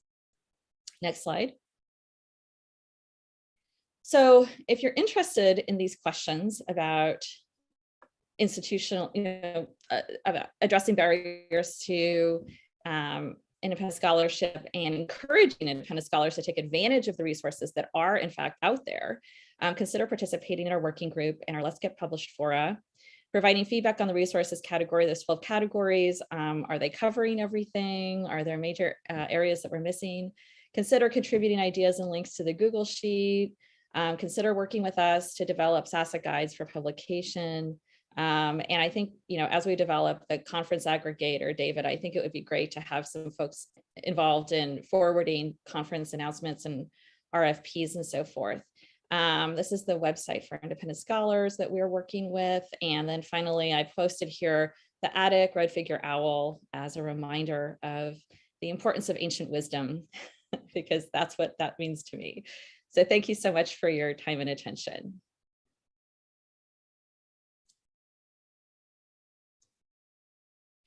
Thank you, Heather, Austin, and David, for giving us all that information. And I also want to state that I think the way that you formulated it is really productive and helpful, starting with naming some of our challenges, but then being proactive and thinking about ways of reimagining the work that's done traditionally in the academy over the past, let's say, few centuries, but by no means intrinsically located there. So in that spirit, then, we've selected sort of 3 sets of questions to sort of push this a little farther. And I'd like to invite people to raise their hands digitally if they would like to contribute. And when you do, please introduce yourself. And if you're comfortable, turn on your video so we can, share your presence with each other. As a note, of course, we do have community standards, so please do abide by them and know that you'll get a fast hook if you don't. All right, but I doubt that's going to be the problem. For those of you who have access to the chat right here, I've put sort of the planned questions in there, or at least I'm trying to. And we'll just move through them as we can. And I've got a Zoom freezing issue. All right, so the first question that we're going to talk about is, what are the specific barriers that independent scholars face? And how can we support independent scholars better? So I'll lean a bit on the panelists who've already spoken, unless I get a hand to start with. But Heather, while we're waiting for people to absorb a little bit, in your experience, what have been some specific barriers you faced that you'd like to address more? Well, I think the initial barriers that I personally faced were that I really had no community around me. So when you're in academia as either a student or an educator, you have this ready-made community of people who share your interests in ancient studies. And so whether it's at a seminar or, just over in the library or in a coffee meeting, you're able to bounce ideas off people. You're able to talk to people. You're able, to ask their advice. And so SASA, I think, has really stepped up and filled that gap. There are other intentional communities of independent scholars, but as far as I know, SASA is the only one that is really focused on independent scholars in the ancient studies field. So I feel like that was one barrier that is being successfully addressed thanks to the leadership of David and Austin and SASA. And I think that's a really good point to bring up, because even, academics who end up in small departments or in places that aren't focused on research are still around people who value the work they're doing and expect them to do it. So being separate from that and being somewhere else where it's not a common practice can be demotivating. Julie, I see your hand. You're muted, Julie. Sorry about that. Yeah, I just wanted to add the lack of community and the surprising depth of lack of resources. I mean, you already mentioned the problem of the lack of libraries, but as someone in classics specifically, I found that I'm no longer even able to do my own searching because I'm used to the tools for searching for materials that the institutions always provide, L'Année philologique in particular, for those of you following along on that side. So, this is a really hard barrier to overcome, even when you do have community. Yeah. And so that's, I mean, my bad solution to that is to pirate materials all the time, but that's not sustainable. And now that this is being broadcast, that was a joke. But one of our chat members, Max_KF, says that significant barriers how much of that scholarly publishing is behind a paywall. So if you're not part of an academic institution, this can change. And there are some fields where open access is much more common. The sciences that are government funded, you have to publish a lot in open access ways, and more in Europe and the UK, this is true. And sort of a backdoor way of solving this is just asking people to share publications with you. I certainly would do that all the time, but this puts an unfair burden on people outside the academy, right? And it really sort of disincentivizes working with their materials. So we've got a new person coming in. So the community is a problem, resources, access is to the problem, and one of the solutions you've already shown for both of these is sort of collective action. Right. So as a group, has SASA looked into sourcing some of these materials and providing access? Sorry, now I'm asking you questions. Heather, I see you raising your hand. Well, first, let's make sure we all are aware of the access that's already available. Okay, so I think, I recommend everybody explore the access they can have as an alumni of their institution.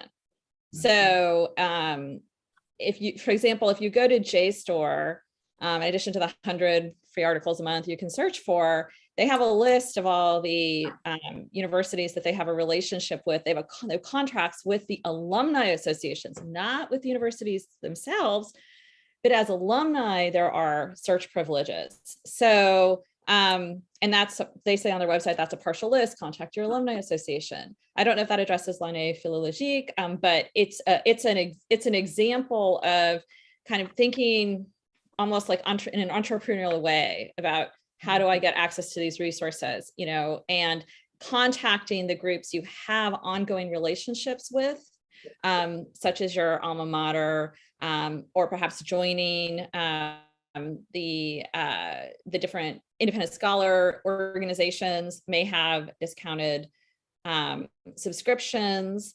Then there's just the, obviously everybody here is a research expert, so I don't want to presume that folks haven't already tried these things. I'm just putting it out there as that sometimes there are solutions. And thanks, Teresa, for that. No, many alumni groups are actually open to non-alumni. So like working your existing networks, or if you're in, and I know this is not true for everybody, but if you're near a major public university, exploring whether they have a program that offers members of the public access to the university collections. So, I have an alumni relationship with UC Berkeley, which gives me access to literally everything in their system. But they also have some programs that are open to the public as well. So that's, where I would start to explore before SASA, of course, it would be interesting to, if we hit dead ends, if we hear from our community, I've tried all these things and I'm still hitting a dead end, and I think I and other scholars really, really, really need access to X, then maybe we try to explore a, like a concierge solution for SASA folks.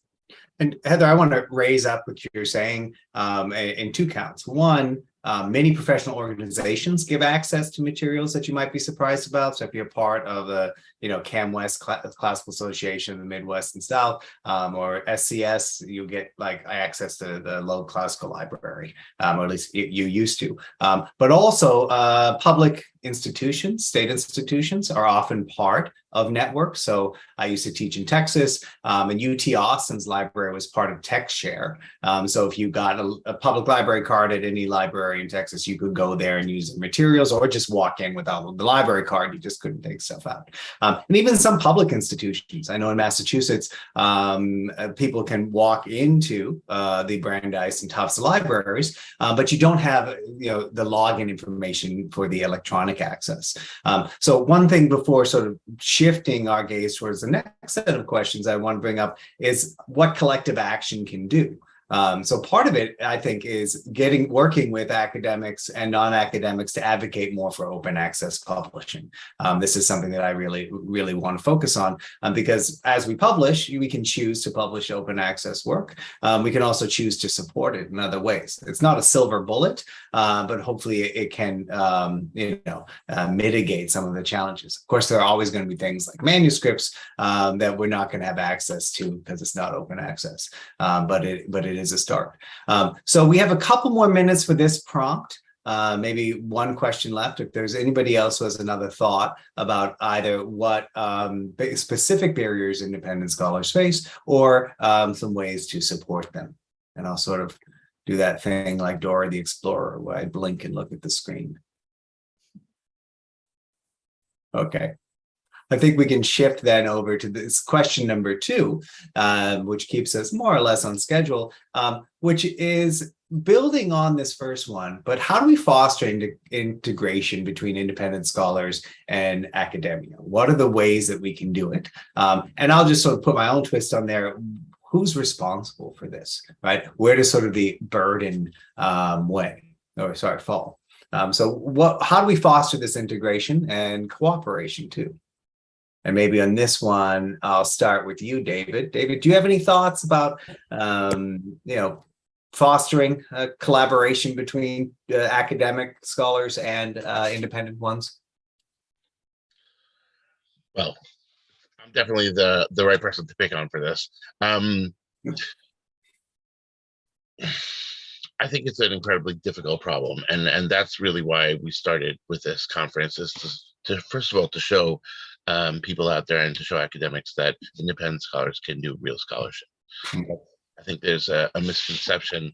I think there's a whole set of attitudes that are really the largest base of the problem, that people within academia, which means, from my perspective, is people who hold jobs and positions and students, collectively build up this attitude that people who are not within academia don't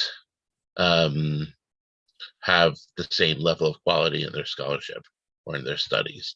And that's just patently false. Obviously, it's difficult to do high quality scholarship when you have other time commitments. But that's also true within academia. Everybody has other time commitments to many different things, that they don't spend all of their time, 60 hours a week or 40 hours a week, on their scholarly pursuits. That's just not true. They're teaching and they're doing lots of other administrative tasks along the way.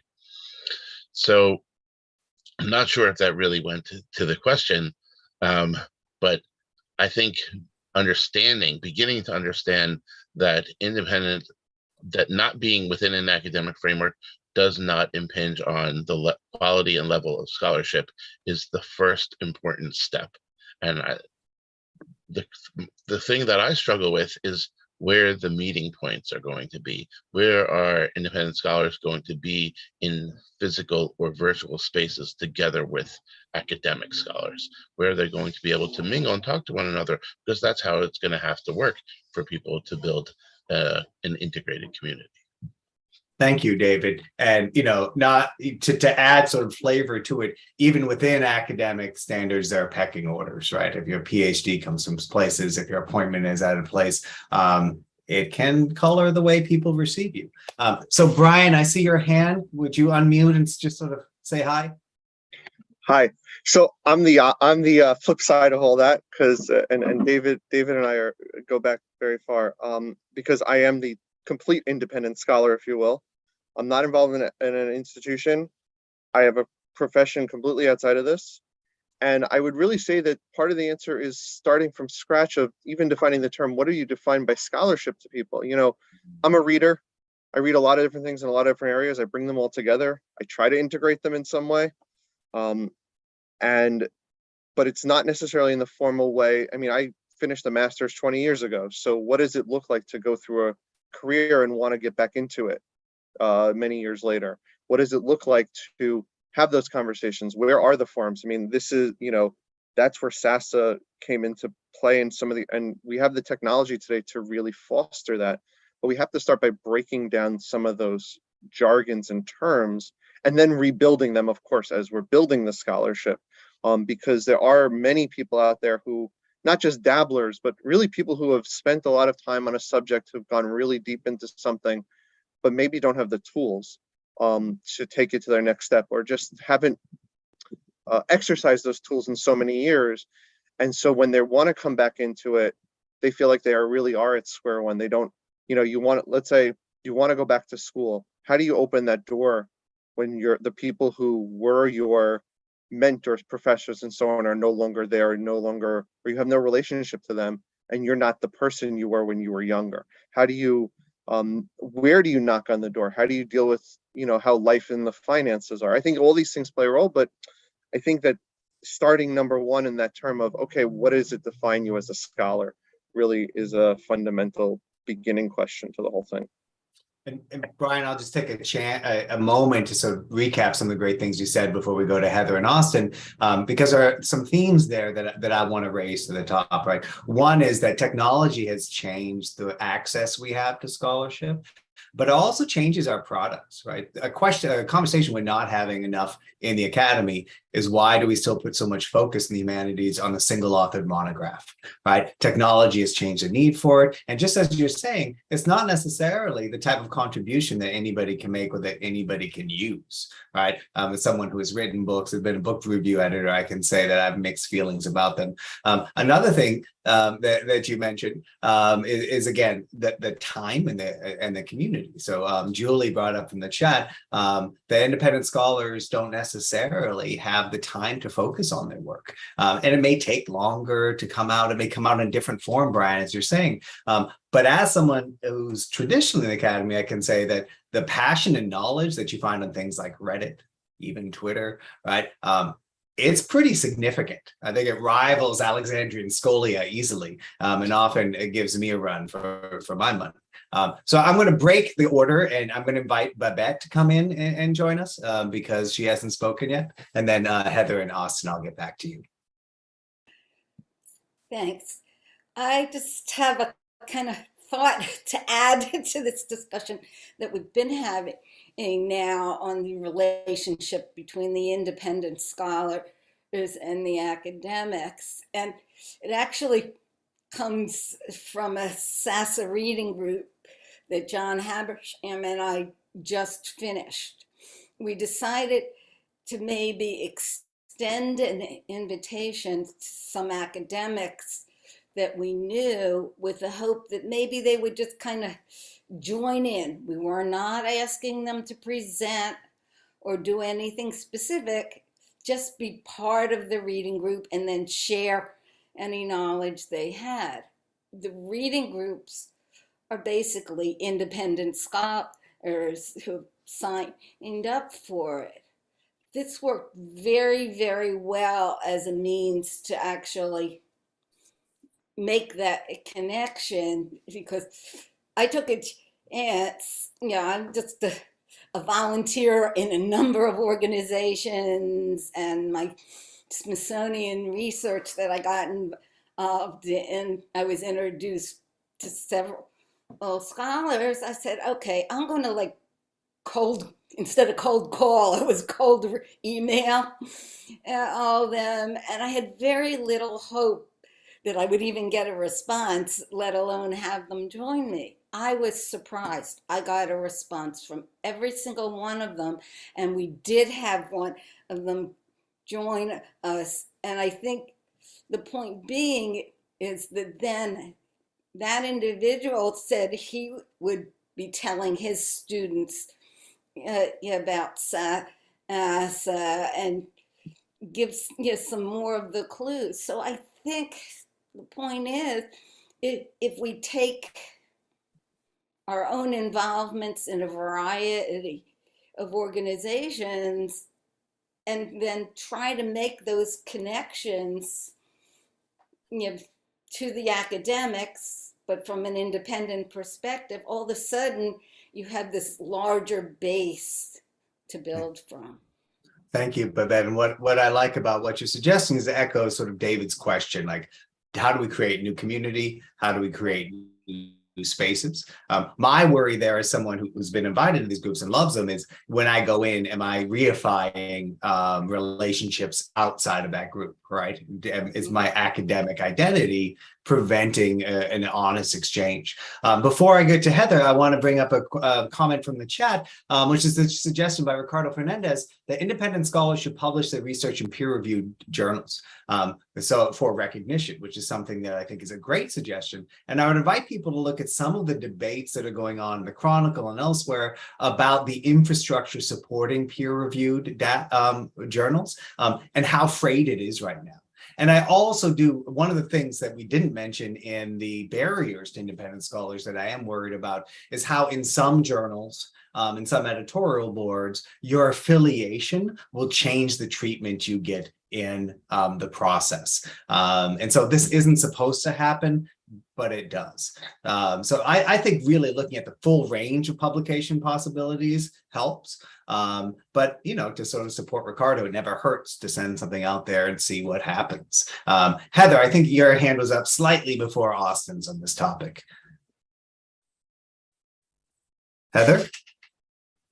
You're muted. Do you want to chime in? Yes, I Okay. do.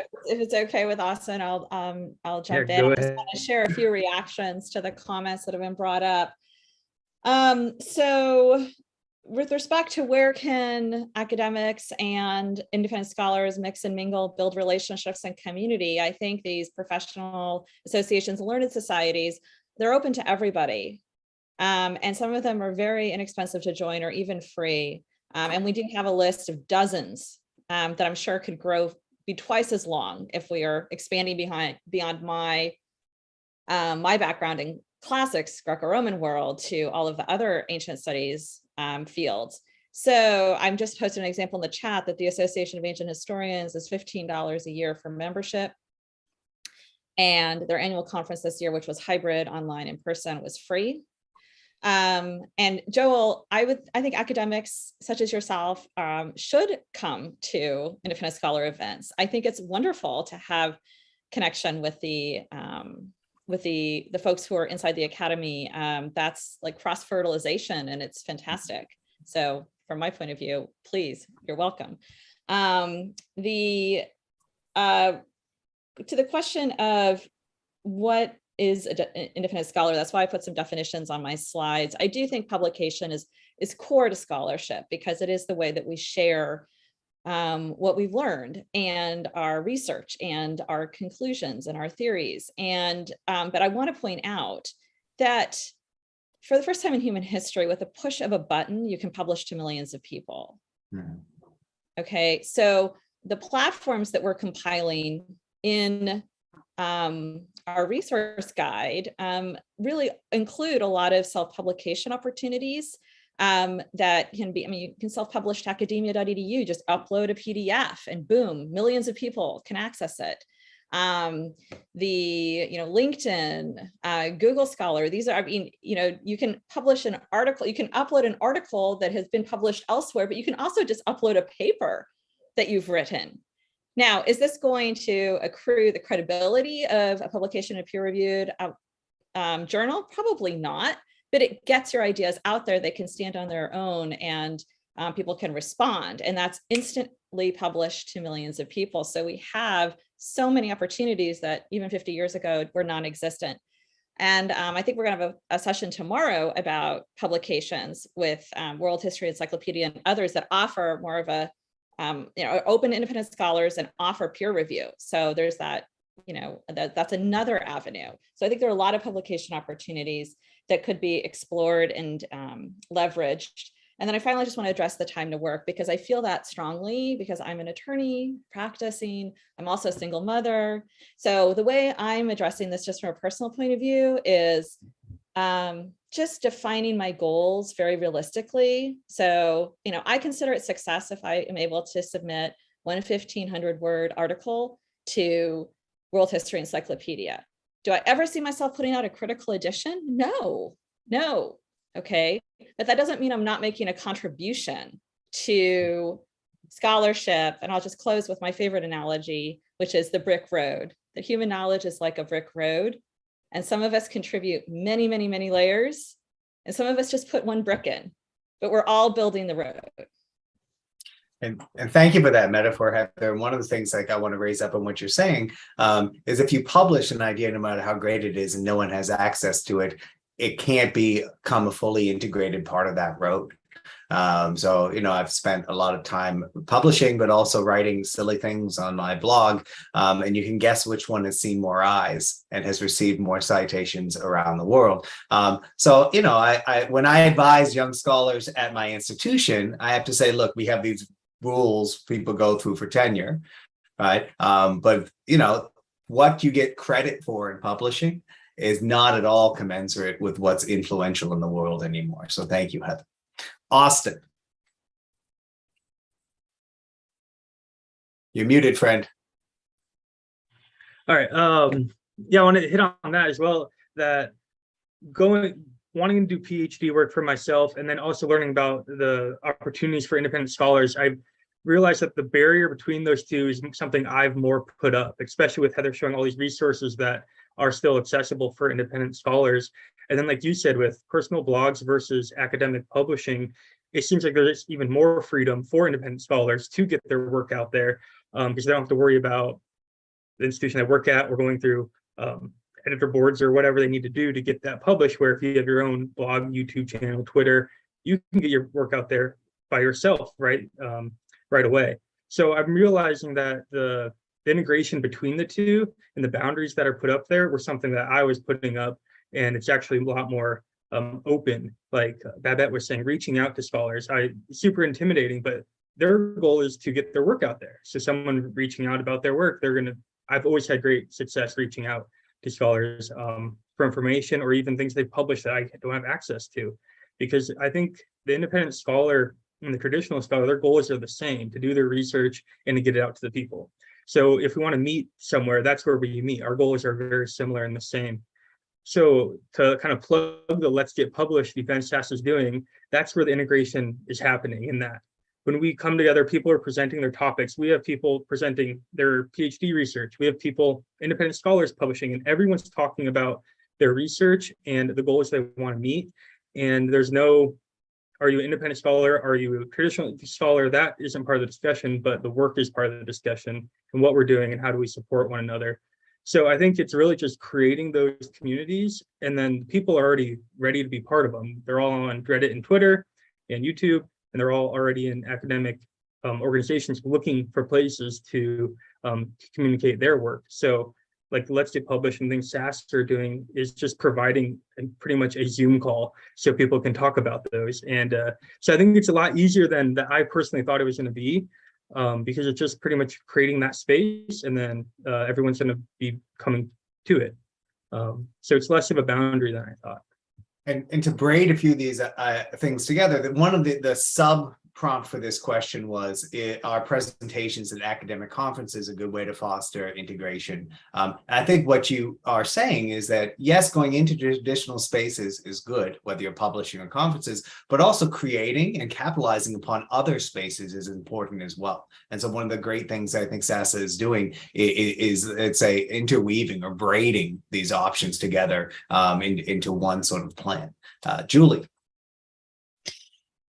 Yeah, I wanted to pick up on this thread of non-traditional publication, which for me as an independent scholar has kind of been the backbone of where I sit.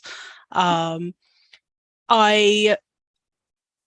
don't know if I'll ever be back in formal academia again, but I'm still within the community because of my presence, where if any of you knew me from before I joined SASA, you probably knew me from my Twitter account at Brododactylos. And there's a great community of online scholars just on academic Twitter alone has been an amazing resource. But then you also have, like Austin was saying, like I have a YouTube channel. I have a 40-minute video on the lies that we teach about ancient Sparta. You know, we have ways to continue to get work out to people that are not the traditional publishing avenues that are so heavily gatekept. And while I don't think that an article of mine would necessarily be considered for a traditional publication because I am an independent scholar without my PhD. I do have an article published by Alex Vanderwall on his blog about Archaeo gaming, right? So SASA is a great focal point in bringing those kinds of resources together, and I would love to see more of traditional academia extending its hand to us. That's really what I want. Thank you, Julie. And I want to say that your Twitter handle has always been one of my favorite. It's Protodactylos. It's deep. So no, and you bring up some great suggestions. It's there. Aeolic. Right. And one thing to bring in, I mean, the scholarship that some of you, most of you probably know, is related to this ancient Greek word skole, which means leisure, right? And it used to be conceived like something that a leisure class would engage in. And when we talk about traditional academia, one of the things that I want to emphasize is that these traditions aren't that old, especially when we're talking about ancient studies, which is 10 to 20 times older than the very traditions and conventions so many of us hold dear. So David, one more before we go to question 3. Yeah, I just want to say that SASA and I have been working on reaching out to the different academic professional organizations. And one thing that I've worked on together with the executive directors of the Society for Biblical Literature and the director of the Society for Classical Studies is starting to create a coalition. We call it the Coalition of Ancient Studies Organizations, because there are people out there like you, Joel, who recognize that there does need to be change and there does need to be more integration. And by bringing together these organizations over time and developing the communication between them and collaboration, I think we are going to be able to start moving them towards accepting and being more open to independent scholars and starting to work towards integrating them. So I just wanted to say that this is, I think a lot of what people have been saying is that we should be working from the independent scholarship side towards the academic side, but I totally think that we have to work from both sides towards the center. And I think there is a recognition among many academics that this is the appropriate time to start doing that. It's just it's a enormous shift in cultural mores, ways that people are used to doing things, and that's going to take a long time to shift. But part of how that actually does happen is that as students grow and become scholars and potentially become academics, they who are exposed to this type of thinking, they are the ones who are going to be carrying that forward into the future and making a more integrated scholarly community. Thanks. Thank you, David. I think when we're living with things we were raised with, we forget how quickly things can change. And so when it comes to our professional organizations, are they cartels? Are they guardians of knowledge? Or should they be engaging in advocacy and outreach? And those of you who've been involved with professional organizations over the past two decades can recognize those different themes in their various behaviors as they struggle to figure out who they are. So question 3, before we move towards some call to actions, if we have them, is how do we reach and engage more independent scholars to connect with SASA? David has really mentioned some sort of higher level work there, structural work, engaging with the professional organizations. But what are ideas we have for bringing more people into the collective? Because from my perspective, at least, the more people involved, the more human resources we'll have, the more ideas we'll have, and the further the reach of this organization will go. So I just said too much, right? But what are some ideas for reaching out and sort of expanding the size of this tent? And I think this time I'll pick on Austin. Austin, do you want to get us started out with some ideas? Yeah, that's good. I think, like Julie was mentioning, all her YouTube channels, her Twitter accounts. I would say, SASA in general, reach out to people already doing the work, having those YouTube channels. And we have Port Ancient, we have partners with those type of people doing those. But I think for independent scholars, organization like SASA coming to independent scholars saying, we are interested in what you're doing. Because independent scholars already feel probably like they're doing the work for themselves or by themselves. So having some sort of organization coming to them and asking them to be part of what we're doing would be something that infant scholars would probably appreciate and like. So again, to plug the Let's Get Published events, a time for independent scholars to present their work to a community and talk about their work would be able to connect more with SASA. All right. Thank you. If you guys have specific things you've seen or opportunities to engage that have been missed, what are some of those? So David, I see your hand. I wonder if there might be a way to engage ancient studies departments, because from our point of view, they're the people who hold the keys to their alumni who are no longer within a scholarly community. And I don't know what would be an effective way of getting them interested in trying to reach out to their alumni towards connecting with us. That's a good suggestion. I think one of them, so from my perspective as a former department chair, we're given very few resources from our institutions and asked to do too much. So I think there just may be exhaustion there. But I think that's a great place to start, David. Julie, what are your ideas? So I think in terms of getting departments involved, the easiest thing to do is to email department administrators. Don't reach out to the professors. They're busy and they're not going to look. But the admins, if you send them an email, it says, hey, please forward this to all of your undergrads or all of your alums. That's a really easy way to, as long as it's, proper and official looking and sends them to SASA, I think that's a really good way to get the word out there.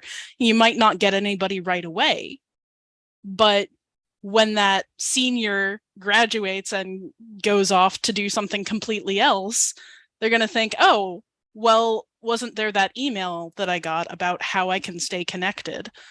I think that's really one of the biggest areas where I see loss is people who, well, they love the work, but they just did that for undergrad, right? So tell them before they leave. That's my thought. I like that a lot. And what I'm hearing here is that there are really two sort of groups to think about. One is sort of people who are passionate about a subject and maybe go to graduate school or maybe don't, but don't get engaged in the idea that they can keep working on the ancient world after their degrees. And then we also have, Julie, and I'm going to direct this to you, I'm going to get you more involved, are scholars who are working and publishing, but are not in academic positions already. They don't need to be convinced that they can do it. They just need to be brought into the fold. So Julie, while I'm waiting for other hands, I'm wondering if you can talk a little bit about sort of the ills and advantages of social media for bringing independent scholars together. Oh gosh. So social media is so complicated and it's so new that we just don't have good work done on how to use it safely. I guess I'll call it. So one of the things that I mentioned that I love is Classics Twitter has basically been my lifesaver. Because when I left academia, it was not under friendly circumstances, and I don't know where I would have ended up in terms of my work. But with knowing the people from Classics Twitter, I've been invited to speak at conferences. I've been pulled into SASA, which I never would have heard of without Classics Twitter. I have been able to go on podcasts and talk about my research. This is a really good place where I enjoy being a classicist, being an ancient historian, being able to say, hey, it's okay to just stay here, to keep up with this. You don't have to, be all one thing or all the other. And that's a really great way also to reach undergraduate students or even high school students who are terminally online, as most of us younger folks tend to be. I say us younger folks, that they're infants compared to me. But,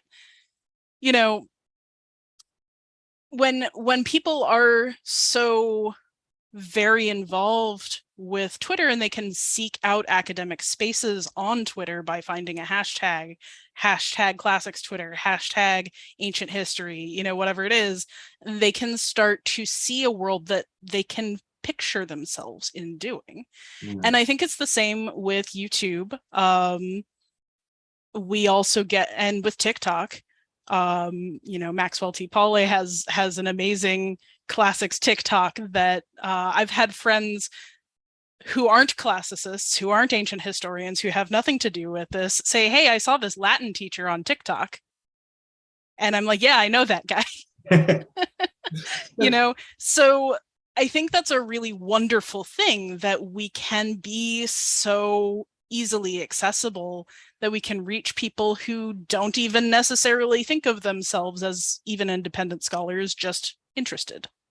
And, you know, to bring up another, like you already mentioned, somebody already mentioned earlier, Liv Alberts, let's talk about Myths, baby. She's great to talk to. She's really built this podcast and its following. And there are several scholars like that who exist across different platforms on social media online. And notice, I don't know if Liv would be comfortable with me saying a scholar, but I think that's what yeah, I agree with you. And I've actually had that conversation with her. She doesn't think of herself as a scholar because she's just interested. She's just asking other people about it. Yeah, she does research. She summarizes it. She repackages it for new forms. That's the type of scholarship, as far as I'm concerned. But, you know, I wanted to use that. So, Julie, your experience and your wonderful Twitter handle as an opportunity to sort of answer one of the questions here for you, or at least give a direction, which is that people have found these new spaces and allowed them and poured their passions into it, right? It's Twitter, it's YouTube, it's the people on Reddit who know more than I ever thought anybody did, right? We have, like, you know, John Zetzi's there on Reddit practically. And these are opportunities, you know, these are people already not taking no for an answer and just making the spaces for them. And I, as you know, a traditional scholar, have entered these spaces, and I usually don't even know what people's affiliations are. And people like, I want to mention Peter Gainsford, I'm forgetting his Twitter sign now, but, you know, I asked him to write a chapter for a book on the Odyssey, because his work is excellent, and I don't care what his affiliation is. So I think part of it is also breaking down the boundaries in both ways, and opening spaces for each other, because we all know the faculty members who think we shouldn't be doing Twitter, but we should be out there. We should be getting our feet a little bit wet. All right. So we are, Kiwi Hellenist. Thank you. He's excellent. And there are so many people like that. I mean, part of my practice is to not check credentials because I just don't care.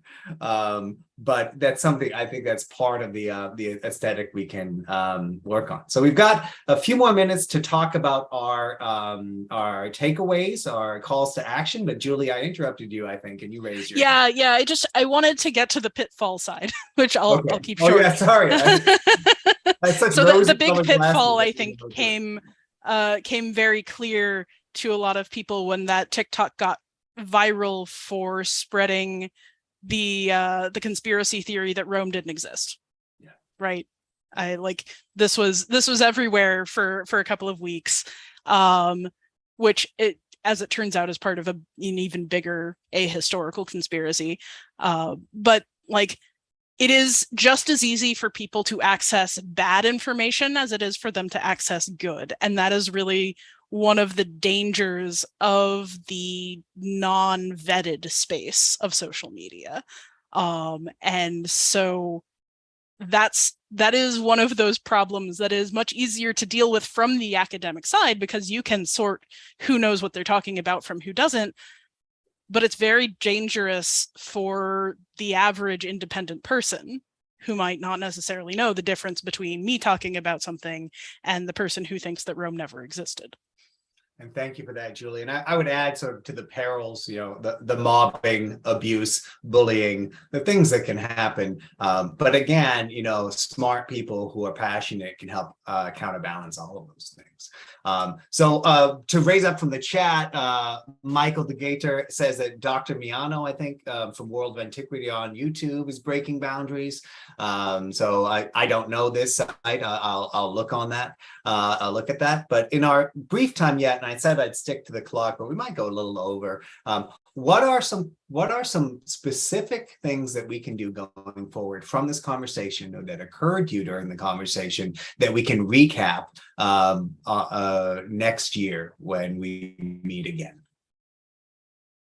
So calls to action, specific things you'd like to do or have someone else look into doing. Anything's game. And let me start with our panelists again while we all think about it. Oh, Teresa, I see your hand. Would you like to make a suggestion? And then we'll hit up Austin. Well, this would be a very out of left field idea, but a tattoo committee. There's tremendous interest, especially on Reddit, on Latin and Greek tattoos, and often they are they can really use guidance and expertise. So if we had a vetted committee that can provide feedback and guidance, that might engage a greater public. That's my idea.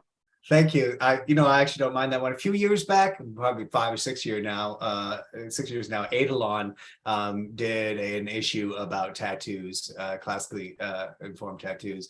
And I can't tell you how many times I've been contacted randomly by members of the public, an expert, to give advice on tattoos. So that's a great one. Austin, what do you have? So I'd say, luckily, you don't have to wait till next year to continue this conversation. We have our monthly meetings, our working group on independent scholar community building team. So I put it in the chat. You could sign up for a meeting for the end of this month or at the last Sunday of the month. And just like that, the tattoo committee, those are the types of things we want to talk about, and how can we start doing these projects to expand independent scholars. So you could join those meetings, and that's really when the work takes place, and brainstorm what we need to do as independent scholars to move forward.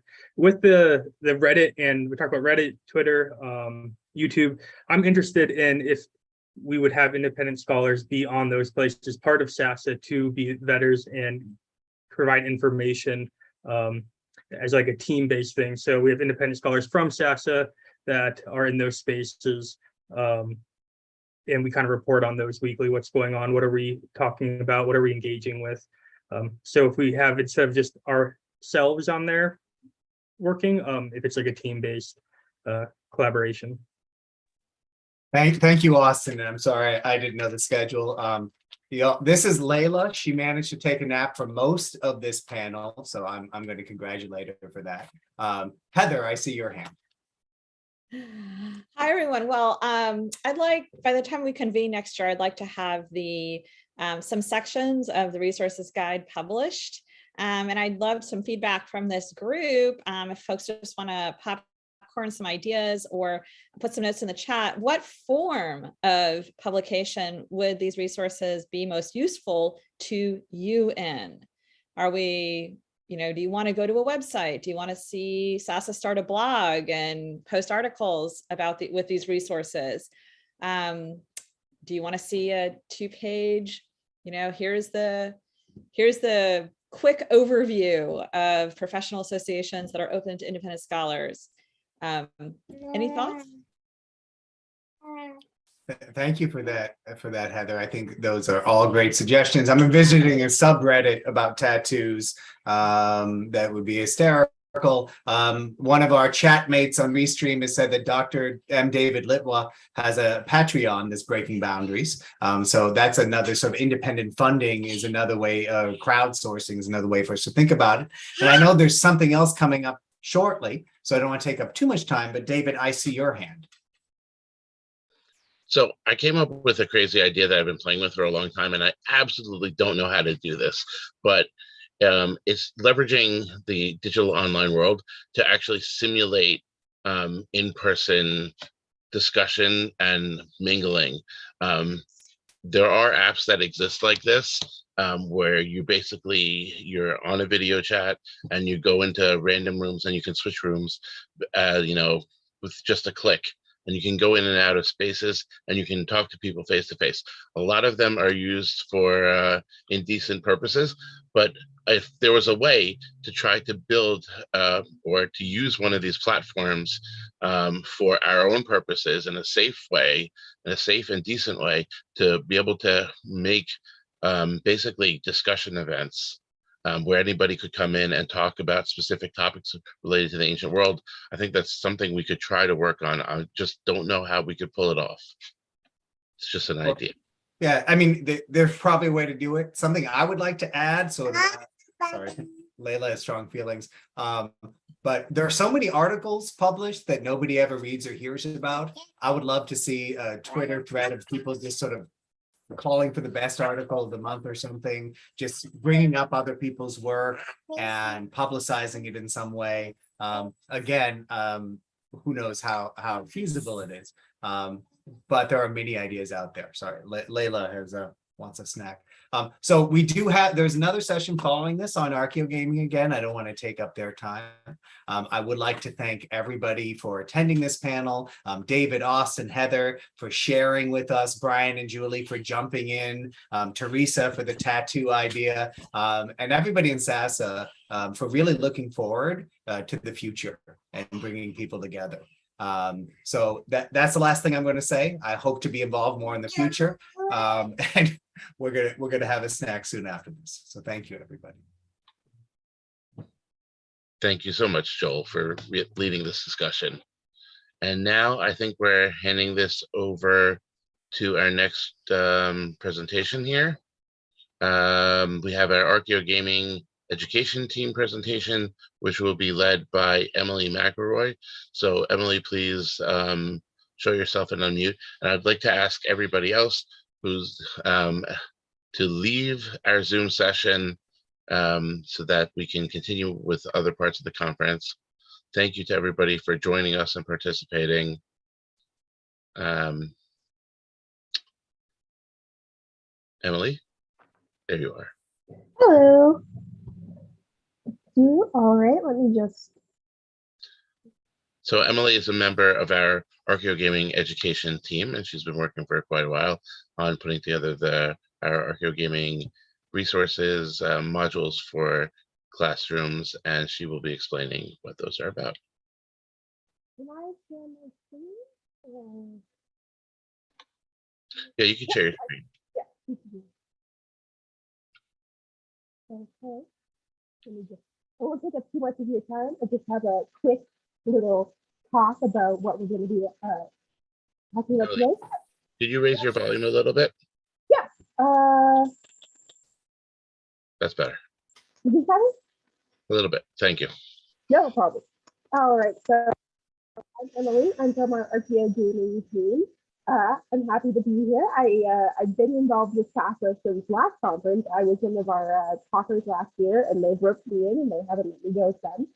So I'm here to give a very brief little chat about what we are doing with our Archaeo Gaming education team. So the main thing we're doing right now with is we're really focusing on our Archaeo Gaming modules. And I hear you wondering, what are the Archaeo Gaming modules? And you might even be wondering, what is Archaeo Gaming in itself? So Archaeo Gaming is a new field that integrates the methods of archaeological discovery in the environment of video games, using interactive and collaborative play to teach and learn about the past. And we've been using these to create our Archaeo Gaming modules. And our Archaeo Gaming modules are little packets of information with a video that we've been making as the Archaeo Gaming team to give out to different education groups. We've been mainly working towards I've been getting information and creating stuff for middle schoolers, 6 through 8, but we're hoping to eventually move on to doing more with stuff with elementary and more with older groups. So each Archaeo Gaming module is focused on one topic. currently, we have 4 Archaeo gaming modules out right now, and they are dealing with topics such as ancient Ireland, the Roman roads and Roman Empire building, Greek pottery, and ancient Mesopotamia and ancient Egypt city building. So each of these modules are created with scholars that have volunteered to help us with the thing with the modules. Each one is created with feedback from scholars by us at the Archaeo Gaming team. There's a couple of us who are working on it. I've just been the one voluntold to come today. Little joke. And these topics are each illustrated through video games. So why are these Archaeo Gaming modules so important? Well, I think that they are important for a number of reasons. Each one of them is going out to a number of people, and they're going out for a number of different reasons. Each teacher has their own way in mind when they're looking at these. But these are the reasons I think they are personally so important, the reason I feel so passionate about this. Because more and more, as we were talking about in just in our previous session, people are learning about classical studies through the online world, and they're coming in different ways. When I was in undergrad, a lot of the gateway drug for classical studies was, among people my age, was Disney and Hercules. And then with the people who were just a couple of years younger than me, the thing that got them interested in classical studies was Percy Jackson. And more we're seeing as more and more scholars are coming into the field, the thing that got them interested was video games. And going into schools with these Archaeo gaming modules using video games is so important for early outreach, because as we're finding, as we're getting feedback from teachers are telling us that they didn't realize how important video games were to these early developing outreach kind of thoughts. Unfortunately, video games have a bad reputation as a time waster, and oftentimes teachers felt reluctant to use these kinds of video games, Archaeo gaming things in the classroom for fear of becoming across as time wasting. With these Archaeo gaming modules, we're able to take video games into the classroom in a way that's both fun and educational. So these modules are coming in and they are creating dynamic content that kids are able to interact with in person, and they are able to handle in the classroom. Well, oftentimes the games that we're using maybe aren't always completely appropriate for kids outside of the classroom. The main example in that case is oftentimes the main game we use is Assassin's Creed for wandering around areas and showing off different locations. While they may not be appropriate in full for children around 6th to 8th grade, they do oftentimes have modes of the game that can be used purely for scholarly content, and that's often what we use to create the game. So using it to create the modules. So the dynamic content is helping to not only get kids interested, but they are able to lift burdens on teachers, both in the US and abroad. The thing that really surprised us when we started making these modules, and after the first one went out, was how many people, not only from the United States, but beyond the classroom, beyond the United States, were using these modules. I was handling feedback from people all the way from Greece, from Italy, from Scandinavia, and we are able to perform outreach that is going into a whole new generation of scholars, not just here in the US, but abroad. We're impacting, these modules are having an impact on a whole generation of scholars well beyond what we were imagining. The first batch of Archaeo gaming modules was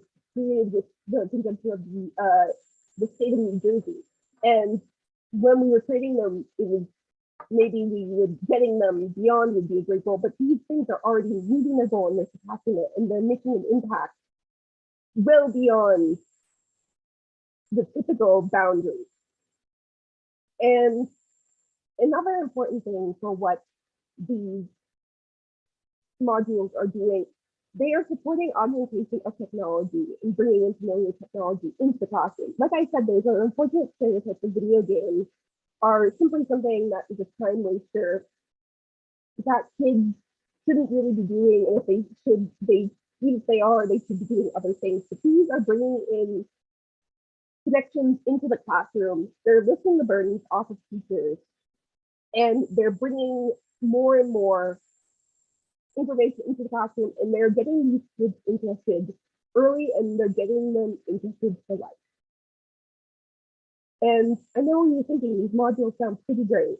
So where can we find them? You can find them here at the download link for the Archaeo Getting modules. And if you're interested in working on these modules, please reach out to Brevik at saveancientstudies.org. We're working on a bunch of new exciting things. In the future, we could be, we are finishing up a module on the Viking diaspora, which I'm really excited about. We've been doing a lot of work for, and we've have a really great scholar who's already involved in live streaming and integration of technology in new ways that aren't typical academia, but are bringing in new scholars, new independent scholars in ways that haven't been done before. So he's pretty great. I'm big plug for him. But we are hoping to have more and more modules coming out over time. We just need the resources and the scholars. So that if you're possibly interested, please come and talk to us. We're more than happy to try and figure something out. And that's what I've got.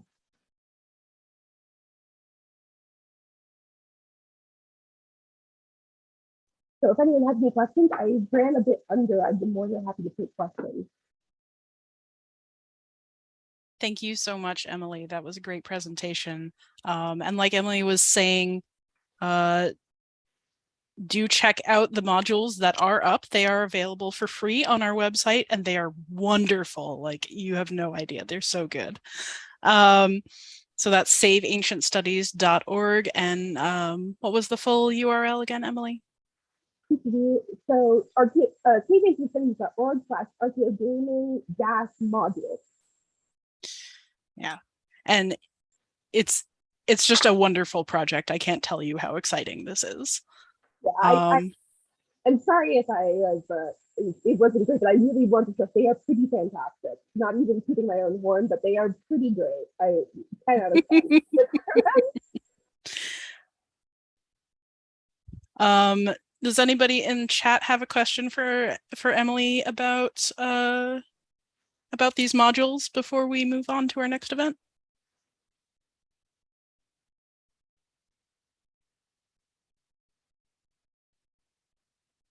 Okay, looks like we got through the biggest part. Thank you again, Emily. That was great. I'll see you around later.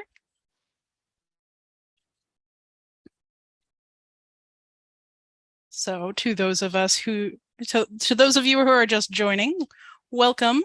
We are about to start our special session, our keynote number 2, Dr. Sarah Allen, When Sky Heaven Was Not Moved, Redefining Kingship in the Warring States Period 475 to 222 BCE in China.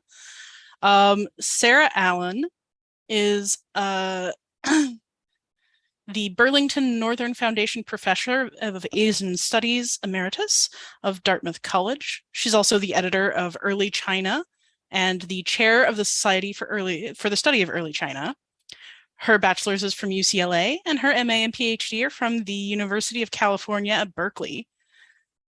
Dr. Allen specializes in the study of ancient China before about 100 BCE, especially in the history of thought. She generally uses a multidisciplinary approach that combines received Chinese texts, material culture from archaeological excavations, and unearthed inscriptions from manuscripts. Her most recent book is Buried Ideas, Legends of Abdication and Ideal Government in Early Chinese Bamboo Slip Manuscripts. Her other single-author books include The Heir and the Sage, Dynastic Legend in Early China, The Shape of the Turtle, Myth, Art, and Cosmos in Early China, and The Way of Water and Sprouts of Virtue. These books have all been published with Chinese translation in the series Collected Works of Sarah Allen. She's currently working on a book on Chinese art in the early Bronze Age. So without further ado, please welcome Dr. Sarah Allen.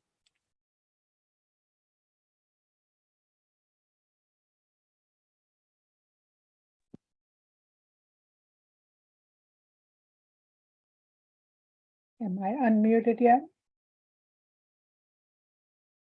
I guess so. Please let me know if there's any difficulty in hearing me. And whether my screen is being shared.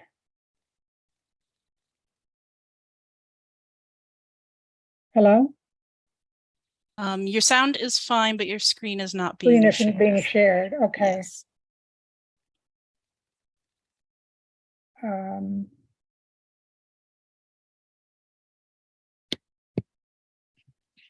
Is it shared now?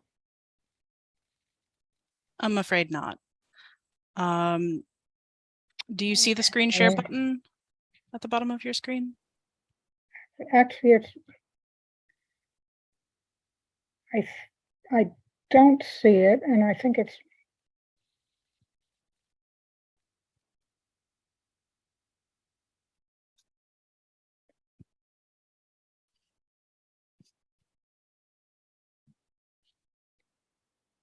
let's see if this works.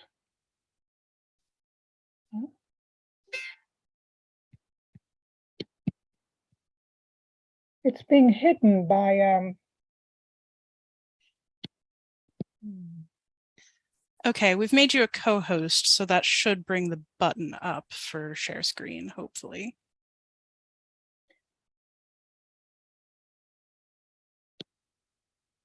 Apologies for the technical difficulties. Yeah, it's me who should apologize, I think. There's a chance it's underneath a panel at the bottom. Is there a more button, perhaps?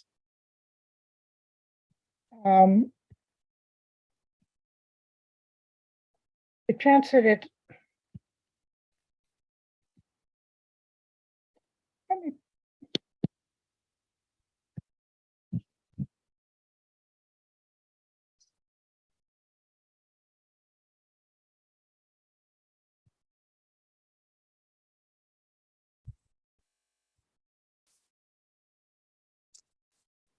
I'm upload. It says it's sorry about this.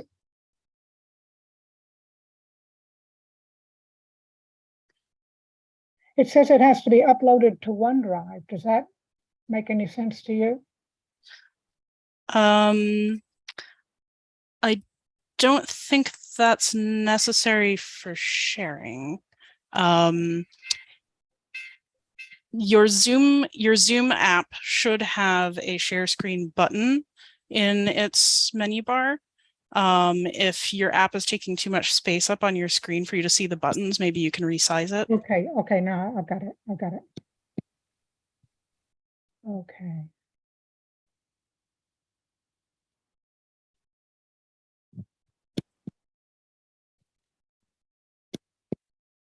Wonderful. Okay. Okay. Alrighty then. Okay. Now, so my topic is first of all, let me say how delighted I am to be part of this.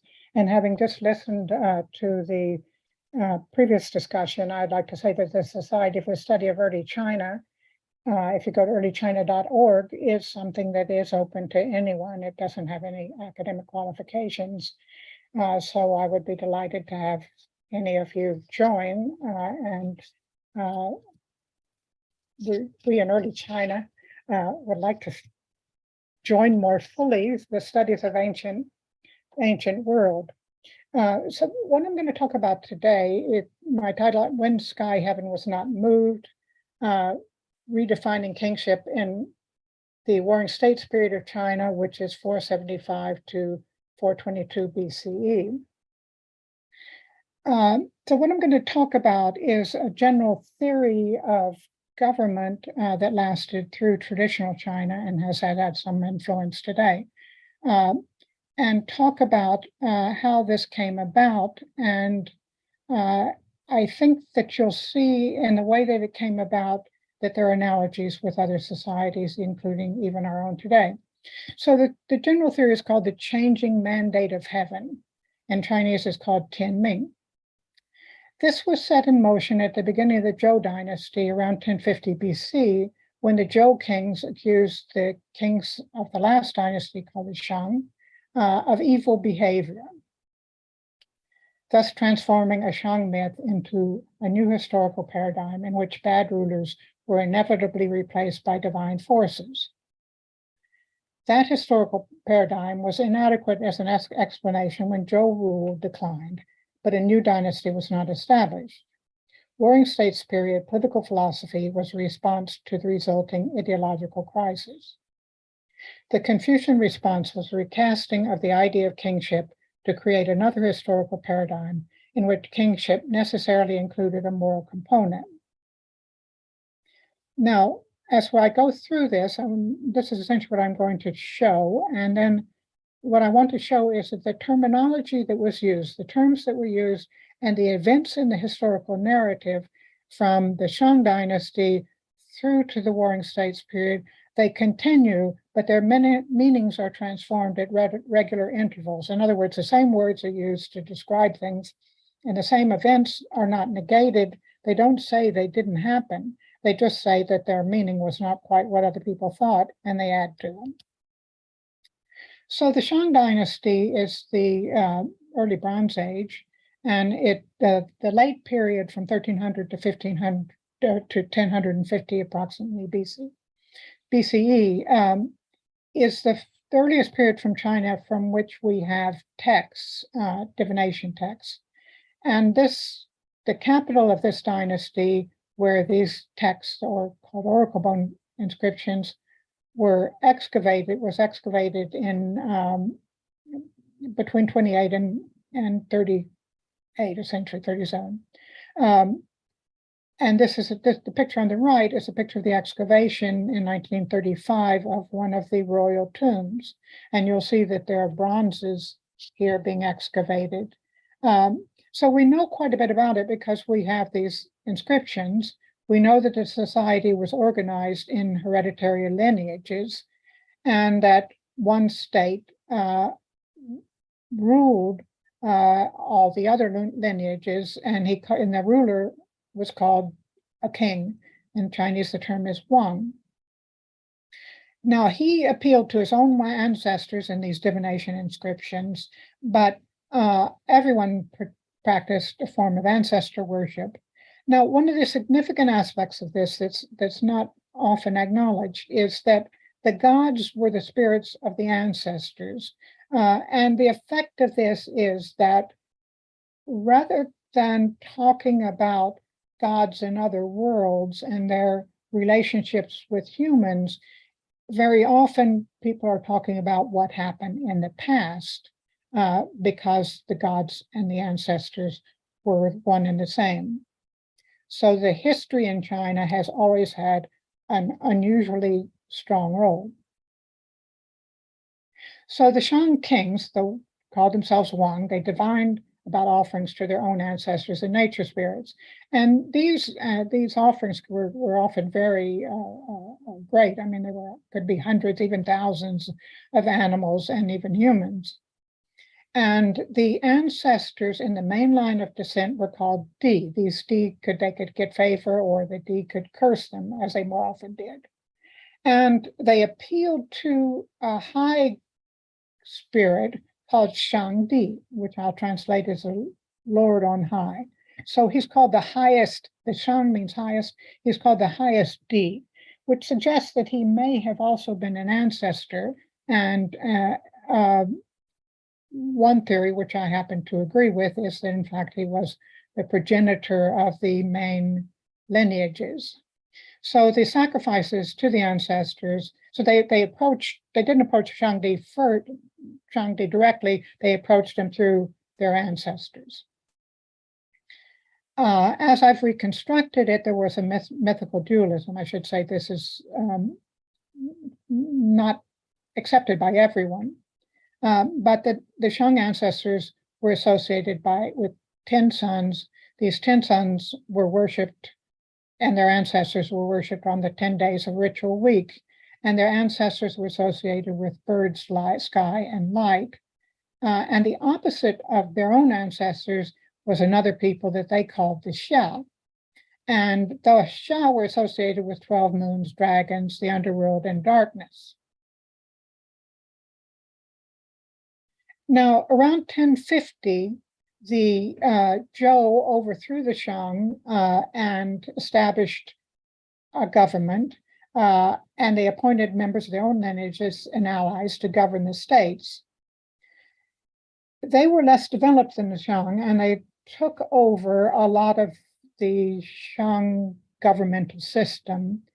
They called themselves Wang, used the same title, and they appointed rulers of states, which were called Hou.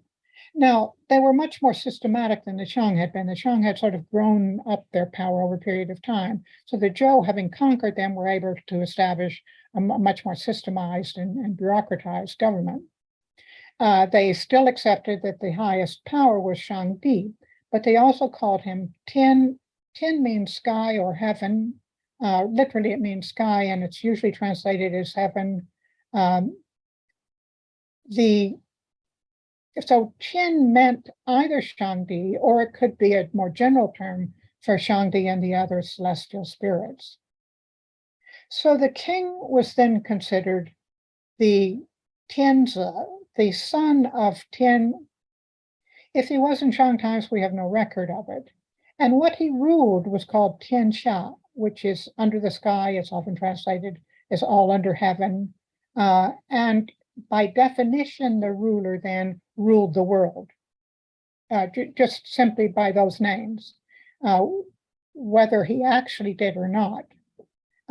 In a moral sense, he was considered to be the ruler of the entire world, who was answerable to Shangdi.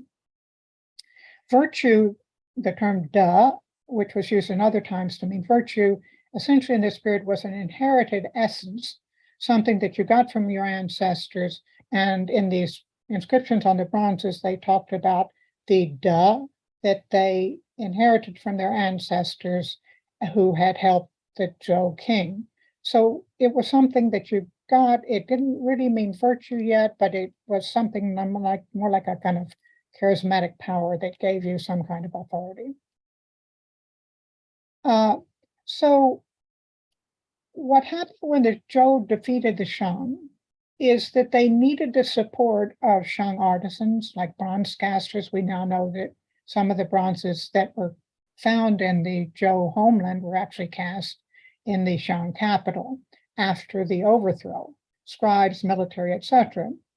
And the reason we know this is that they're transmitted texts, some of which probably date to soon after the overthrow, and also these bronzes often have inscriptions.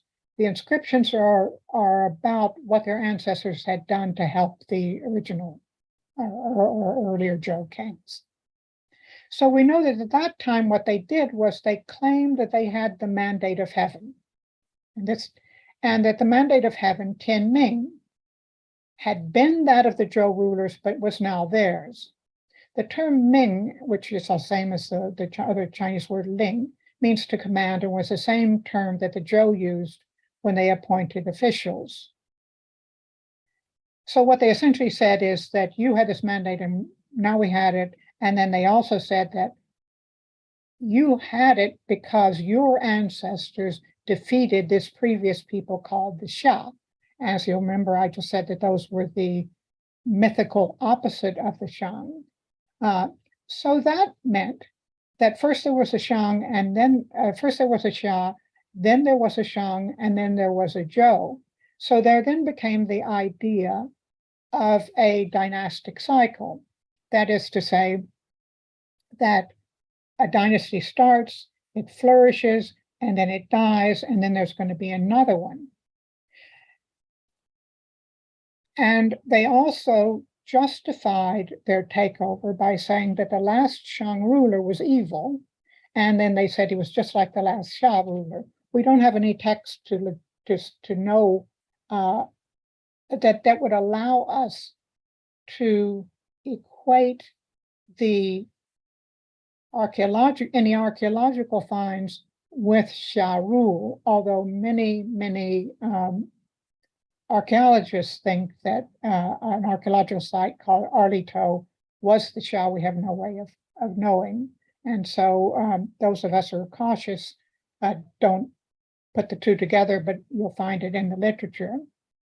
Now, the result of this, what was really a political expediency when they were trying to get the aid of the Shang artisans and other people that could help them, was that they inserted a moral qualification into the idea of political legitimacy.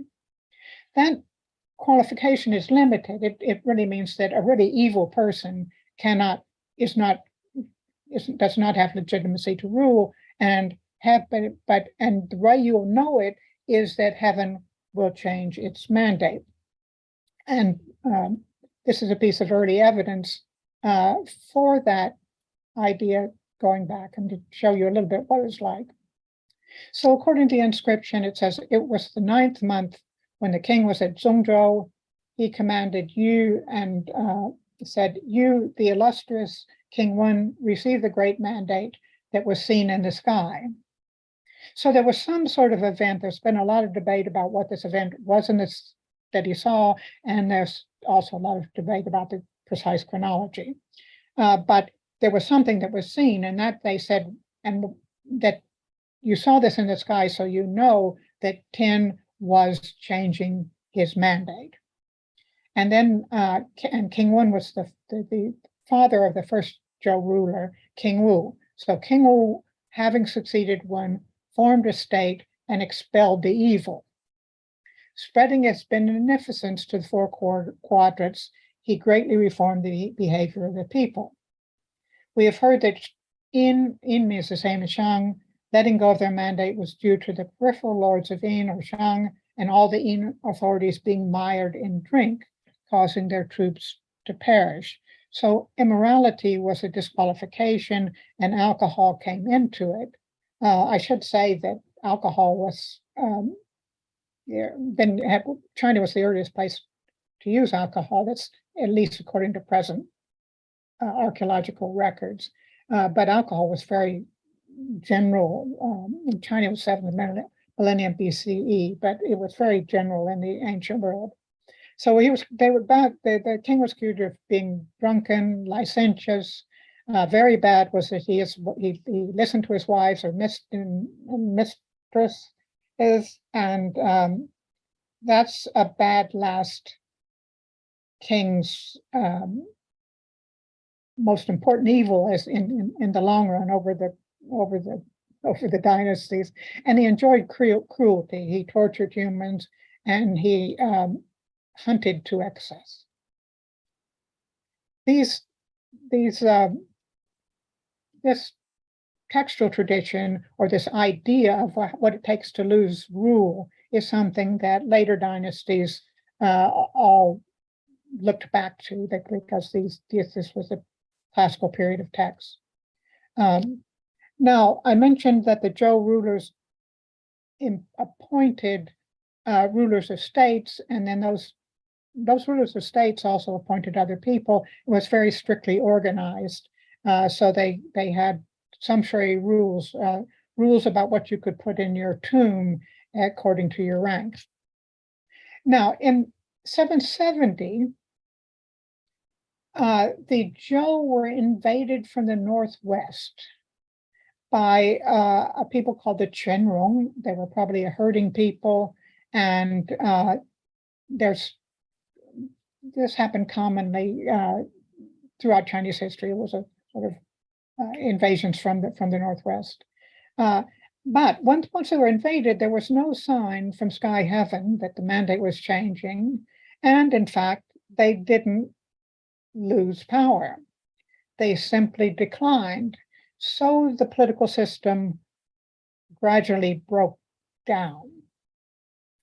At the same time, there was a change in religious beliefs. So those sumptuary rules for burial that I was just mentioning, they no longer functioned. And people began to put markers of personal identity or wealth rather than those of lineage status in the tombs. So this structure that you'd had from 1300 to BCE, then replaced by a more systematic but similar structure, is collapsing.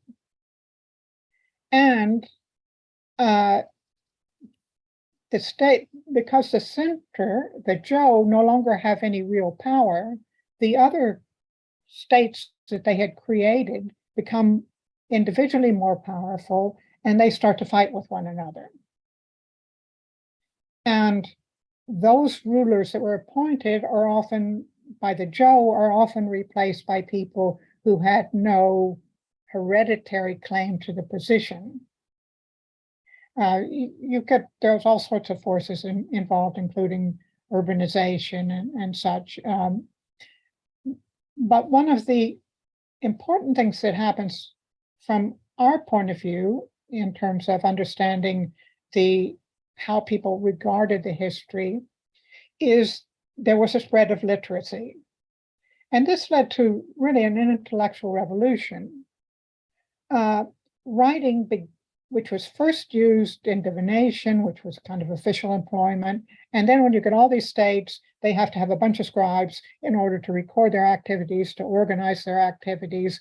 But people start writing on their own, just for their own amusement and just to express ideas.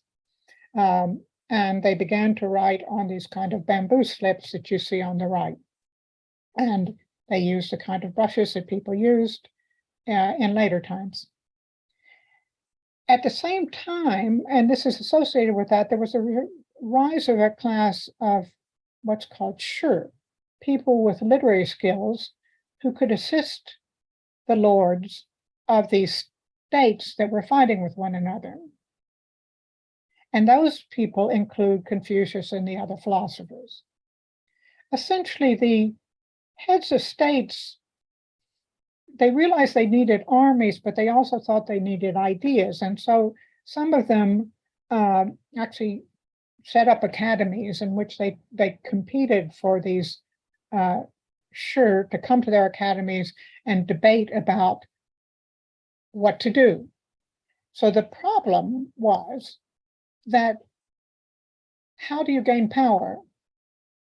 The states are fighting one another, and rather than, the original idea was that you had one king and one lineage, and when that lineage played itself out and you had such a bad king, then somebody would come up and they would overthrow them. And the mandate of heaven would be moved to this new person.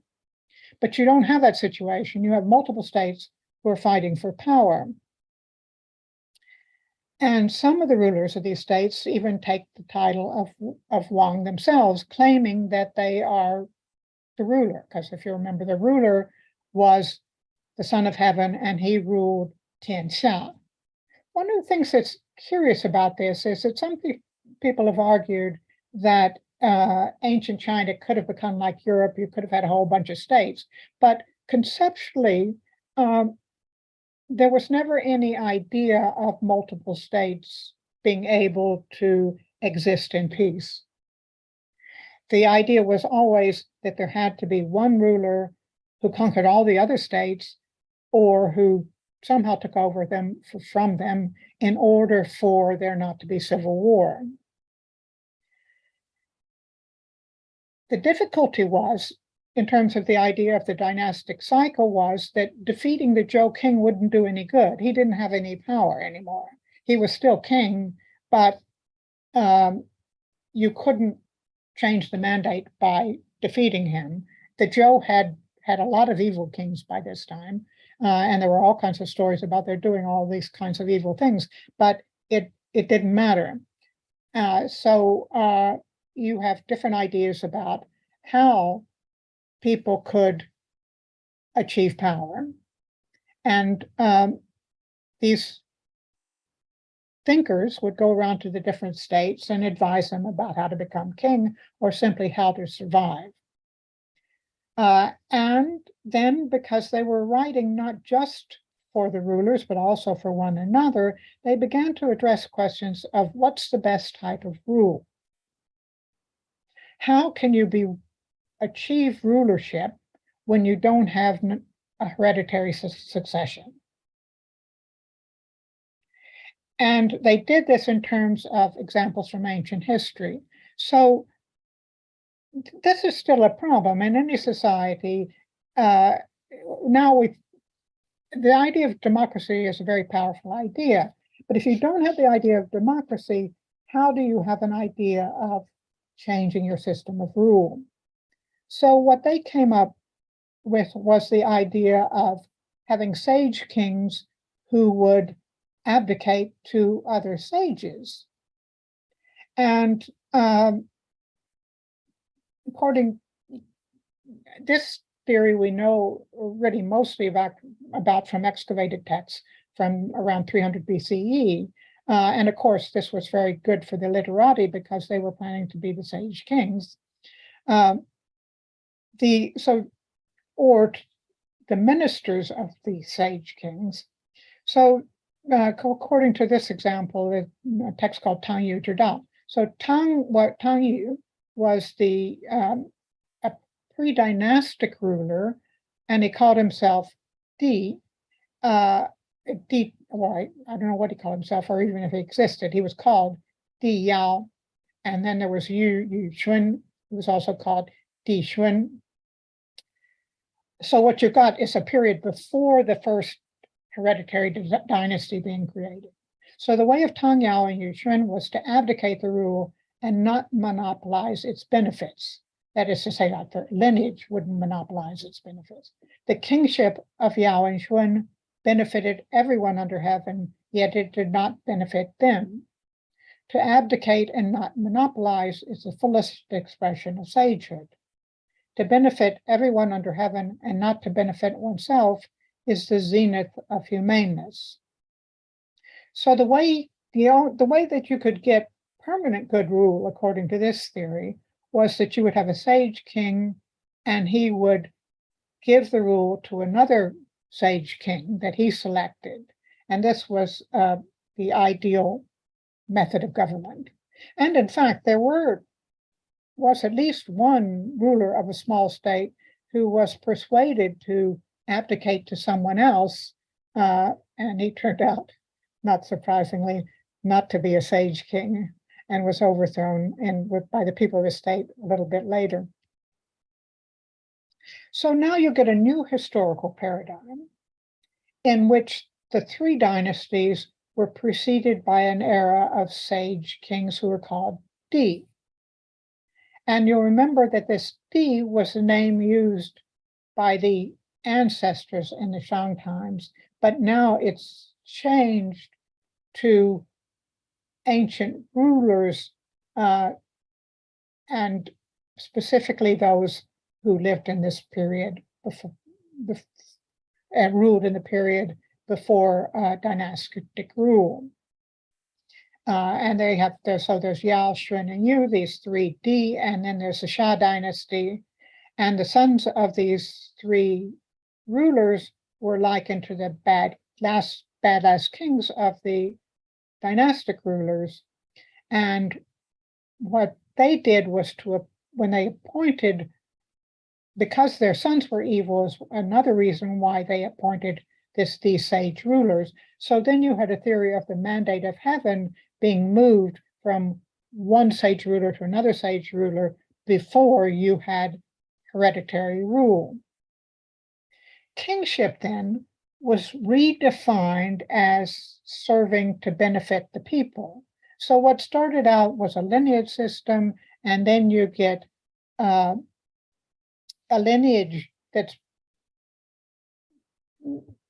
replaced the previous lineage because of evil behavior, but now you get an idea of government and a king being required to actively benefit his people, not just his own lineage. Now, Confucius and his disciples are the result of this period of thought. It's called the Golden Age of Chinese philosophy, but it was almost like a kind of renaissance in which the ancient myths, which were because you have a system of spirits being ancestors, so the history was a way that everything was being talked about, and so they co-opt this and they make it into an ethical system, starting with Confucius and his main disciple called Mencius, who lived in the 4th century BCE, was the person who really established the political philosophy that is associated with Confucianism. And according to this, dynastic rule is based upon an idea of a changing mandate of heaven, Tian Ming. The evil ruler is replaced by a good king, Wang, who was called Tianzi. History begins with the pre-dynastic rulers, Yao and Shun, who then abdicated to sage successors, and they were called Di. Da, which in the Zhou times was a quality that was inherited within a lineage, but could be cultivated. So it was cultivated probably originally by your sacrifices and by your loyalty to the king. It's redefined as virtue. It becomes something that everyone has to a certain extent. Some people may have more capacity for it than other people, but anyone can cultivate it. And anyone, in theory, can become a Di, like Yao and Shun, if they sufficiently cultivated their Da. And the way that you knew whether they sufficiently cultivated their Da was by the reaction of the people with whom they lived. So, for example, Shun's father was also evil, and he went and lived with various people, and wherever he went, the people were transformed by his goodness. So the idea in this is that the ruler can, by his personal Da, transform the people that he rules. So Shun went and farmed with people, and they no longer fought over the boundaries of their fields. He went to and he fished with people, and then the fishermen used the right kinds of nets. All of these stories about his goodness and his transformative power. With Confucianism, this Da then is further refined as to say that in terms of humaneness and rightness, as humaneness is the essential quality of being human, and that being human is the ability to be virtuous, and rightness has to do with right behavior. So these are the kinds of terms that compete with ideas that we might associate with justice and a various set of terms that derive from the Greek tradition. Li, ritual, which started out in to mean as an idea to do with sacrifice to the ancestors, is then redefined from worship to any performative act, including those rituals that are associated with ancestor worship. And the reason that you perform them is that they inculcate a sense of right behavior. Now, within this system, then, the idea of kingship is transformed to mean something to have a moral value. So Mencius says, so this is from the Mencius. And it says, King Shun of Qi asked, Tang banished Jie and King Wu smote Zhou. Zhou is the last ruler. So Tang is the first ruler of the Shang dynasty, and he banished the last ruler of the Xia dynasty, and King Wu smote, meaning he actually killed him, Zhou, who was the last ruler of the Shang dynasty. And then he said, did this happen? And so Mencius said, yes, it's in the transmitted records. So the king says then, is it permissible for a minister to assassinate his lord? And Mencius replies, to mutilate humaneness is to be a mutilator. To cripple rightness is to be a crippler.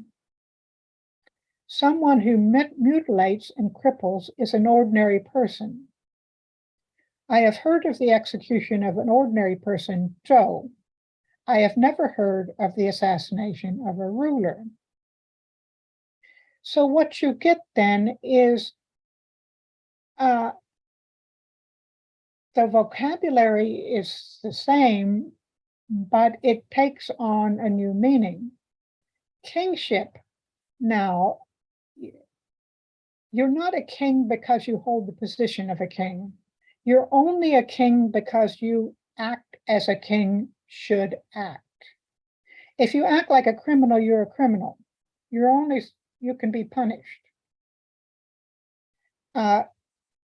You have to act like a king, and then there will be a change of the mandate of heaven, because heaven will recognize the behavior of a true king.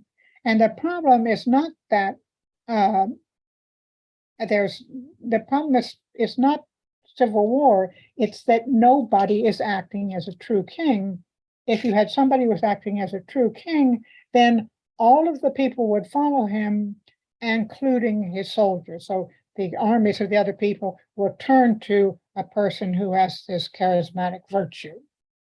So if you become humane and you act as a right person should act, then you will become the new king.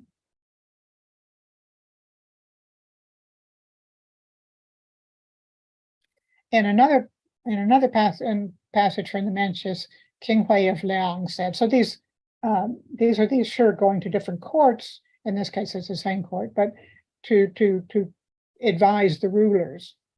And in the case of Mencius, he always gets the best of them. It's hard to believe that he actually said these things, that they let him get by with it. Anyway, he asked for his instruction, and Mencius says, is there a difference between killing a man with a cudgel and killing him with a blade? And the king said, there's no difference. Is there a difference between using the blade and using the administration of government, using government to kill somebody? And the king said, there's no difference. And so Mencius says, your kitchen has fatty meat and your stables have fat horses. The people have the look of hunger, and in the wilds, there are people who have died of starvation. This is leading animals and devouring people. When animals eat each other, people find it repugnant to be father and mother people and to not avoid leading animals and devouring people. How is this being father and mother of the people? So here then we have the king who must act like a king, and being acting like a king means to be father and mother of the people, which means that he has to care for their welfare. If someone is just spending all of the wealth of the state on his own luxuries and letting the people starve, then he's not king and can be overthrown.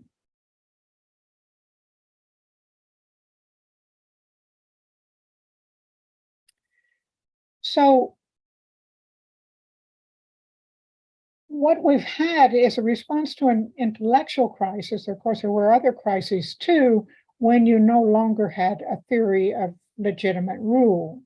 And you get a change of the theory within apparent continuity. So the terms stay the same. Wang as King Di, which was an ancestor. Wang was king, just meaning you had the power, and then it becomes having a legitimate power. Di, which was an ancestor, becomes a name for pre-dynastic rulers who were undoubtedly somebody's ancestors. Shang Di is still the Lord on high and maintains that position. And he's equated with Tian, sky heaven, and then the ruler becomes, by definition, somebody who rules, who is son of sky heaven and rules Tian Xia. So you go from a mythical dualism in the Shang dynasty, in which you had the Shang preceded by their opposites, then you get this idea of a dynastic cycle, and then you get added to that a period of, before that, of sage kings who were true sages and abdicated to the next ruler. So essentially you have a lineage rule, then you have kingship with moral limitations, and then you have kingship defined in moral terms. So one of the points that I wanted to make in terms of this was that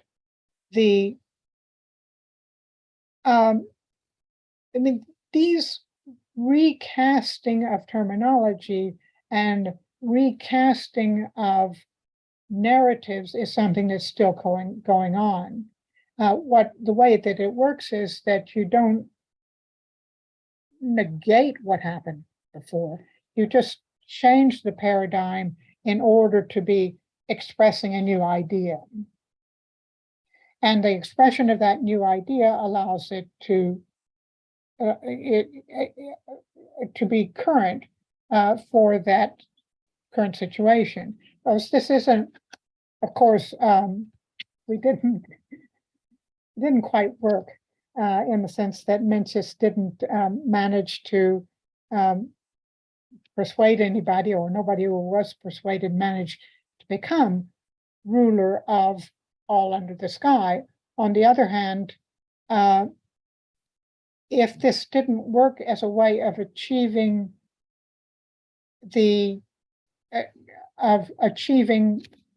domination over the whole state, it became the basis of legitimate rule throughout Chinese history, and meant that hereditary rule was always leavened by an obligation to take care of the people.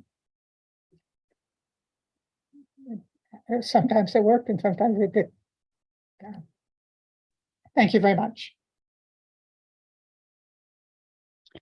Thank you so much, Dr. Allen. That was a really wonderful talk. We do want to give you a few minutes for Q&A. We had those technical difficulties at the start, so sorry that we're running a little bit over. Let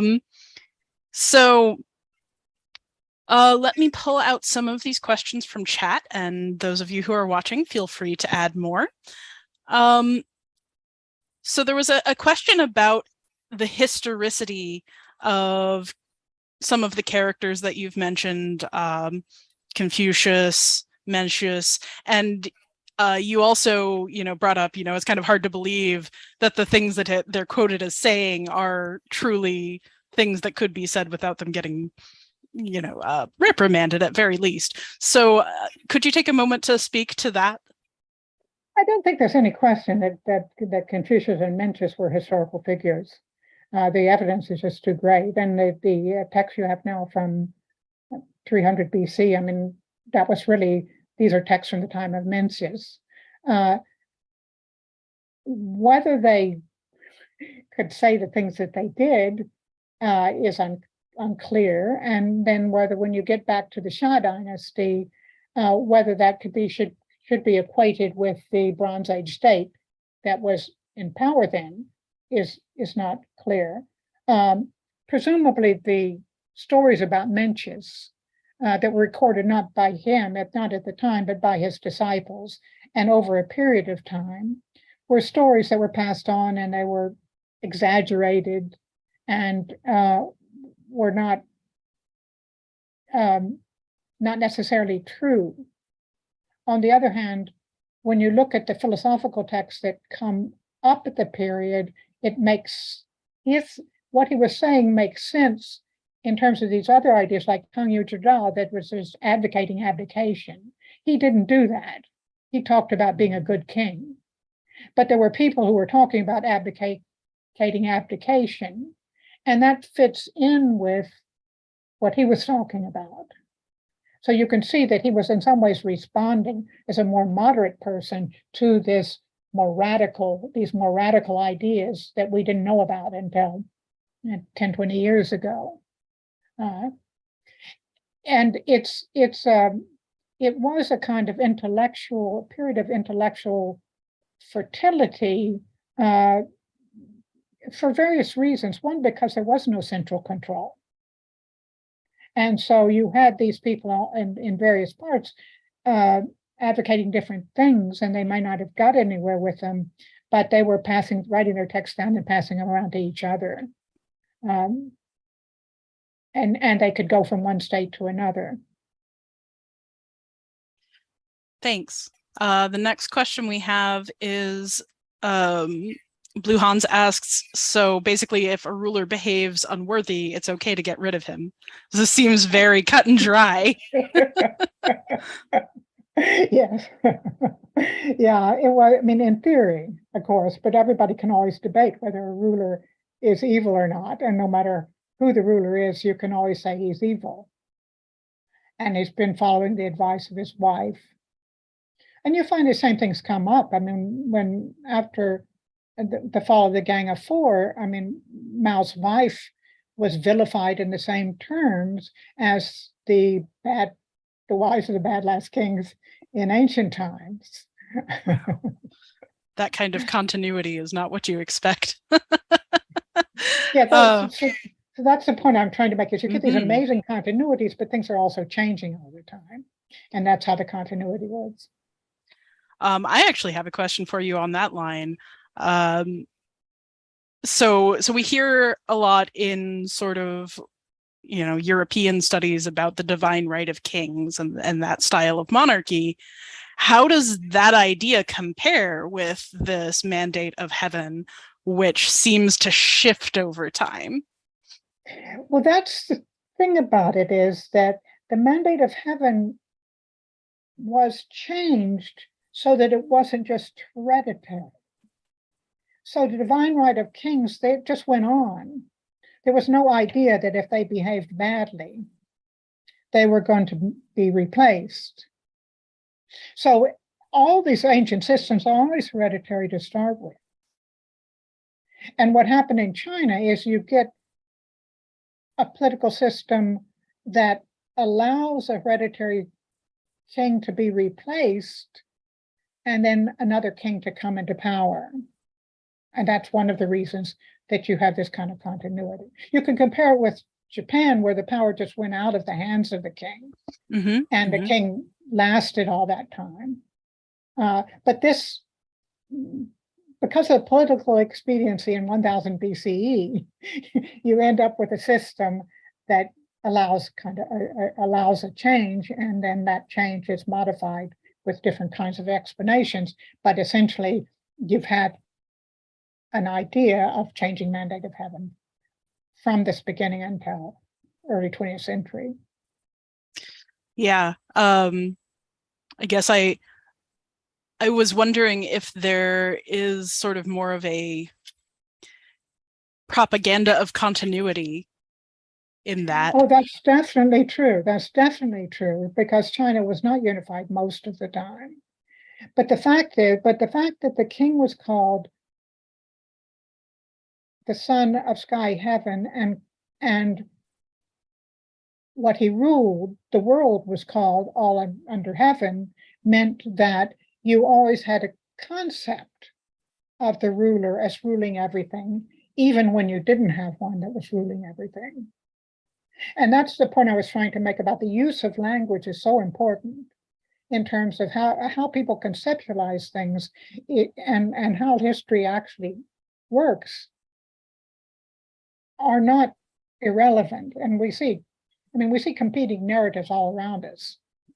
And here you can, and one of the things about doing ancient studies is you can look back to the past and see, you get the long view, and see that some of these things are things that happen all the time, have happened all the time. On that point, you and I firmly agree. Thank you so much for this wonderful talk. That was really great. There's a lot of applause in the chat. I think it is time for us to move on to our special section.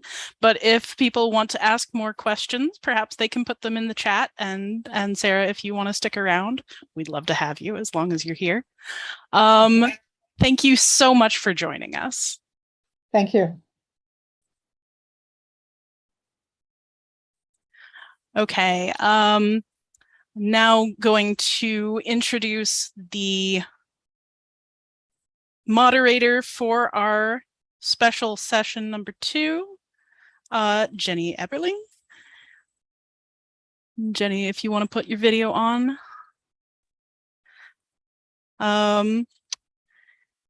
Jenny Eberling earned her BA in Anthropology and Religion from Rutgers University and an MA and PhD in Near Eastern Studies from the University of Arizona.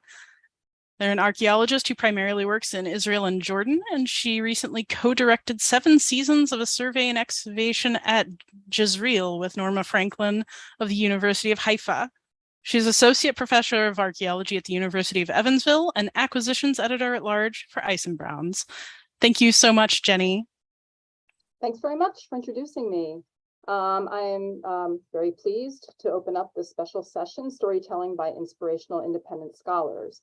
And before introducing our first speaker, I just wanted to tell you all the goals of this session. They are to demonstrate how to pivot into other careers, both alternative academic and other professions, following the completion of a postgraduate degree in ancient studies, and how to balance a separate professional career and family life while still pursuing scholarship as an independent scholar.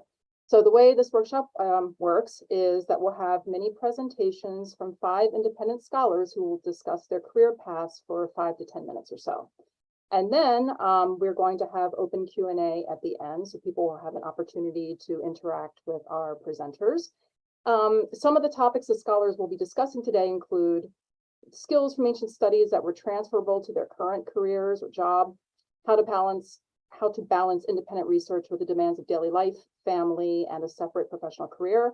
And then also we're hoping they'd give advice regarding transitioning from academic scholarship to being an independent scholar. So I would like to introduce our first panelist, who is Brian Smith.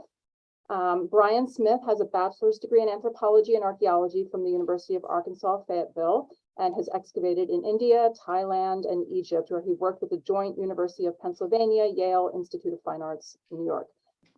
Brian received a master's degree in fine arts from the University of Memphis in ancient Egyptian art and archaeology, and concluded at the University of Chicago in Egyptology. He is currently employed in the Graham School of Continuing Liberal and Professional Studies, teaching courses in ancient Egyptian culture, Near Eastern civilizations, and ancient religions. Welcome, Brian. Thank you. All right. Thank you so much, Jenny. Thank you, everyone, for including me in this fantastic panel. And I look forward to hearing from every one of you about your unique perspectives of where you got where you are. I guess to add on to, not much more to add on to, the biography that you just wrote, Jenny. I am from a small town in Arkansas, about 3,200 people or so. First got interested in anthropology, primarily through studying animal behavior. I'm a huge animal lover. I kind of wanted to go into animal behaviorism.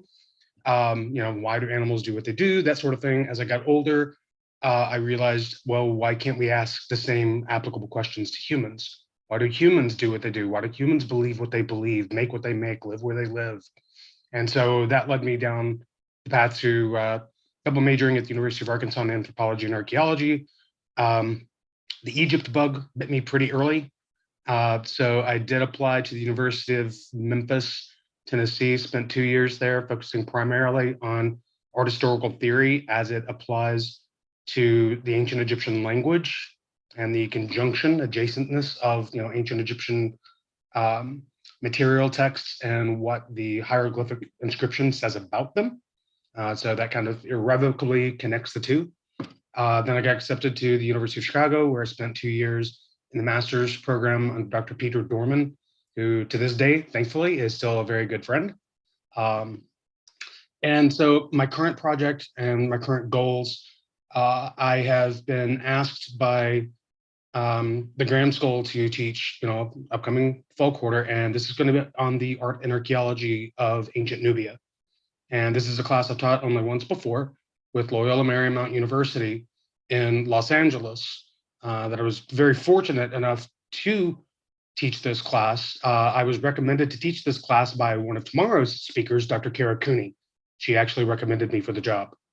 So I'm really glad that we're able to engage and talk about these connections that we have. And really, in my experience, it has been not only your performance in and out of the classroom and your dedication, but it also has to do with networking, reaching out to people, staying after class, staying after a lecture. If you have a guest lecturer, staying after that lecture, ask questions. That's how I got to go to India and be a ceramicist at the age of 19.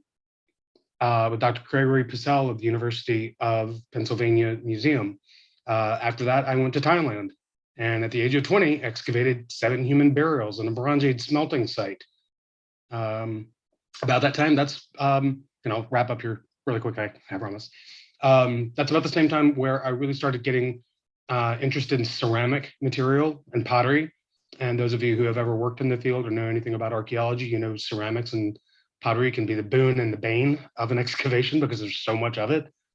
And so then I was allowed by the University of Pennsylvania Museum, Yale University team to dig at Abydos for 4 years and be the ceramicist for various periods of Egyptian history from the pre-dynastic all the way up to the Greco-Roman. So linguistics, art history, pottery, ceramics, religious behavior, certainly. I'm fascinated by religion. Kind of goes back to my, earlier questions about why people do what they do, and a lot of that is dictated by religious and cultural beliefs. So, and Egypt certainly has tons of that. So, thank you. I hope I didn't go over. Thanks very much, Brian. I'd like to introduce the next speaker then, who is Kyle Johnson. And Kyle Johnson works as a data scientist specializing in NLP. His PhD was in classics at NYU, and he continues to do NLP research in ancient Greek and Latin. Kyle started and co-runs the Classical Language Toolkit, a software library for ancient languages. In 2017, he wrote an affable guide to leaving classics. So welcome, Kyle.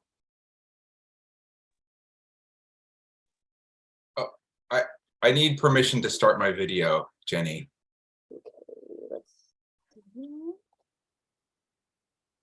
I said the host, it's okay, got it. Got it? Okay, great. Yep. Hey, everybody.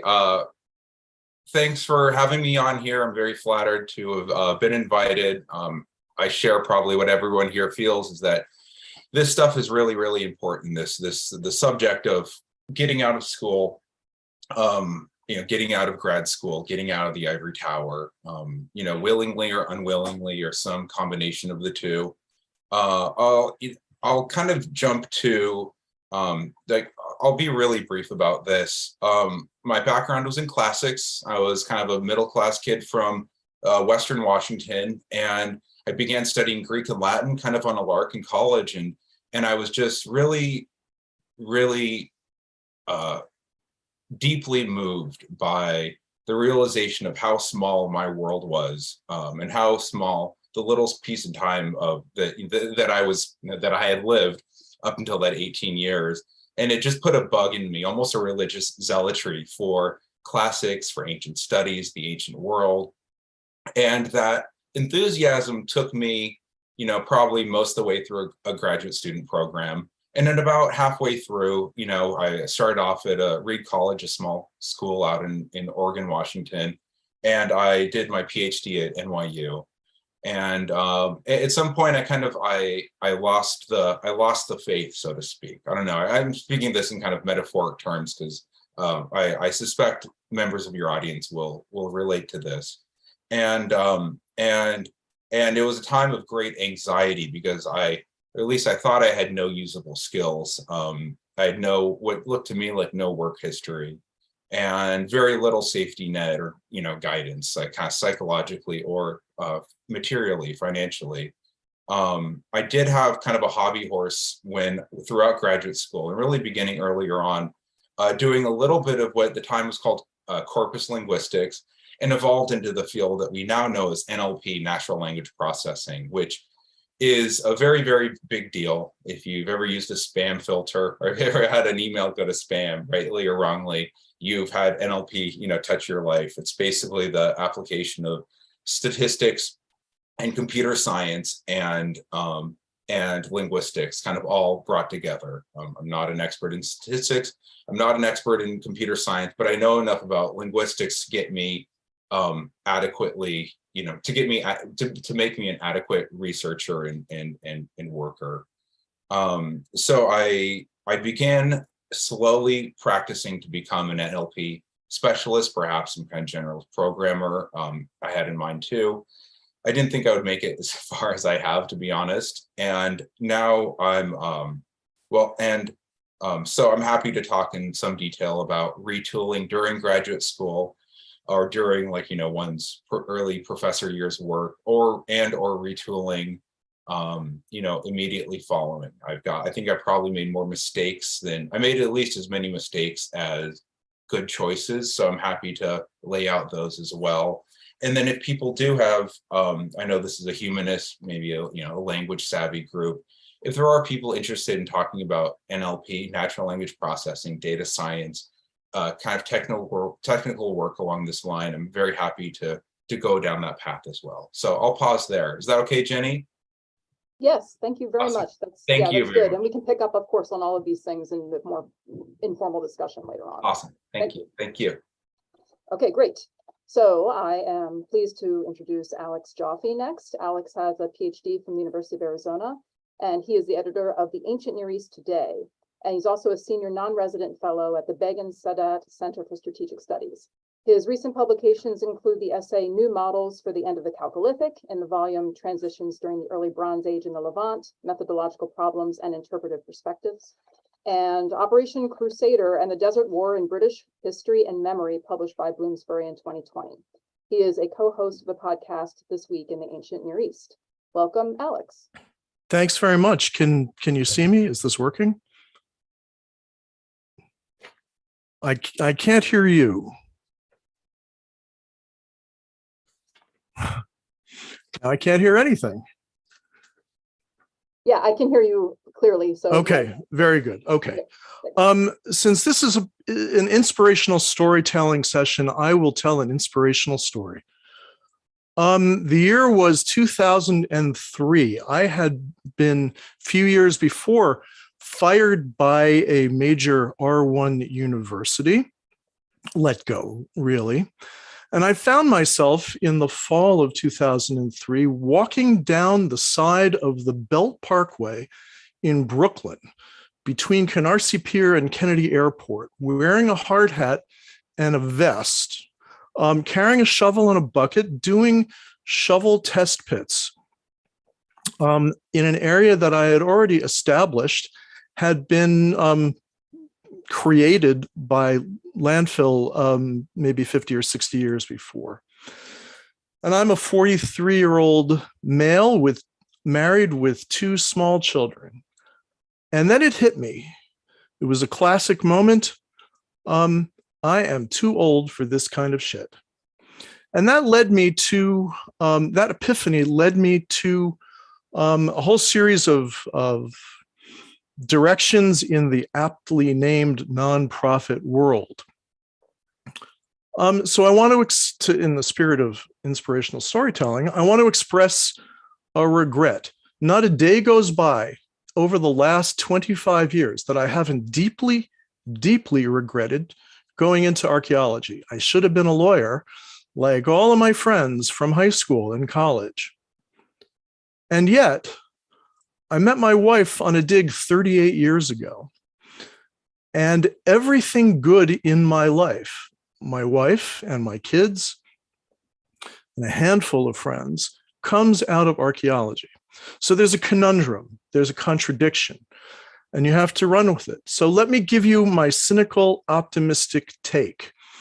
For those of you who are leaving academia, you have just left the most corrupt industry that there is. You have been liberated from the fold, that's all.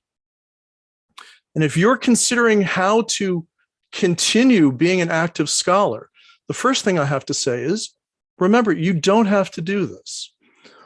If, like me, you're sort of stuck or addicted and you like it, you like those ways of thinking and those ways of doing, then let me give you a few specific pieces of advice related to the questions that were posed to us. Are there any skills from your ancient studies that you have found transferable to your current career and job?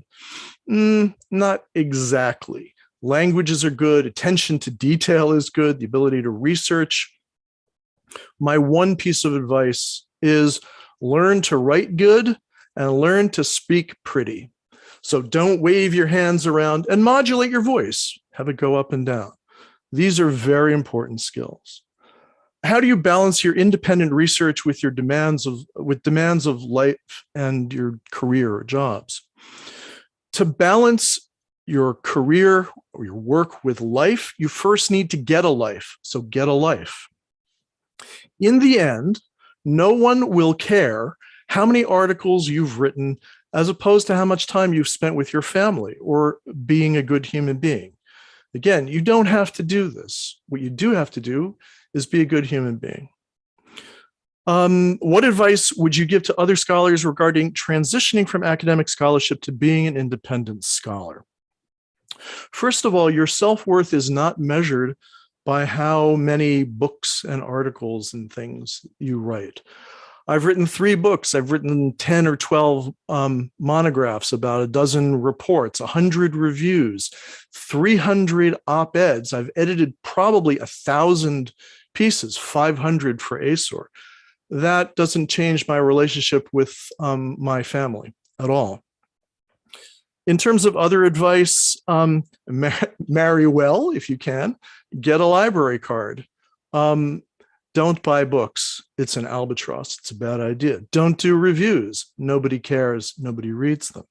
Don't be an adjunct. It's a sucker's game. You're playing into, again, this corrupt industry. Be yourself. If you want to do this, then do it. You'll find a way to do it. Be original as you want to be. If it's not fun, it's not worth doing. And I think I'll stop there. So thanks. Thanks, Alex.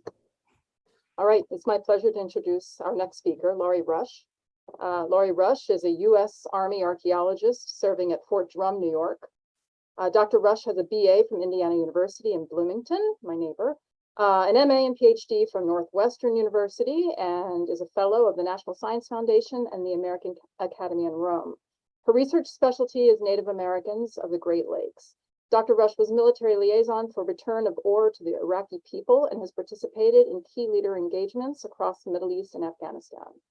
She co-directed advanced research workshops for developing cultural property protection policy, doctrine, and best practices for NATO. Dr. Rush is internationally recognized for her work on military education and operations planning for cultural property protection in crisis areas. She is a research associate of the Smithsonian, a University of Pennsylvania consulting scholar, and secretary of the U.S. Committee of the Blue Shield. Welcome, Dr. Laurie Rush. Thank you so much. It's a real honor to be included in today's session.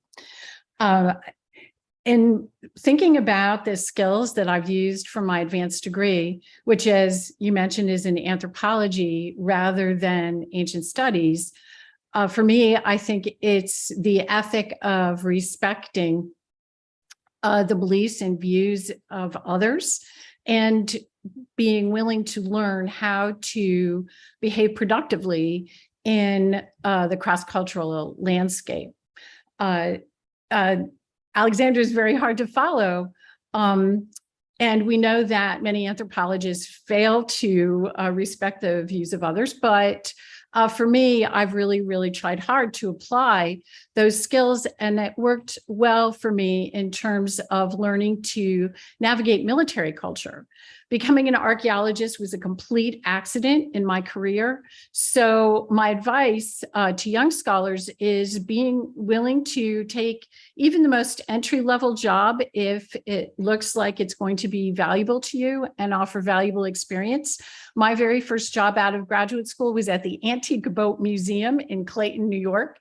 I was very fortunate to meet my husband of over 40 years at Indiana Bloomington. He went to medical school on a public health service scholarship.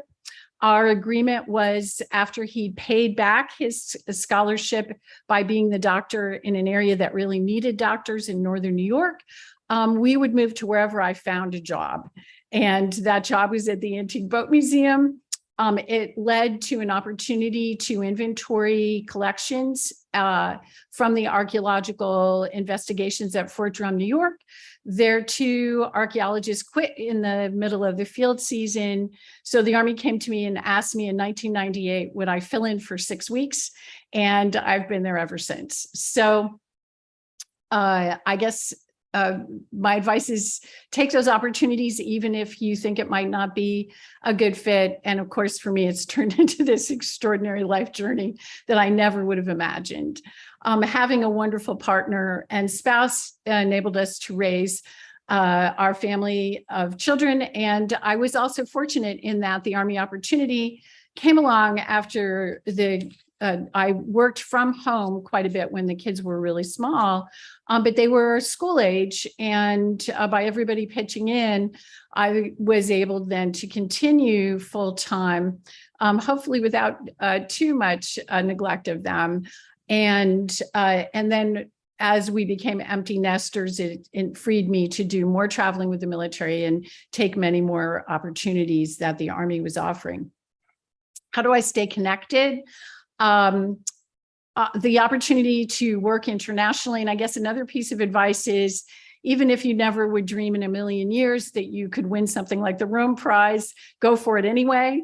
And now I stay connected with a willingness to travel internationally, and by continuing to teach. I teach for the American University in Rome, for Donau University in Austria, and I genuinely enjoy teaching soldiers. So that has also been an opportunity. And even more important, I've learned so much from soldiers. And I guess another piece of advice would be learn your lessons in the most unexpected places. If you had ever told me, a child of the Vietnam era, that I would not only be working for the US military, but really proud to be associated with the 10th Mountain Division, I might not have believed you, but I cannot tell you how much I've learned from the soldiers that it's my privilege to work with. Again, my anthropology degree also enabled me and provided lots of skills to be the diplomatic liaison for Fort Drum and our Native American nation partners, Onondaga, Mohawk, and Oneida nations. So your life may come around in circles, and so take those opportunities, get all the experience you can, and then don't be afraid to listen and learn from others. Even if I've learned more anthropology from young soldiers than I ever learned in graduate school, it's sometimes it's in their DNA. And when you get that chance to benefit from other people's experiences, take those opportunities. And a piece of advice that I would offer is, if you get opportunities to work for the government, take it seriously. Have a look at USA Jobs. You'll be amazed at the kinds of careers the government can offer, and also the opportunities to contribute. My goal is to try and save lives on all sides by teaching respect for each other's cultural property. And I never would have imagined that I would have that opportunity. So with that, I'll close. Thank you. Thanks very much, Laurie. All right, introducing our last presenter, Mitch Allen. who is founder of Scholarly Roadside Service, a scholarly publishing consulting company launched after he spent 40 years as an academic publisher, including creating and running 2 independent presses with an archaeological focus, Altamira Press and Left Coast Press. Alan is also a research associate at Archaeological Research Facility at UC Berkeley. He has a PhD in archaeology from UCLA and has taught that subject as an adjunct instructor at 5 universities. His fieldwork has spanned Israel, Afghanistan, and California. Currently, he is writing up the results of a legacy survey and excavation project in Southwest Afghanistan, on which he was a junior archaeologist in the 1970s. Alan's writings include 2 authored books, 2 edited volumes, and over 40 articles on archaeology, scholarly publishing, qualitative research, ethnic dance, and related subjects. He is the recipient of Career Achievement Awards from 4 scholarly associations. Welcome, Mitch Allen. Thank you, Jenny. Hopefully you can all hear and see me. If not, someone let me know quickly. This project has always kind of worried me that this is supposed to be inspirational. When I can look at my career, it seems to be more like coincidence, good luck, and hard work to have joint careers in scholarly publishing and archaeology. But I'll give you the story, and you can decide for yourself. It was 1976, and I was at the University of Michigan as a graduate student in Near East Studies, and I had the grad student blues. I was ready to try to do anything else. What further exacerbated the problem was that school ended on May 1st, and on May 2nd, there was a Michigan snowstorm. And for a California boy, that was enough. I was out of graduate school. Fortunately, I had an uncle who had a small publishing house in Los Angeles, who had always invited me to come back and go work for him. So I decided to do that. When I got back there, I found out he had no money to pay me. So I started looking for jobs while working at a record store. And of course, publishing was on my brain. So I applied for various publishing jobs in Los Angeles. I applied to Penthouse. And I imagine I probably wouldn't be here today if I'd gotten that job. But I ended up applying for a job in marketing at Sage Publications, was then a small, but now a large social science publisher. They said I wasn't qualified, which was quite true, but they had an internship program. And fortunately they did, because I decided to take that internship at starvation wages, kind of like being a graduate student again, and ended up working at Sage for the next 25 years. My first day of work, they also gave me choices. And again, here's another fortunate coincidence. They said, well, you can go out in the warehouse and learn how to pack books, or you can share an office with the CEO and we'll give you a calculator and you can figure out how to, you can help him do financial analyses of the profitability of the various things that we do. Well, I figured, working in a warehouse, sharing an office with the CEO, it seemed to be a pretty easy choice. And in fact, for the next year or year and a half that I shared an office with him, I had a learning experience about scholarly publishing that's the same as the first year of anybody's graduate student degree program.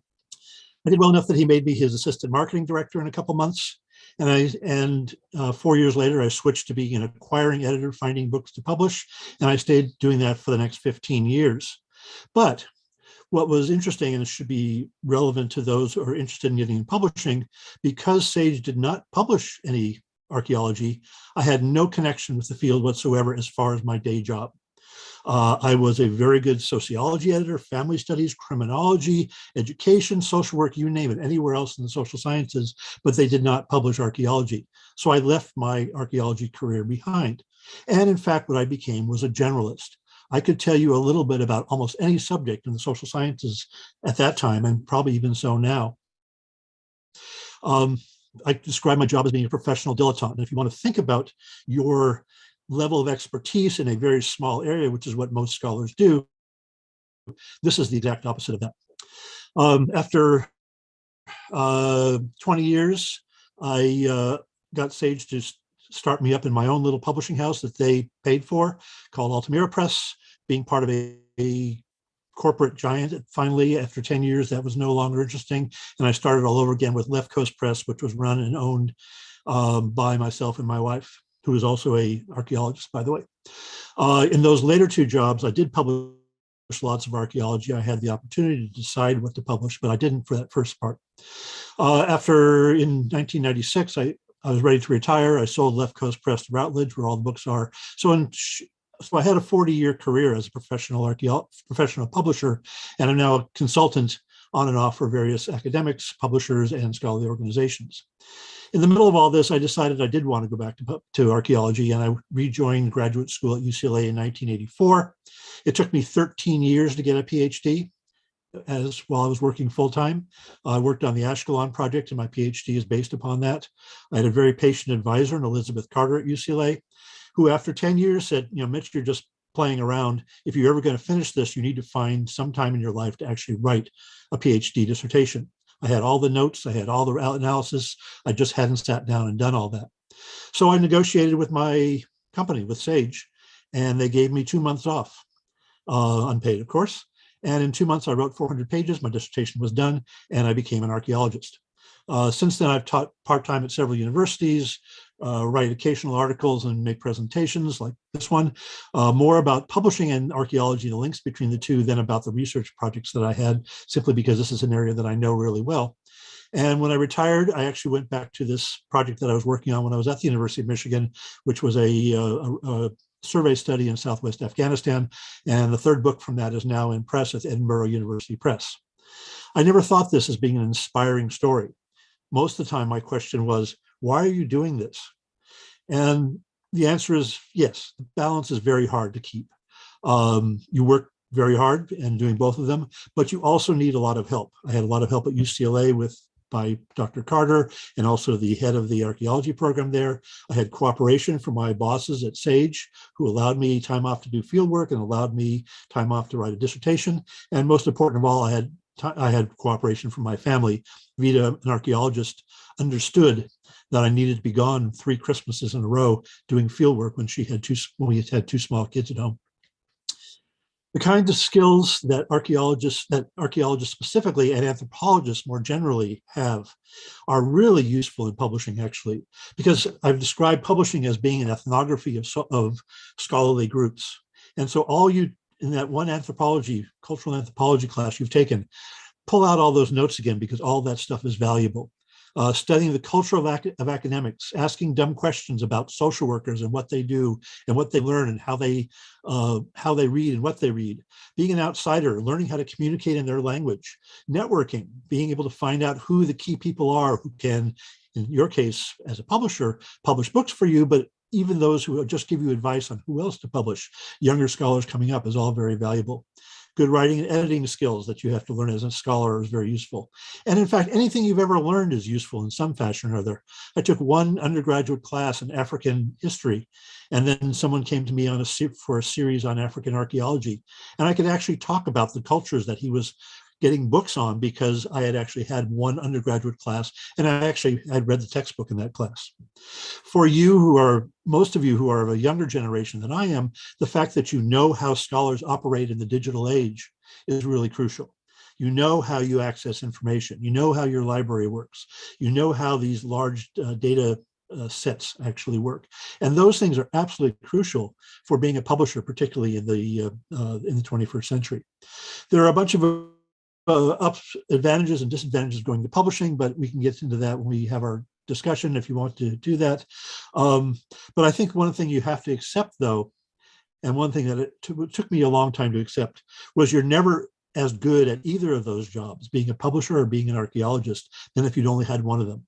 I will never be a great archaeologist. I was never a great publisher. But by doing both of them, I got to be okay on each one, and I got to do both of them. They balanced each other out very well for me and fit very well in my life. It may or may not work that same way for you. Thank you. Thank you so much, Mitch. That was great. Thanks to all our presenters. This was fascinating. I'm sure members of our audience here have lots of questions. So to make this a little less formal than it looks right now, because I just see this almost solid black screen, I would invite our presenters to turn on their video if they don't mind. And then, of course, others who are participating in this workshop are invited to turn them on as well. So it looks like we're all together. So when folks have questions, why don't you go ahead and put those in the chat, and then I can read them aloud, and let's see how this goes. Who wants to begin? Or if you want to be even less formal, of course, you can, raise your hand, jump in and ask a question. That's fine too.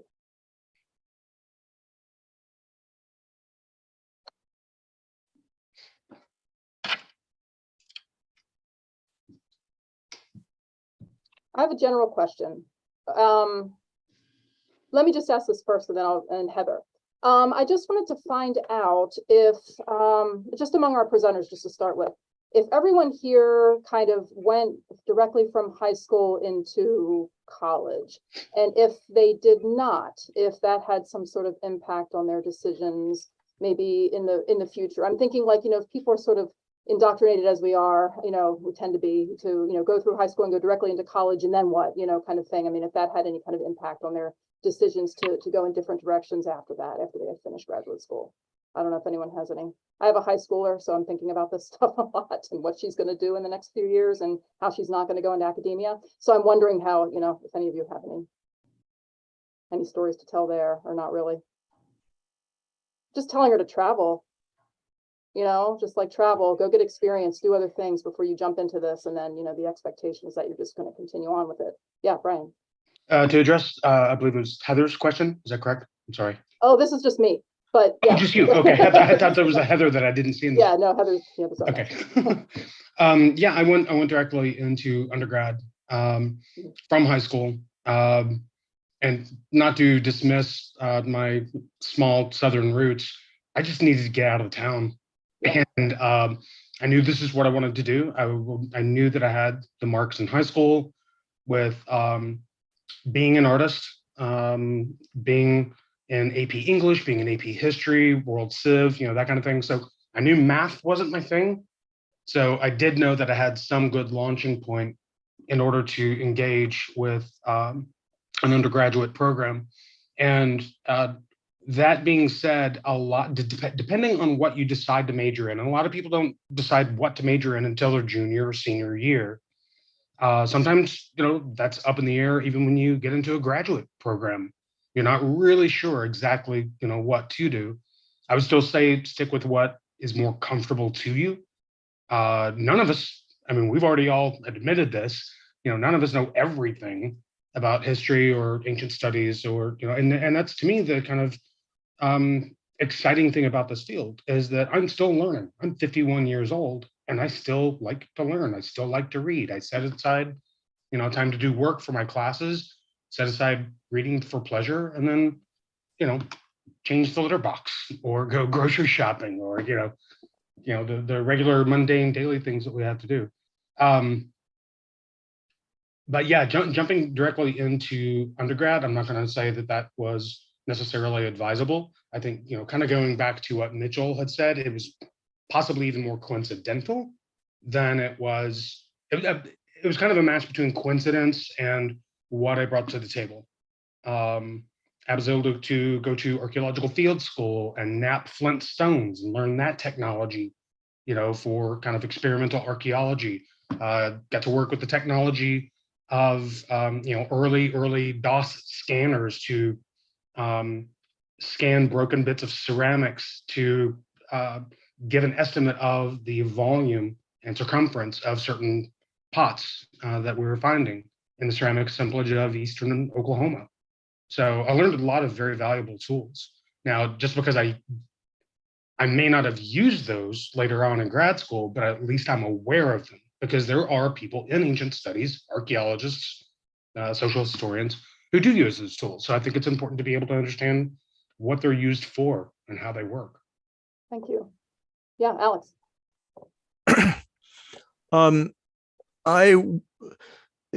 In the 1970s, suburban kids of a certain social class went straight to college.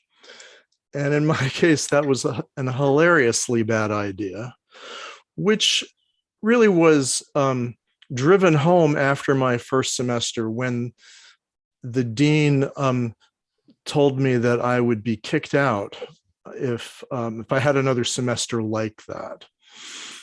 Had I joined the army, really anybody's army, that would have been a much better idea, or gone to work on a kibbutz, or gone back to work in the factory where I had been working, or one of the restaurants where I'd been working.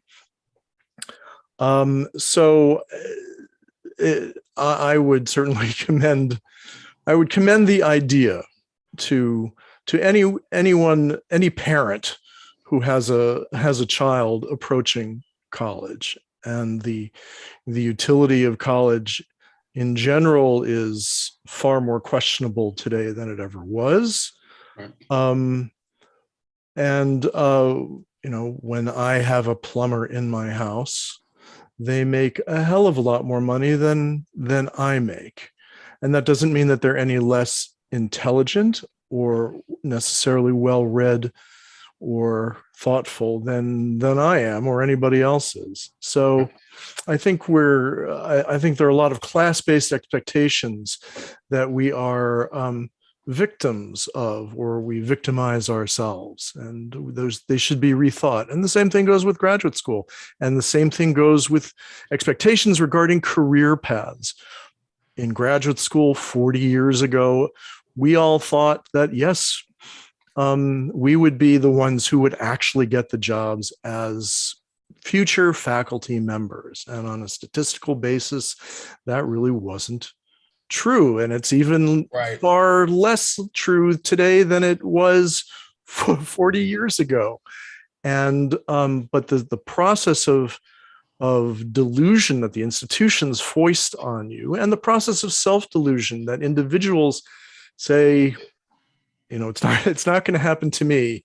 I'm the one who's going to do this. It's not reasonable. It doesn't work that way. Break the mold. Break out of these patterns of thinking. I echo that. And I also went straight from high school, straight through college, right on to graduate school. And for students who've taken that path, don't be afraid to switch dramatically in terms of your specialty or even field. When you realize, like I did after my first year of graduate school, that I had chosen the wrong subspecialty and that I was going to need to make dramatic changes to finish the course of my career. And in actuality, back in the 70s, archaeologists were still excavating Native American human remains. And the first time I was asked to do that, even as a youngster, and a youngster I'm currently proud of, I realized that was wrong. And as a result, I realized I had no future in human osteology in the American Midwest. So I had to change. And I think that willingness to have the courage to make that decision really saved my career ultimately and my graduate program. Okay, Mitch. On the other hand, if I had gone into that interview at Sage Publication and had not had a year or two of graduate school behind me, I'm not sure they would have ever offered me what they did and never have put me on the career path I ended up on. I think it really is, it's situational. And it also depends on whether you like the academic work. If you like universities, you like hanging around people who study and read and write and stuff like that, there's very good reasons to be around there, even if you end up doing something as an alt-ac career and not as a university professor. Understanding that culture and understanding of the way that world works is really crucial.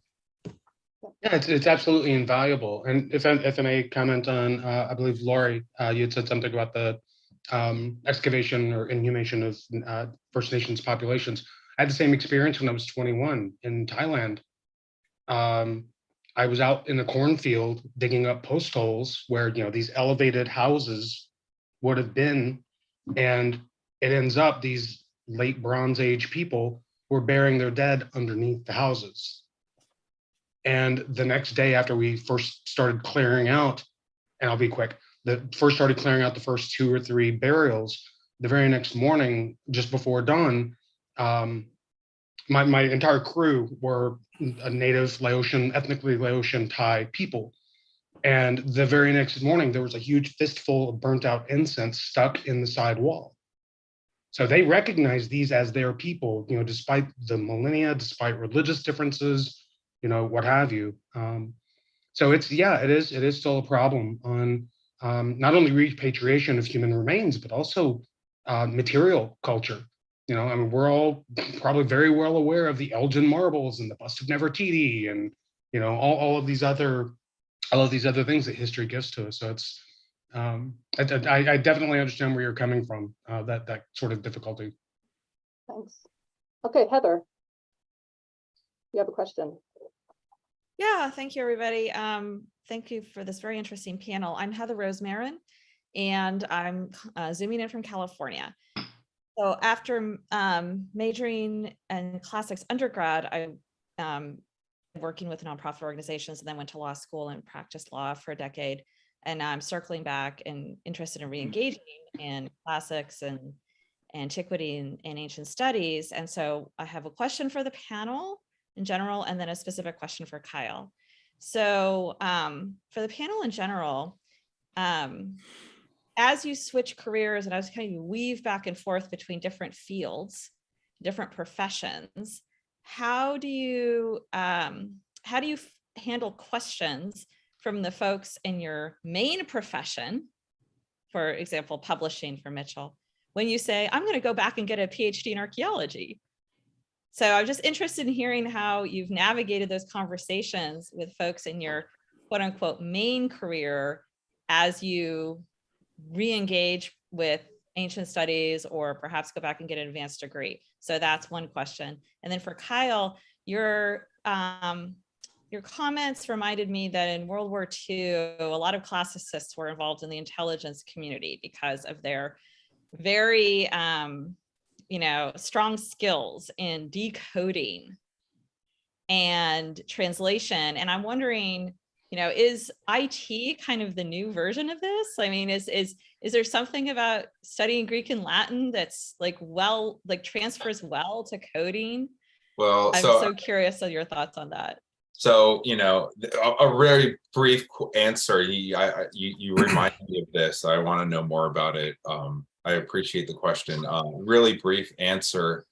My world of NLP has been, billions upon billions. The reason why my discipline of NLP exists today is because, in large part, because billions upon billions of government fiat have been pumped into state-sponsored espionage for the purpose of, listening to Pashto cell phone conversations, or listening to this very conversation that we have right now for naughty keywords, email surveillance of every form.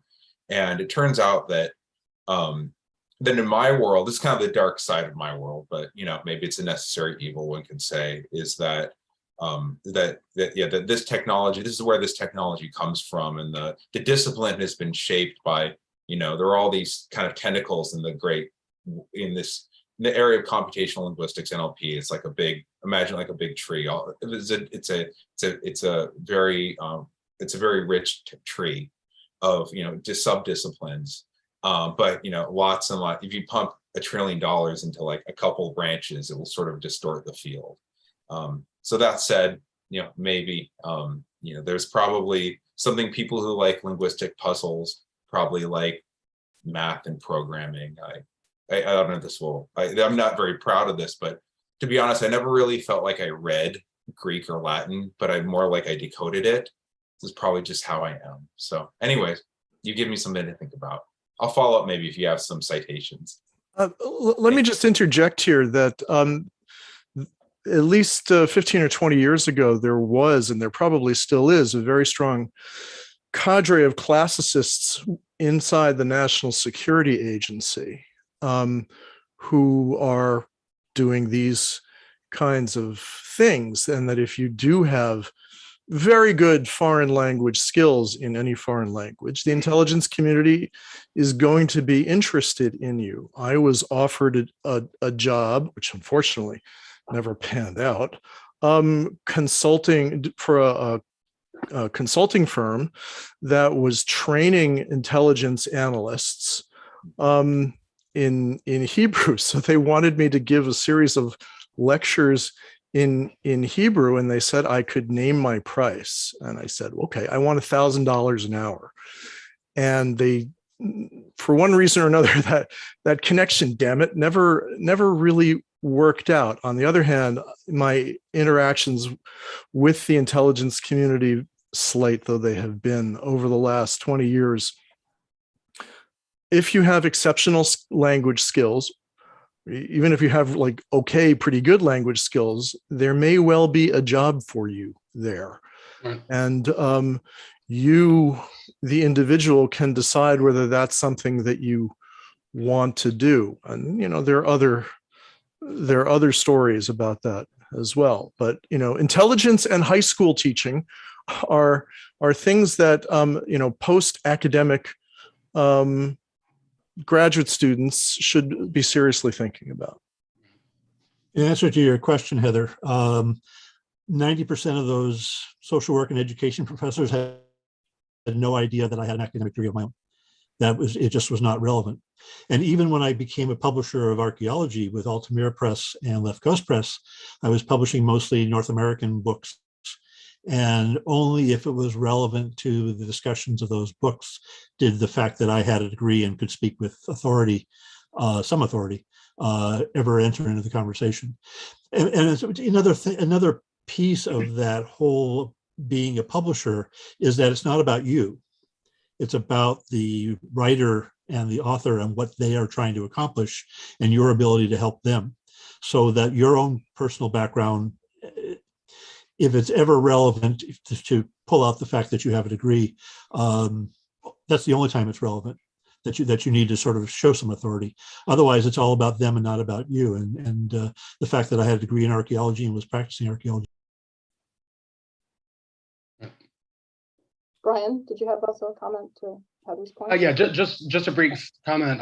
I'm certainly not any sort of modern, World War II scholar. I wasn't really aware all that much about classicists helping to break codes, but I would like to point out the Navajo were using codes and code breaking during World War II, and of course, they were using their own language in conjunction with English speakers in the military to break these codes that would eventually help us successfully fight against the powers that be during the time period. Second note, really briefly, I'm terrible at math. Terrible, like C- in college algebra, terrible. But whenever I was in the field in ceramics and I was the ceramicist, having to analyze and group together all of these types of ceramic fabrics and shapes and sizes, and handles and things like that, there was too much information. I ended up creating a damn algebraic matrix. I almost failed algebra, but I ended up using math out in the field. So I think my initial comment whenever I was introducing myself is, really kind of follow along the path of what you're good at and find out what else you're good at. Kind of to Alexander's, point, having to work in just Alex, please. It's just Alex. Oh, just okay. Oh, sure. I was the manager of a cheese and wine shop for 4 years. So I can talk about ancient Egypt and, social history until I'm blue in the face, but I can also serve you an excellent charcuterie board. It's very important. With wine accompaniments. Very important. And which gives you the greater pleasure? They both do, honestly. I was glad to get, whenever I was at the restaurant has now since closed, so I was let go. But whenever I was at the restaurant, I was engaged. My mother was a caterist. She owned her own business for like 27 years. So I've been around food pretty much all of my adult life. So when I was at the restaurant, I was fully invested. When I came home, it was just nice to just not be in that environment because I was exhausted. And then the next morning I'd get up and teach class, or I'd get up and, read or study or make notes or, whatever the task may be. I'd like to go back to Heather's original question too, where she was asking, what does she tell her colleagues if they question her choice of going back? And part of it is life is short and we should be doing our dream. The other is that some of our biggest allies in terms of all the issues of repatriation and saving antiquities, we're working with lawyers every day of the week. The archaeologists can provide all kinds of expertise. We can work with military partners, but at the end of the day, if something's going home, it involves a lawyer generally. So, and the difference between war and criminal behavior is getting less and less and less, sadly, every day. And so again, I think we're going to see the importance of having lawyers we can call on who have multiple forms of advanced expertise. And so I think it's fantastic that you're have a plan to go back into the classics. Thank you. Thank you for these amazing responses. Thank you, Heather. David, do you want to go next? Thanks, Jenny. Thinking through all of this and seeing this panel and all of your really fascinating life stories, one thing I've noticed is that a lot of you, aside from Kyle, were all trained as archaeologists and working in the field as archaeologists. And I have to tell you, you get out in the world a lot more than you do when you're a text person. So me being a text person, all you do is sit in a room all day long. Sometimes you have real text to look at, but a lot of the time you don't. You just have books and you've got a few people around you. So that's even more isolating, and you have less real life experience and real world experience out there with other people. But I want to change this, I'm hoping, a little bit to use all of your experiences and ask a question of how students who are interested in pursuing a field of ancient studies, of pursuing graduate study in ancient studies, how can they set themselves up as best possible to have a dual path? Because that's my vision now for how things have to be. Everybody going to graduate school has to be able to think of themselves as having a career path and a scholarship path. And that's, it's awful if that's not how it is. And now I'm thinking about myself. I actually was a database admin for 8 years before I went back to school. I don't even think of myself that way, but it's the truth. So I did have that in between time, and I did have the real world experience to be making an active choice to be going to graduate school.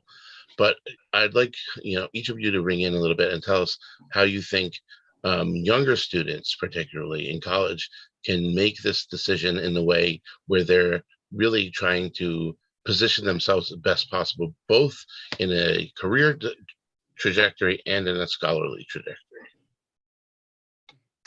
I'm willing to go first if that's okay. I really encourage students with questions like yours to consider working for the government, and folks that are interested in that possibility, I would start haunting USA Jobs, which is the US government website. And you can rig it to send you the job announcements that have any relationship at all to an area that you might be interested in working in. And so, for example, if I had it to do over again and I could stand to live in an urban area, I would consider, of all places, Defense Intelligence Agency. Because if you're an archaeologist or you're interested in the ancient world, imagine having access to all those satellites that you might actually be able to move to look at a place in the world that you're interested in. People talk about the deep state, but we have colleagues in the deep state who have done some amazingly wonderful things that no one will ever know about. The advantage of looking at USA Jobs early in your career is not only will it provide job descriptions so you can get a sense of, gee, is that something I might be interested in doing? But it will also have all of the requirements to be eligible. And sometimes the requirements are surprising in terms of exactly which university courses they want you to have in your resume.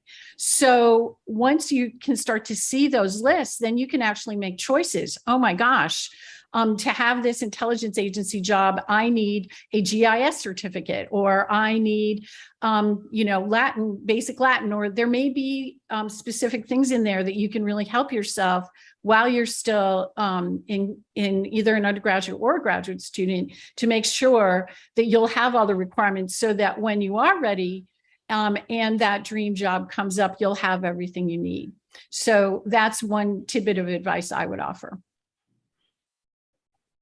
In scholarly publishing, all of the brain work takes place on university campuses. And if you're on a university campus, the opportunity to do things that are publishing related are very, very common. Journals are based at universities. Like yourself, Jenny, you have a series that's based where you are, and graduate students become part of your team to be able to do these things, which gives you skills not only in the academic side of what you're doing, but also in the publishing side. Social media marketing, copy editing, design, all these kinds of things can happen within the university, because they're, and even if it's not where your own university career is, if you look at any university job listings, there's all kinds of publishing related kinds of jobs within you that take place inside universities. And of course, if the university is funding you, they want to, and is supposed to be giving you a job, to find a job that can be both publishing related and still allow you to have some money so you can continue your academic track. Those things help. So I would very strongly, and once you get those experiences are highly transferable outside of the university if you end up in a professional publishing house like I did. But you can stay inside the university too and still do both. So they're not mutually exclusive. And someone else want to take that? David's question? Yeah, Brian. Yeah, I'll just add, I can't remember, it was like 2-3 weeks ago, I was watching a series of Egyptology clips, and there was a young archaeologist who had even actually admitted that when she was in undergrad and grad school, that she had no plan B. You know, so that shows extraordinary determination and, like, blinders on, this is what I'm going to do. But I wouldn't advise it. I mean, there are plenty of other skills that everyone has that can be utilized in a satisfactory way that can earn you a living wage, right? Which is kind of one of the big deals, to pay your bills or feed your cats or what have you. The other thing that I would say is goes back to my earlier comment, which helps a lot. I'm not saying to be reliant or dependent on this to those young people interested in ancient history studies, but is networking. I have yet to meet a particular professor who is known, An knows who he is, but I was recently asked last year to write a festschrift for him, a celebration of his career. He and I are friends online, but I've never met him in public. We just have an online friendship, and then an outside source anonymously asked me to contribute to this celebration of his career. So, and we only know each other through Facebook, so it's not like I'm posting academic online pictures. It's mainly because of my cats. Yeah, that kind of interpersonal networking, knowing someone who knows someone who knows someone, has definitely worked out for me. It's not going to work out for everyone, but at least try. Kyle, did you want to weigh in also? A very small, so David's question all of a sudden reminded me of a very small practical piece of advice that I give to graduate students that I occasionally mentor to leave the academy.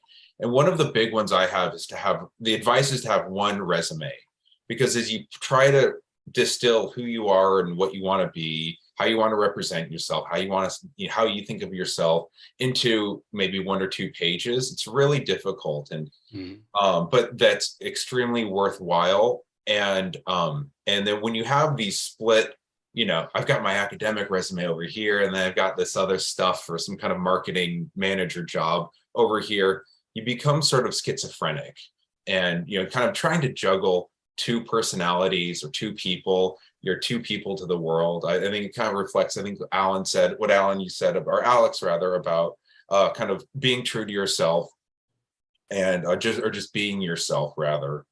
That if you try to think of it like, my real recommendation is just try to think of yourself as you're this kind of I'm a basket full. If you saw my bookshelf, the most random jumble of books. Nobody in the world has a jumble of books like I do. I'm a total dilettante. And that's my, it's my personal little jumble. And that's who I am, the good and the bad of that. So, I have a real confidence in knowing, here's my, I have a resume, it's a jumbled mess. But I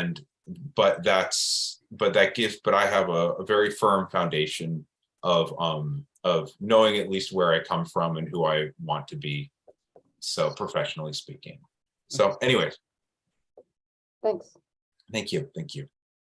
All right, we're going to take another question. Austin. Yeah, thank you. Heather and David both kind of asked what I was thinking. I'm in that place of planning a backup plan, but also trying to get into a PhD program. And I'm looking at doing software development. So Kyle, your experience is very close to what I was thinking. I'm interested in Hebrew, ancient languages, textual studies, and then now I'm taking software development classes and seeing how those two worlds come together. So my question was exactly actually what you addressed, navigating those two different personalities. I feel like going crazy. One week I'm like super into this one field, next week I'm super into this field, and kind of feel like going crazy. I do have two different resumes.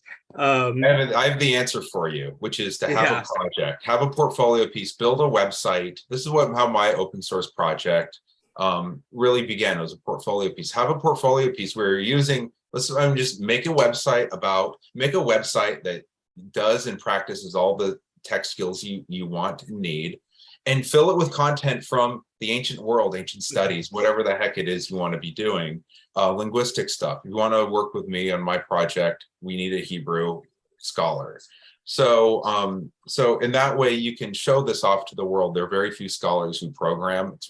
It's essential skills in this world today, I believe personally, and that people who, when you go in, if you were to go interview for jobs or at work as a consultant, you're going to stand out because you're not just going to have like a resume like, yeah, I worked at Adobe for 8 months and, as an intern. Okay, great. Who hasn't?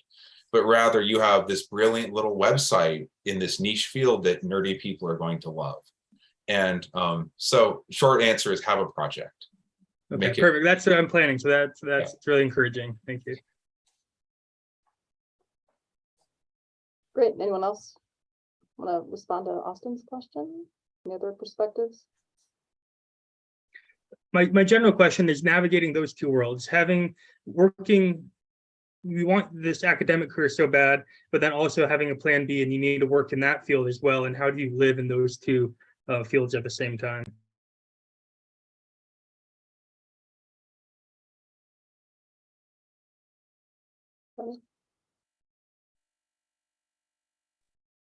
Yeah, Brian.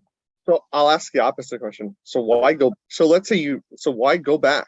Why go into this let's say slightly later on? Why jump back into this world when honestly, if you're a person who's well-read and who's learned certain skills to think, what do you need the next, why if it's not going to lead to other than personal satisfaction, why would a person want to jump back into a place that ultimately might just lead to potential debt or years of hardship for very little gain? I don't mean to be skeptical. I tend to be skeptical, but I'm really curious, given the trajectories of walking away, of not having that direct field and going to other areas of work.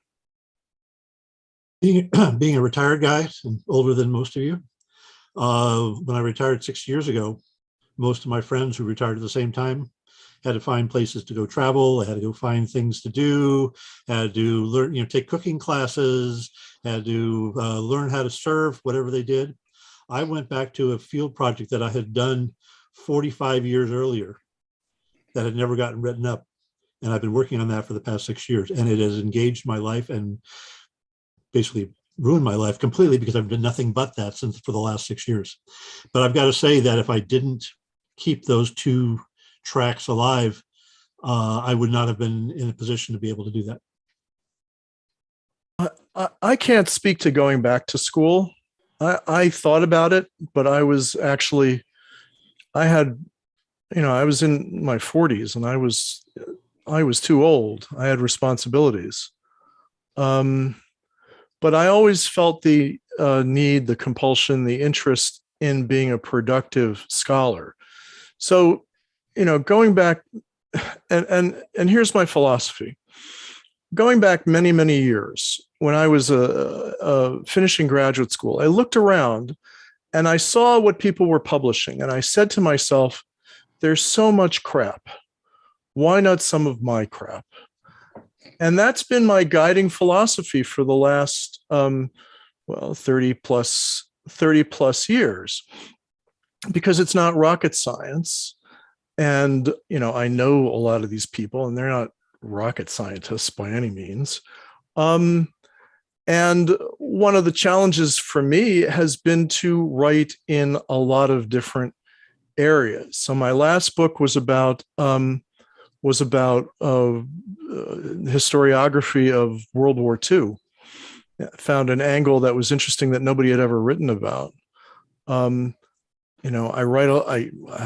spent 10 or 12 years writing op-eds for strategic studies journals and things because just had ideas that people didn't have. I've written about, modern history, ancient history, political science, environmental security, intelligence reform.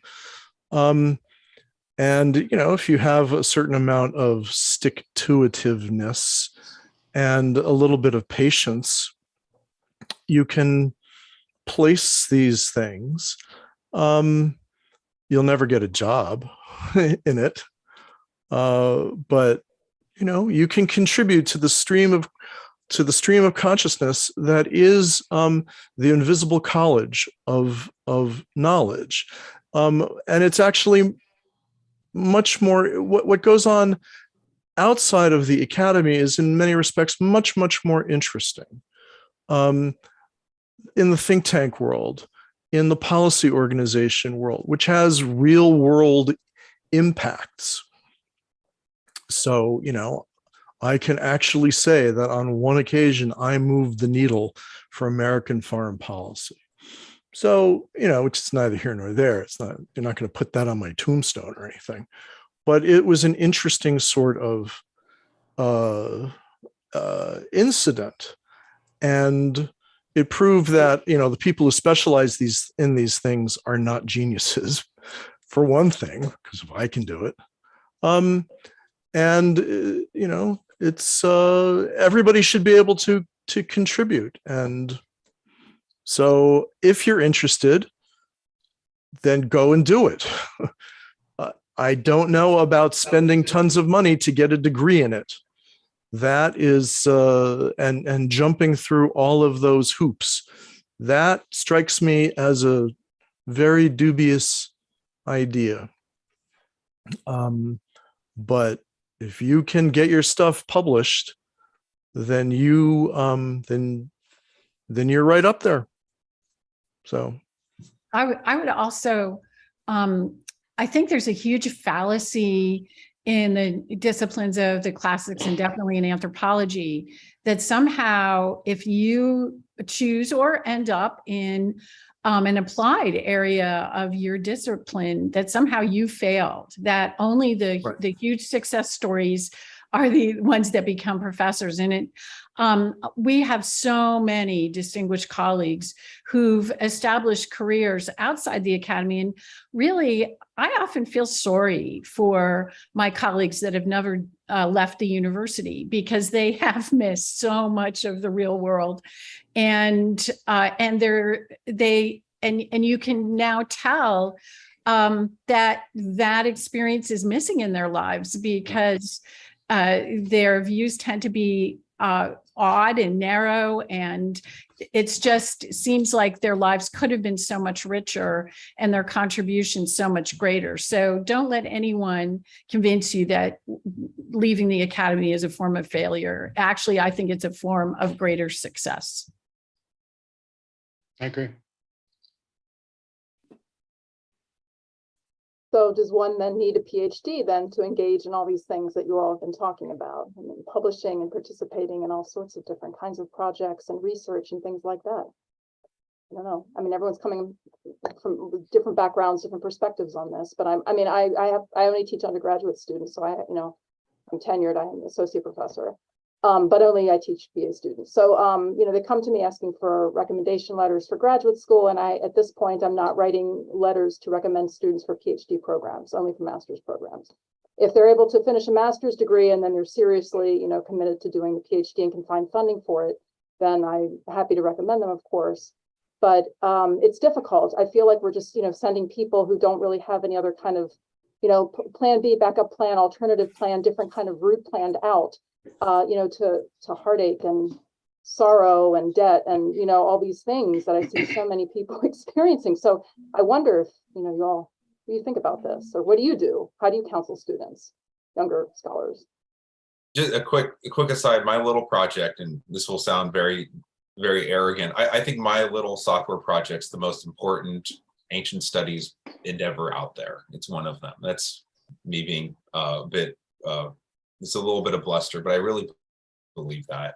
I'd say, you know, it's probably 50-50. The contributors I get writing really good revolutionary software, I'd say half of them have PhDs, half of them are just, you know, they're just nerdy guys that, you know, most of them are guys who are, who have a burning passion to do this. They'd be doing this no matter where you put them in the world, no matter what walk of life, they would be obsessed with this. And in terms of impact, be it teaching, in my case, software, publications, articles, which I kind of, you know, I'm a little skeptical of the value of publications, frankly, sometimes, but I know they're important and they're a necessary evil. There are a million ways to, you know, to get out to, there are a million ways for one to make demonstrable contributions to, I love the expression, you know, with the invisible college. And one quick point about, you know, how do you counsel an aimless or valueless, directionless 22-year-old, 21-year-old? And I think, you know, I'll give an answer that's totally unhelpful, is that, you know, I think there's a deep, frankly, spiritual sickness in our society, and that we would ever think of seeing so many brilliant, the best of our best are aimless, directionless, valueless, unrooted. You're looking at, to ask the question is the right question to ask. I think about this, I worry about this as a father all the time. But you're looking at it, this is just one facet of a really horrible monster. So. Thanks. I wouldn't suggest that anybody goes to graduate school, really. and certainly not unless they give you a full ride.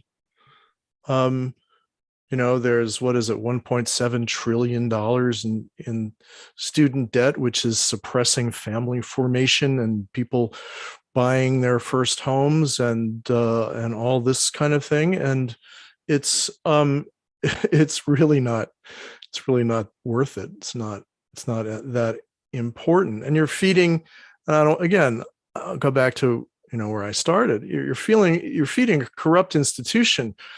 You know, academia is and has been looted by its management for the last 2 decades.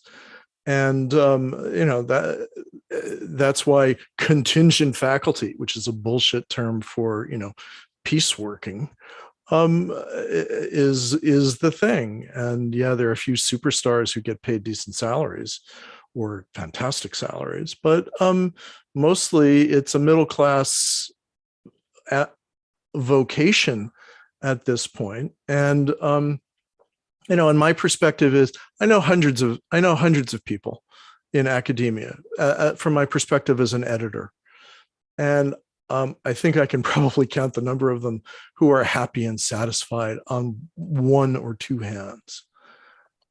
It's brutal and unsatisfying in many, many key regards. And you can have those moments of satisfaction and flow in the classroom, and that's great.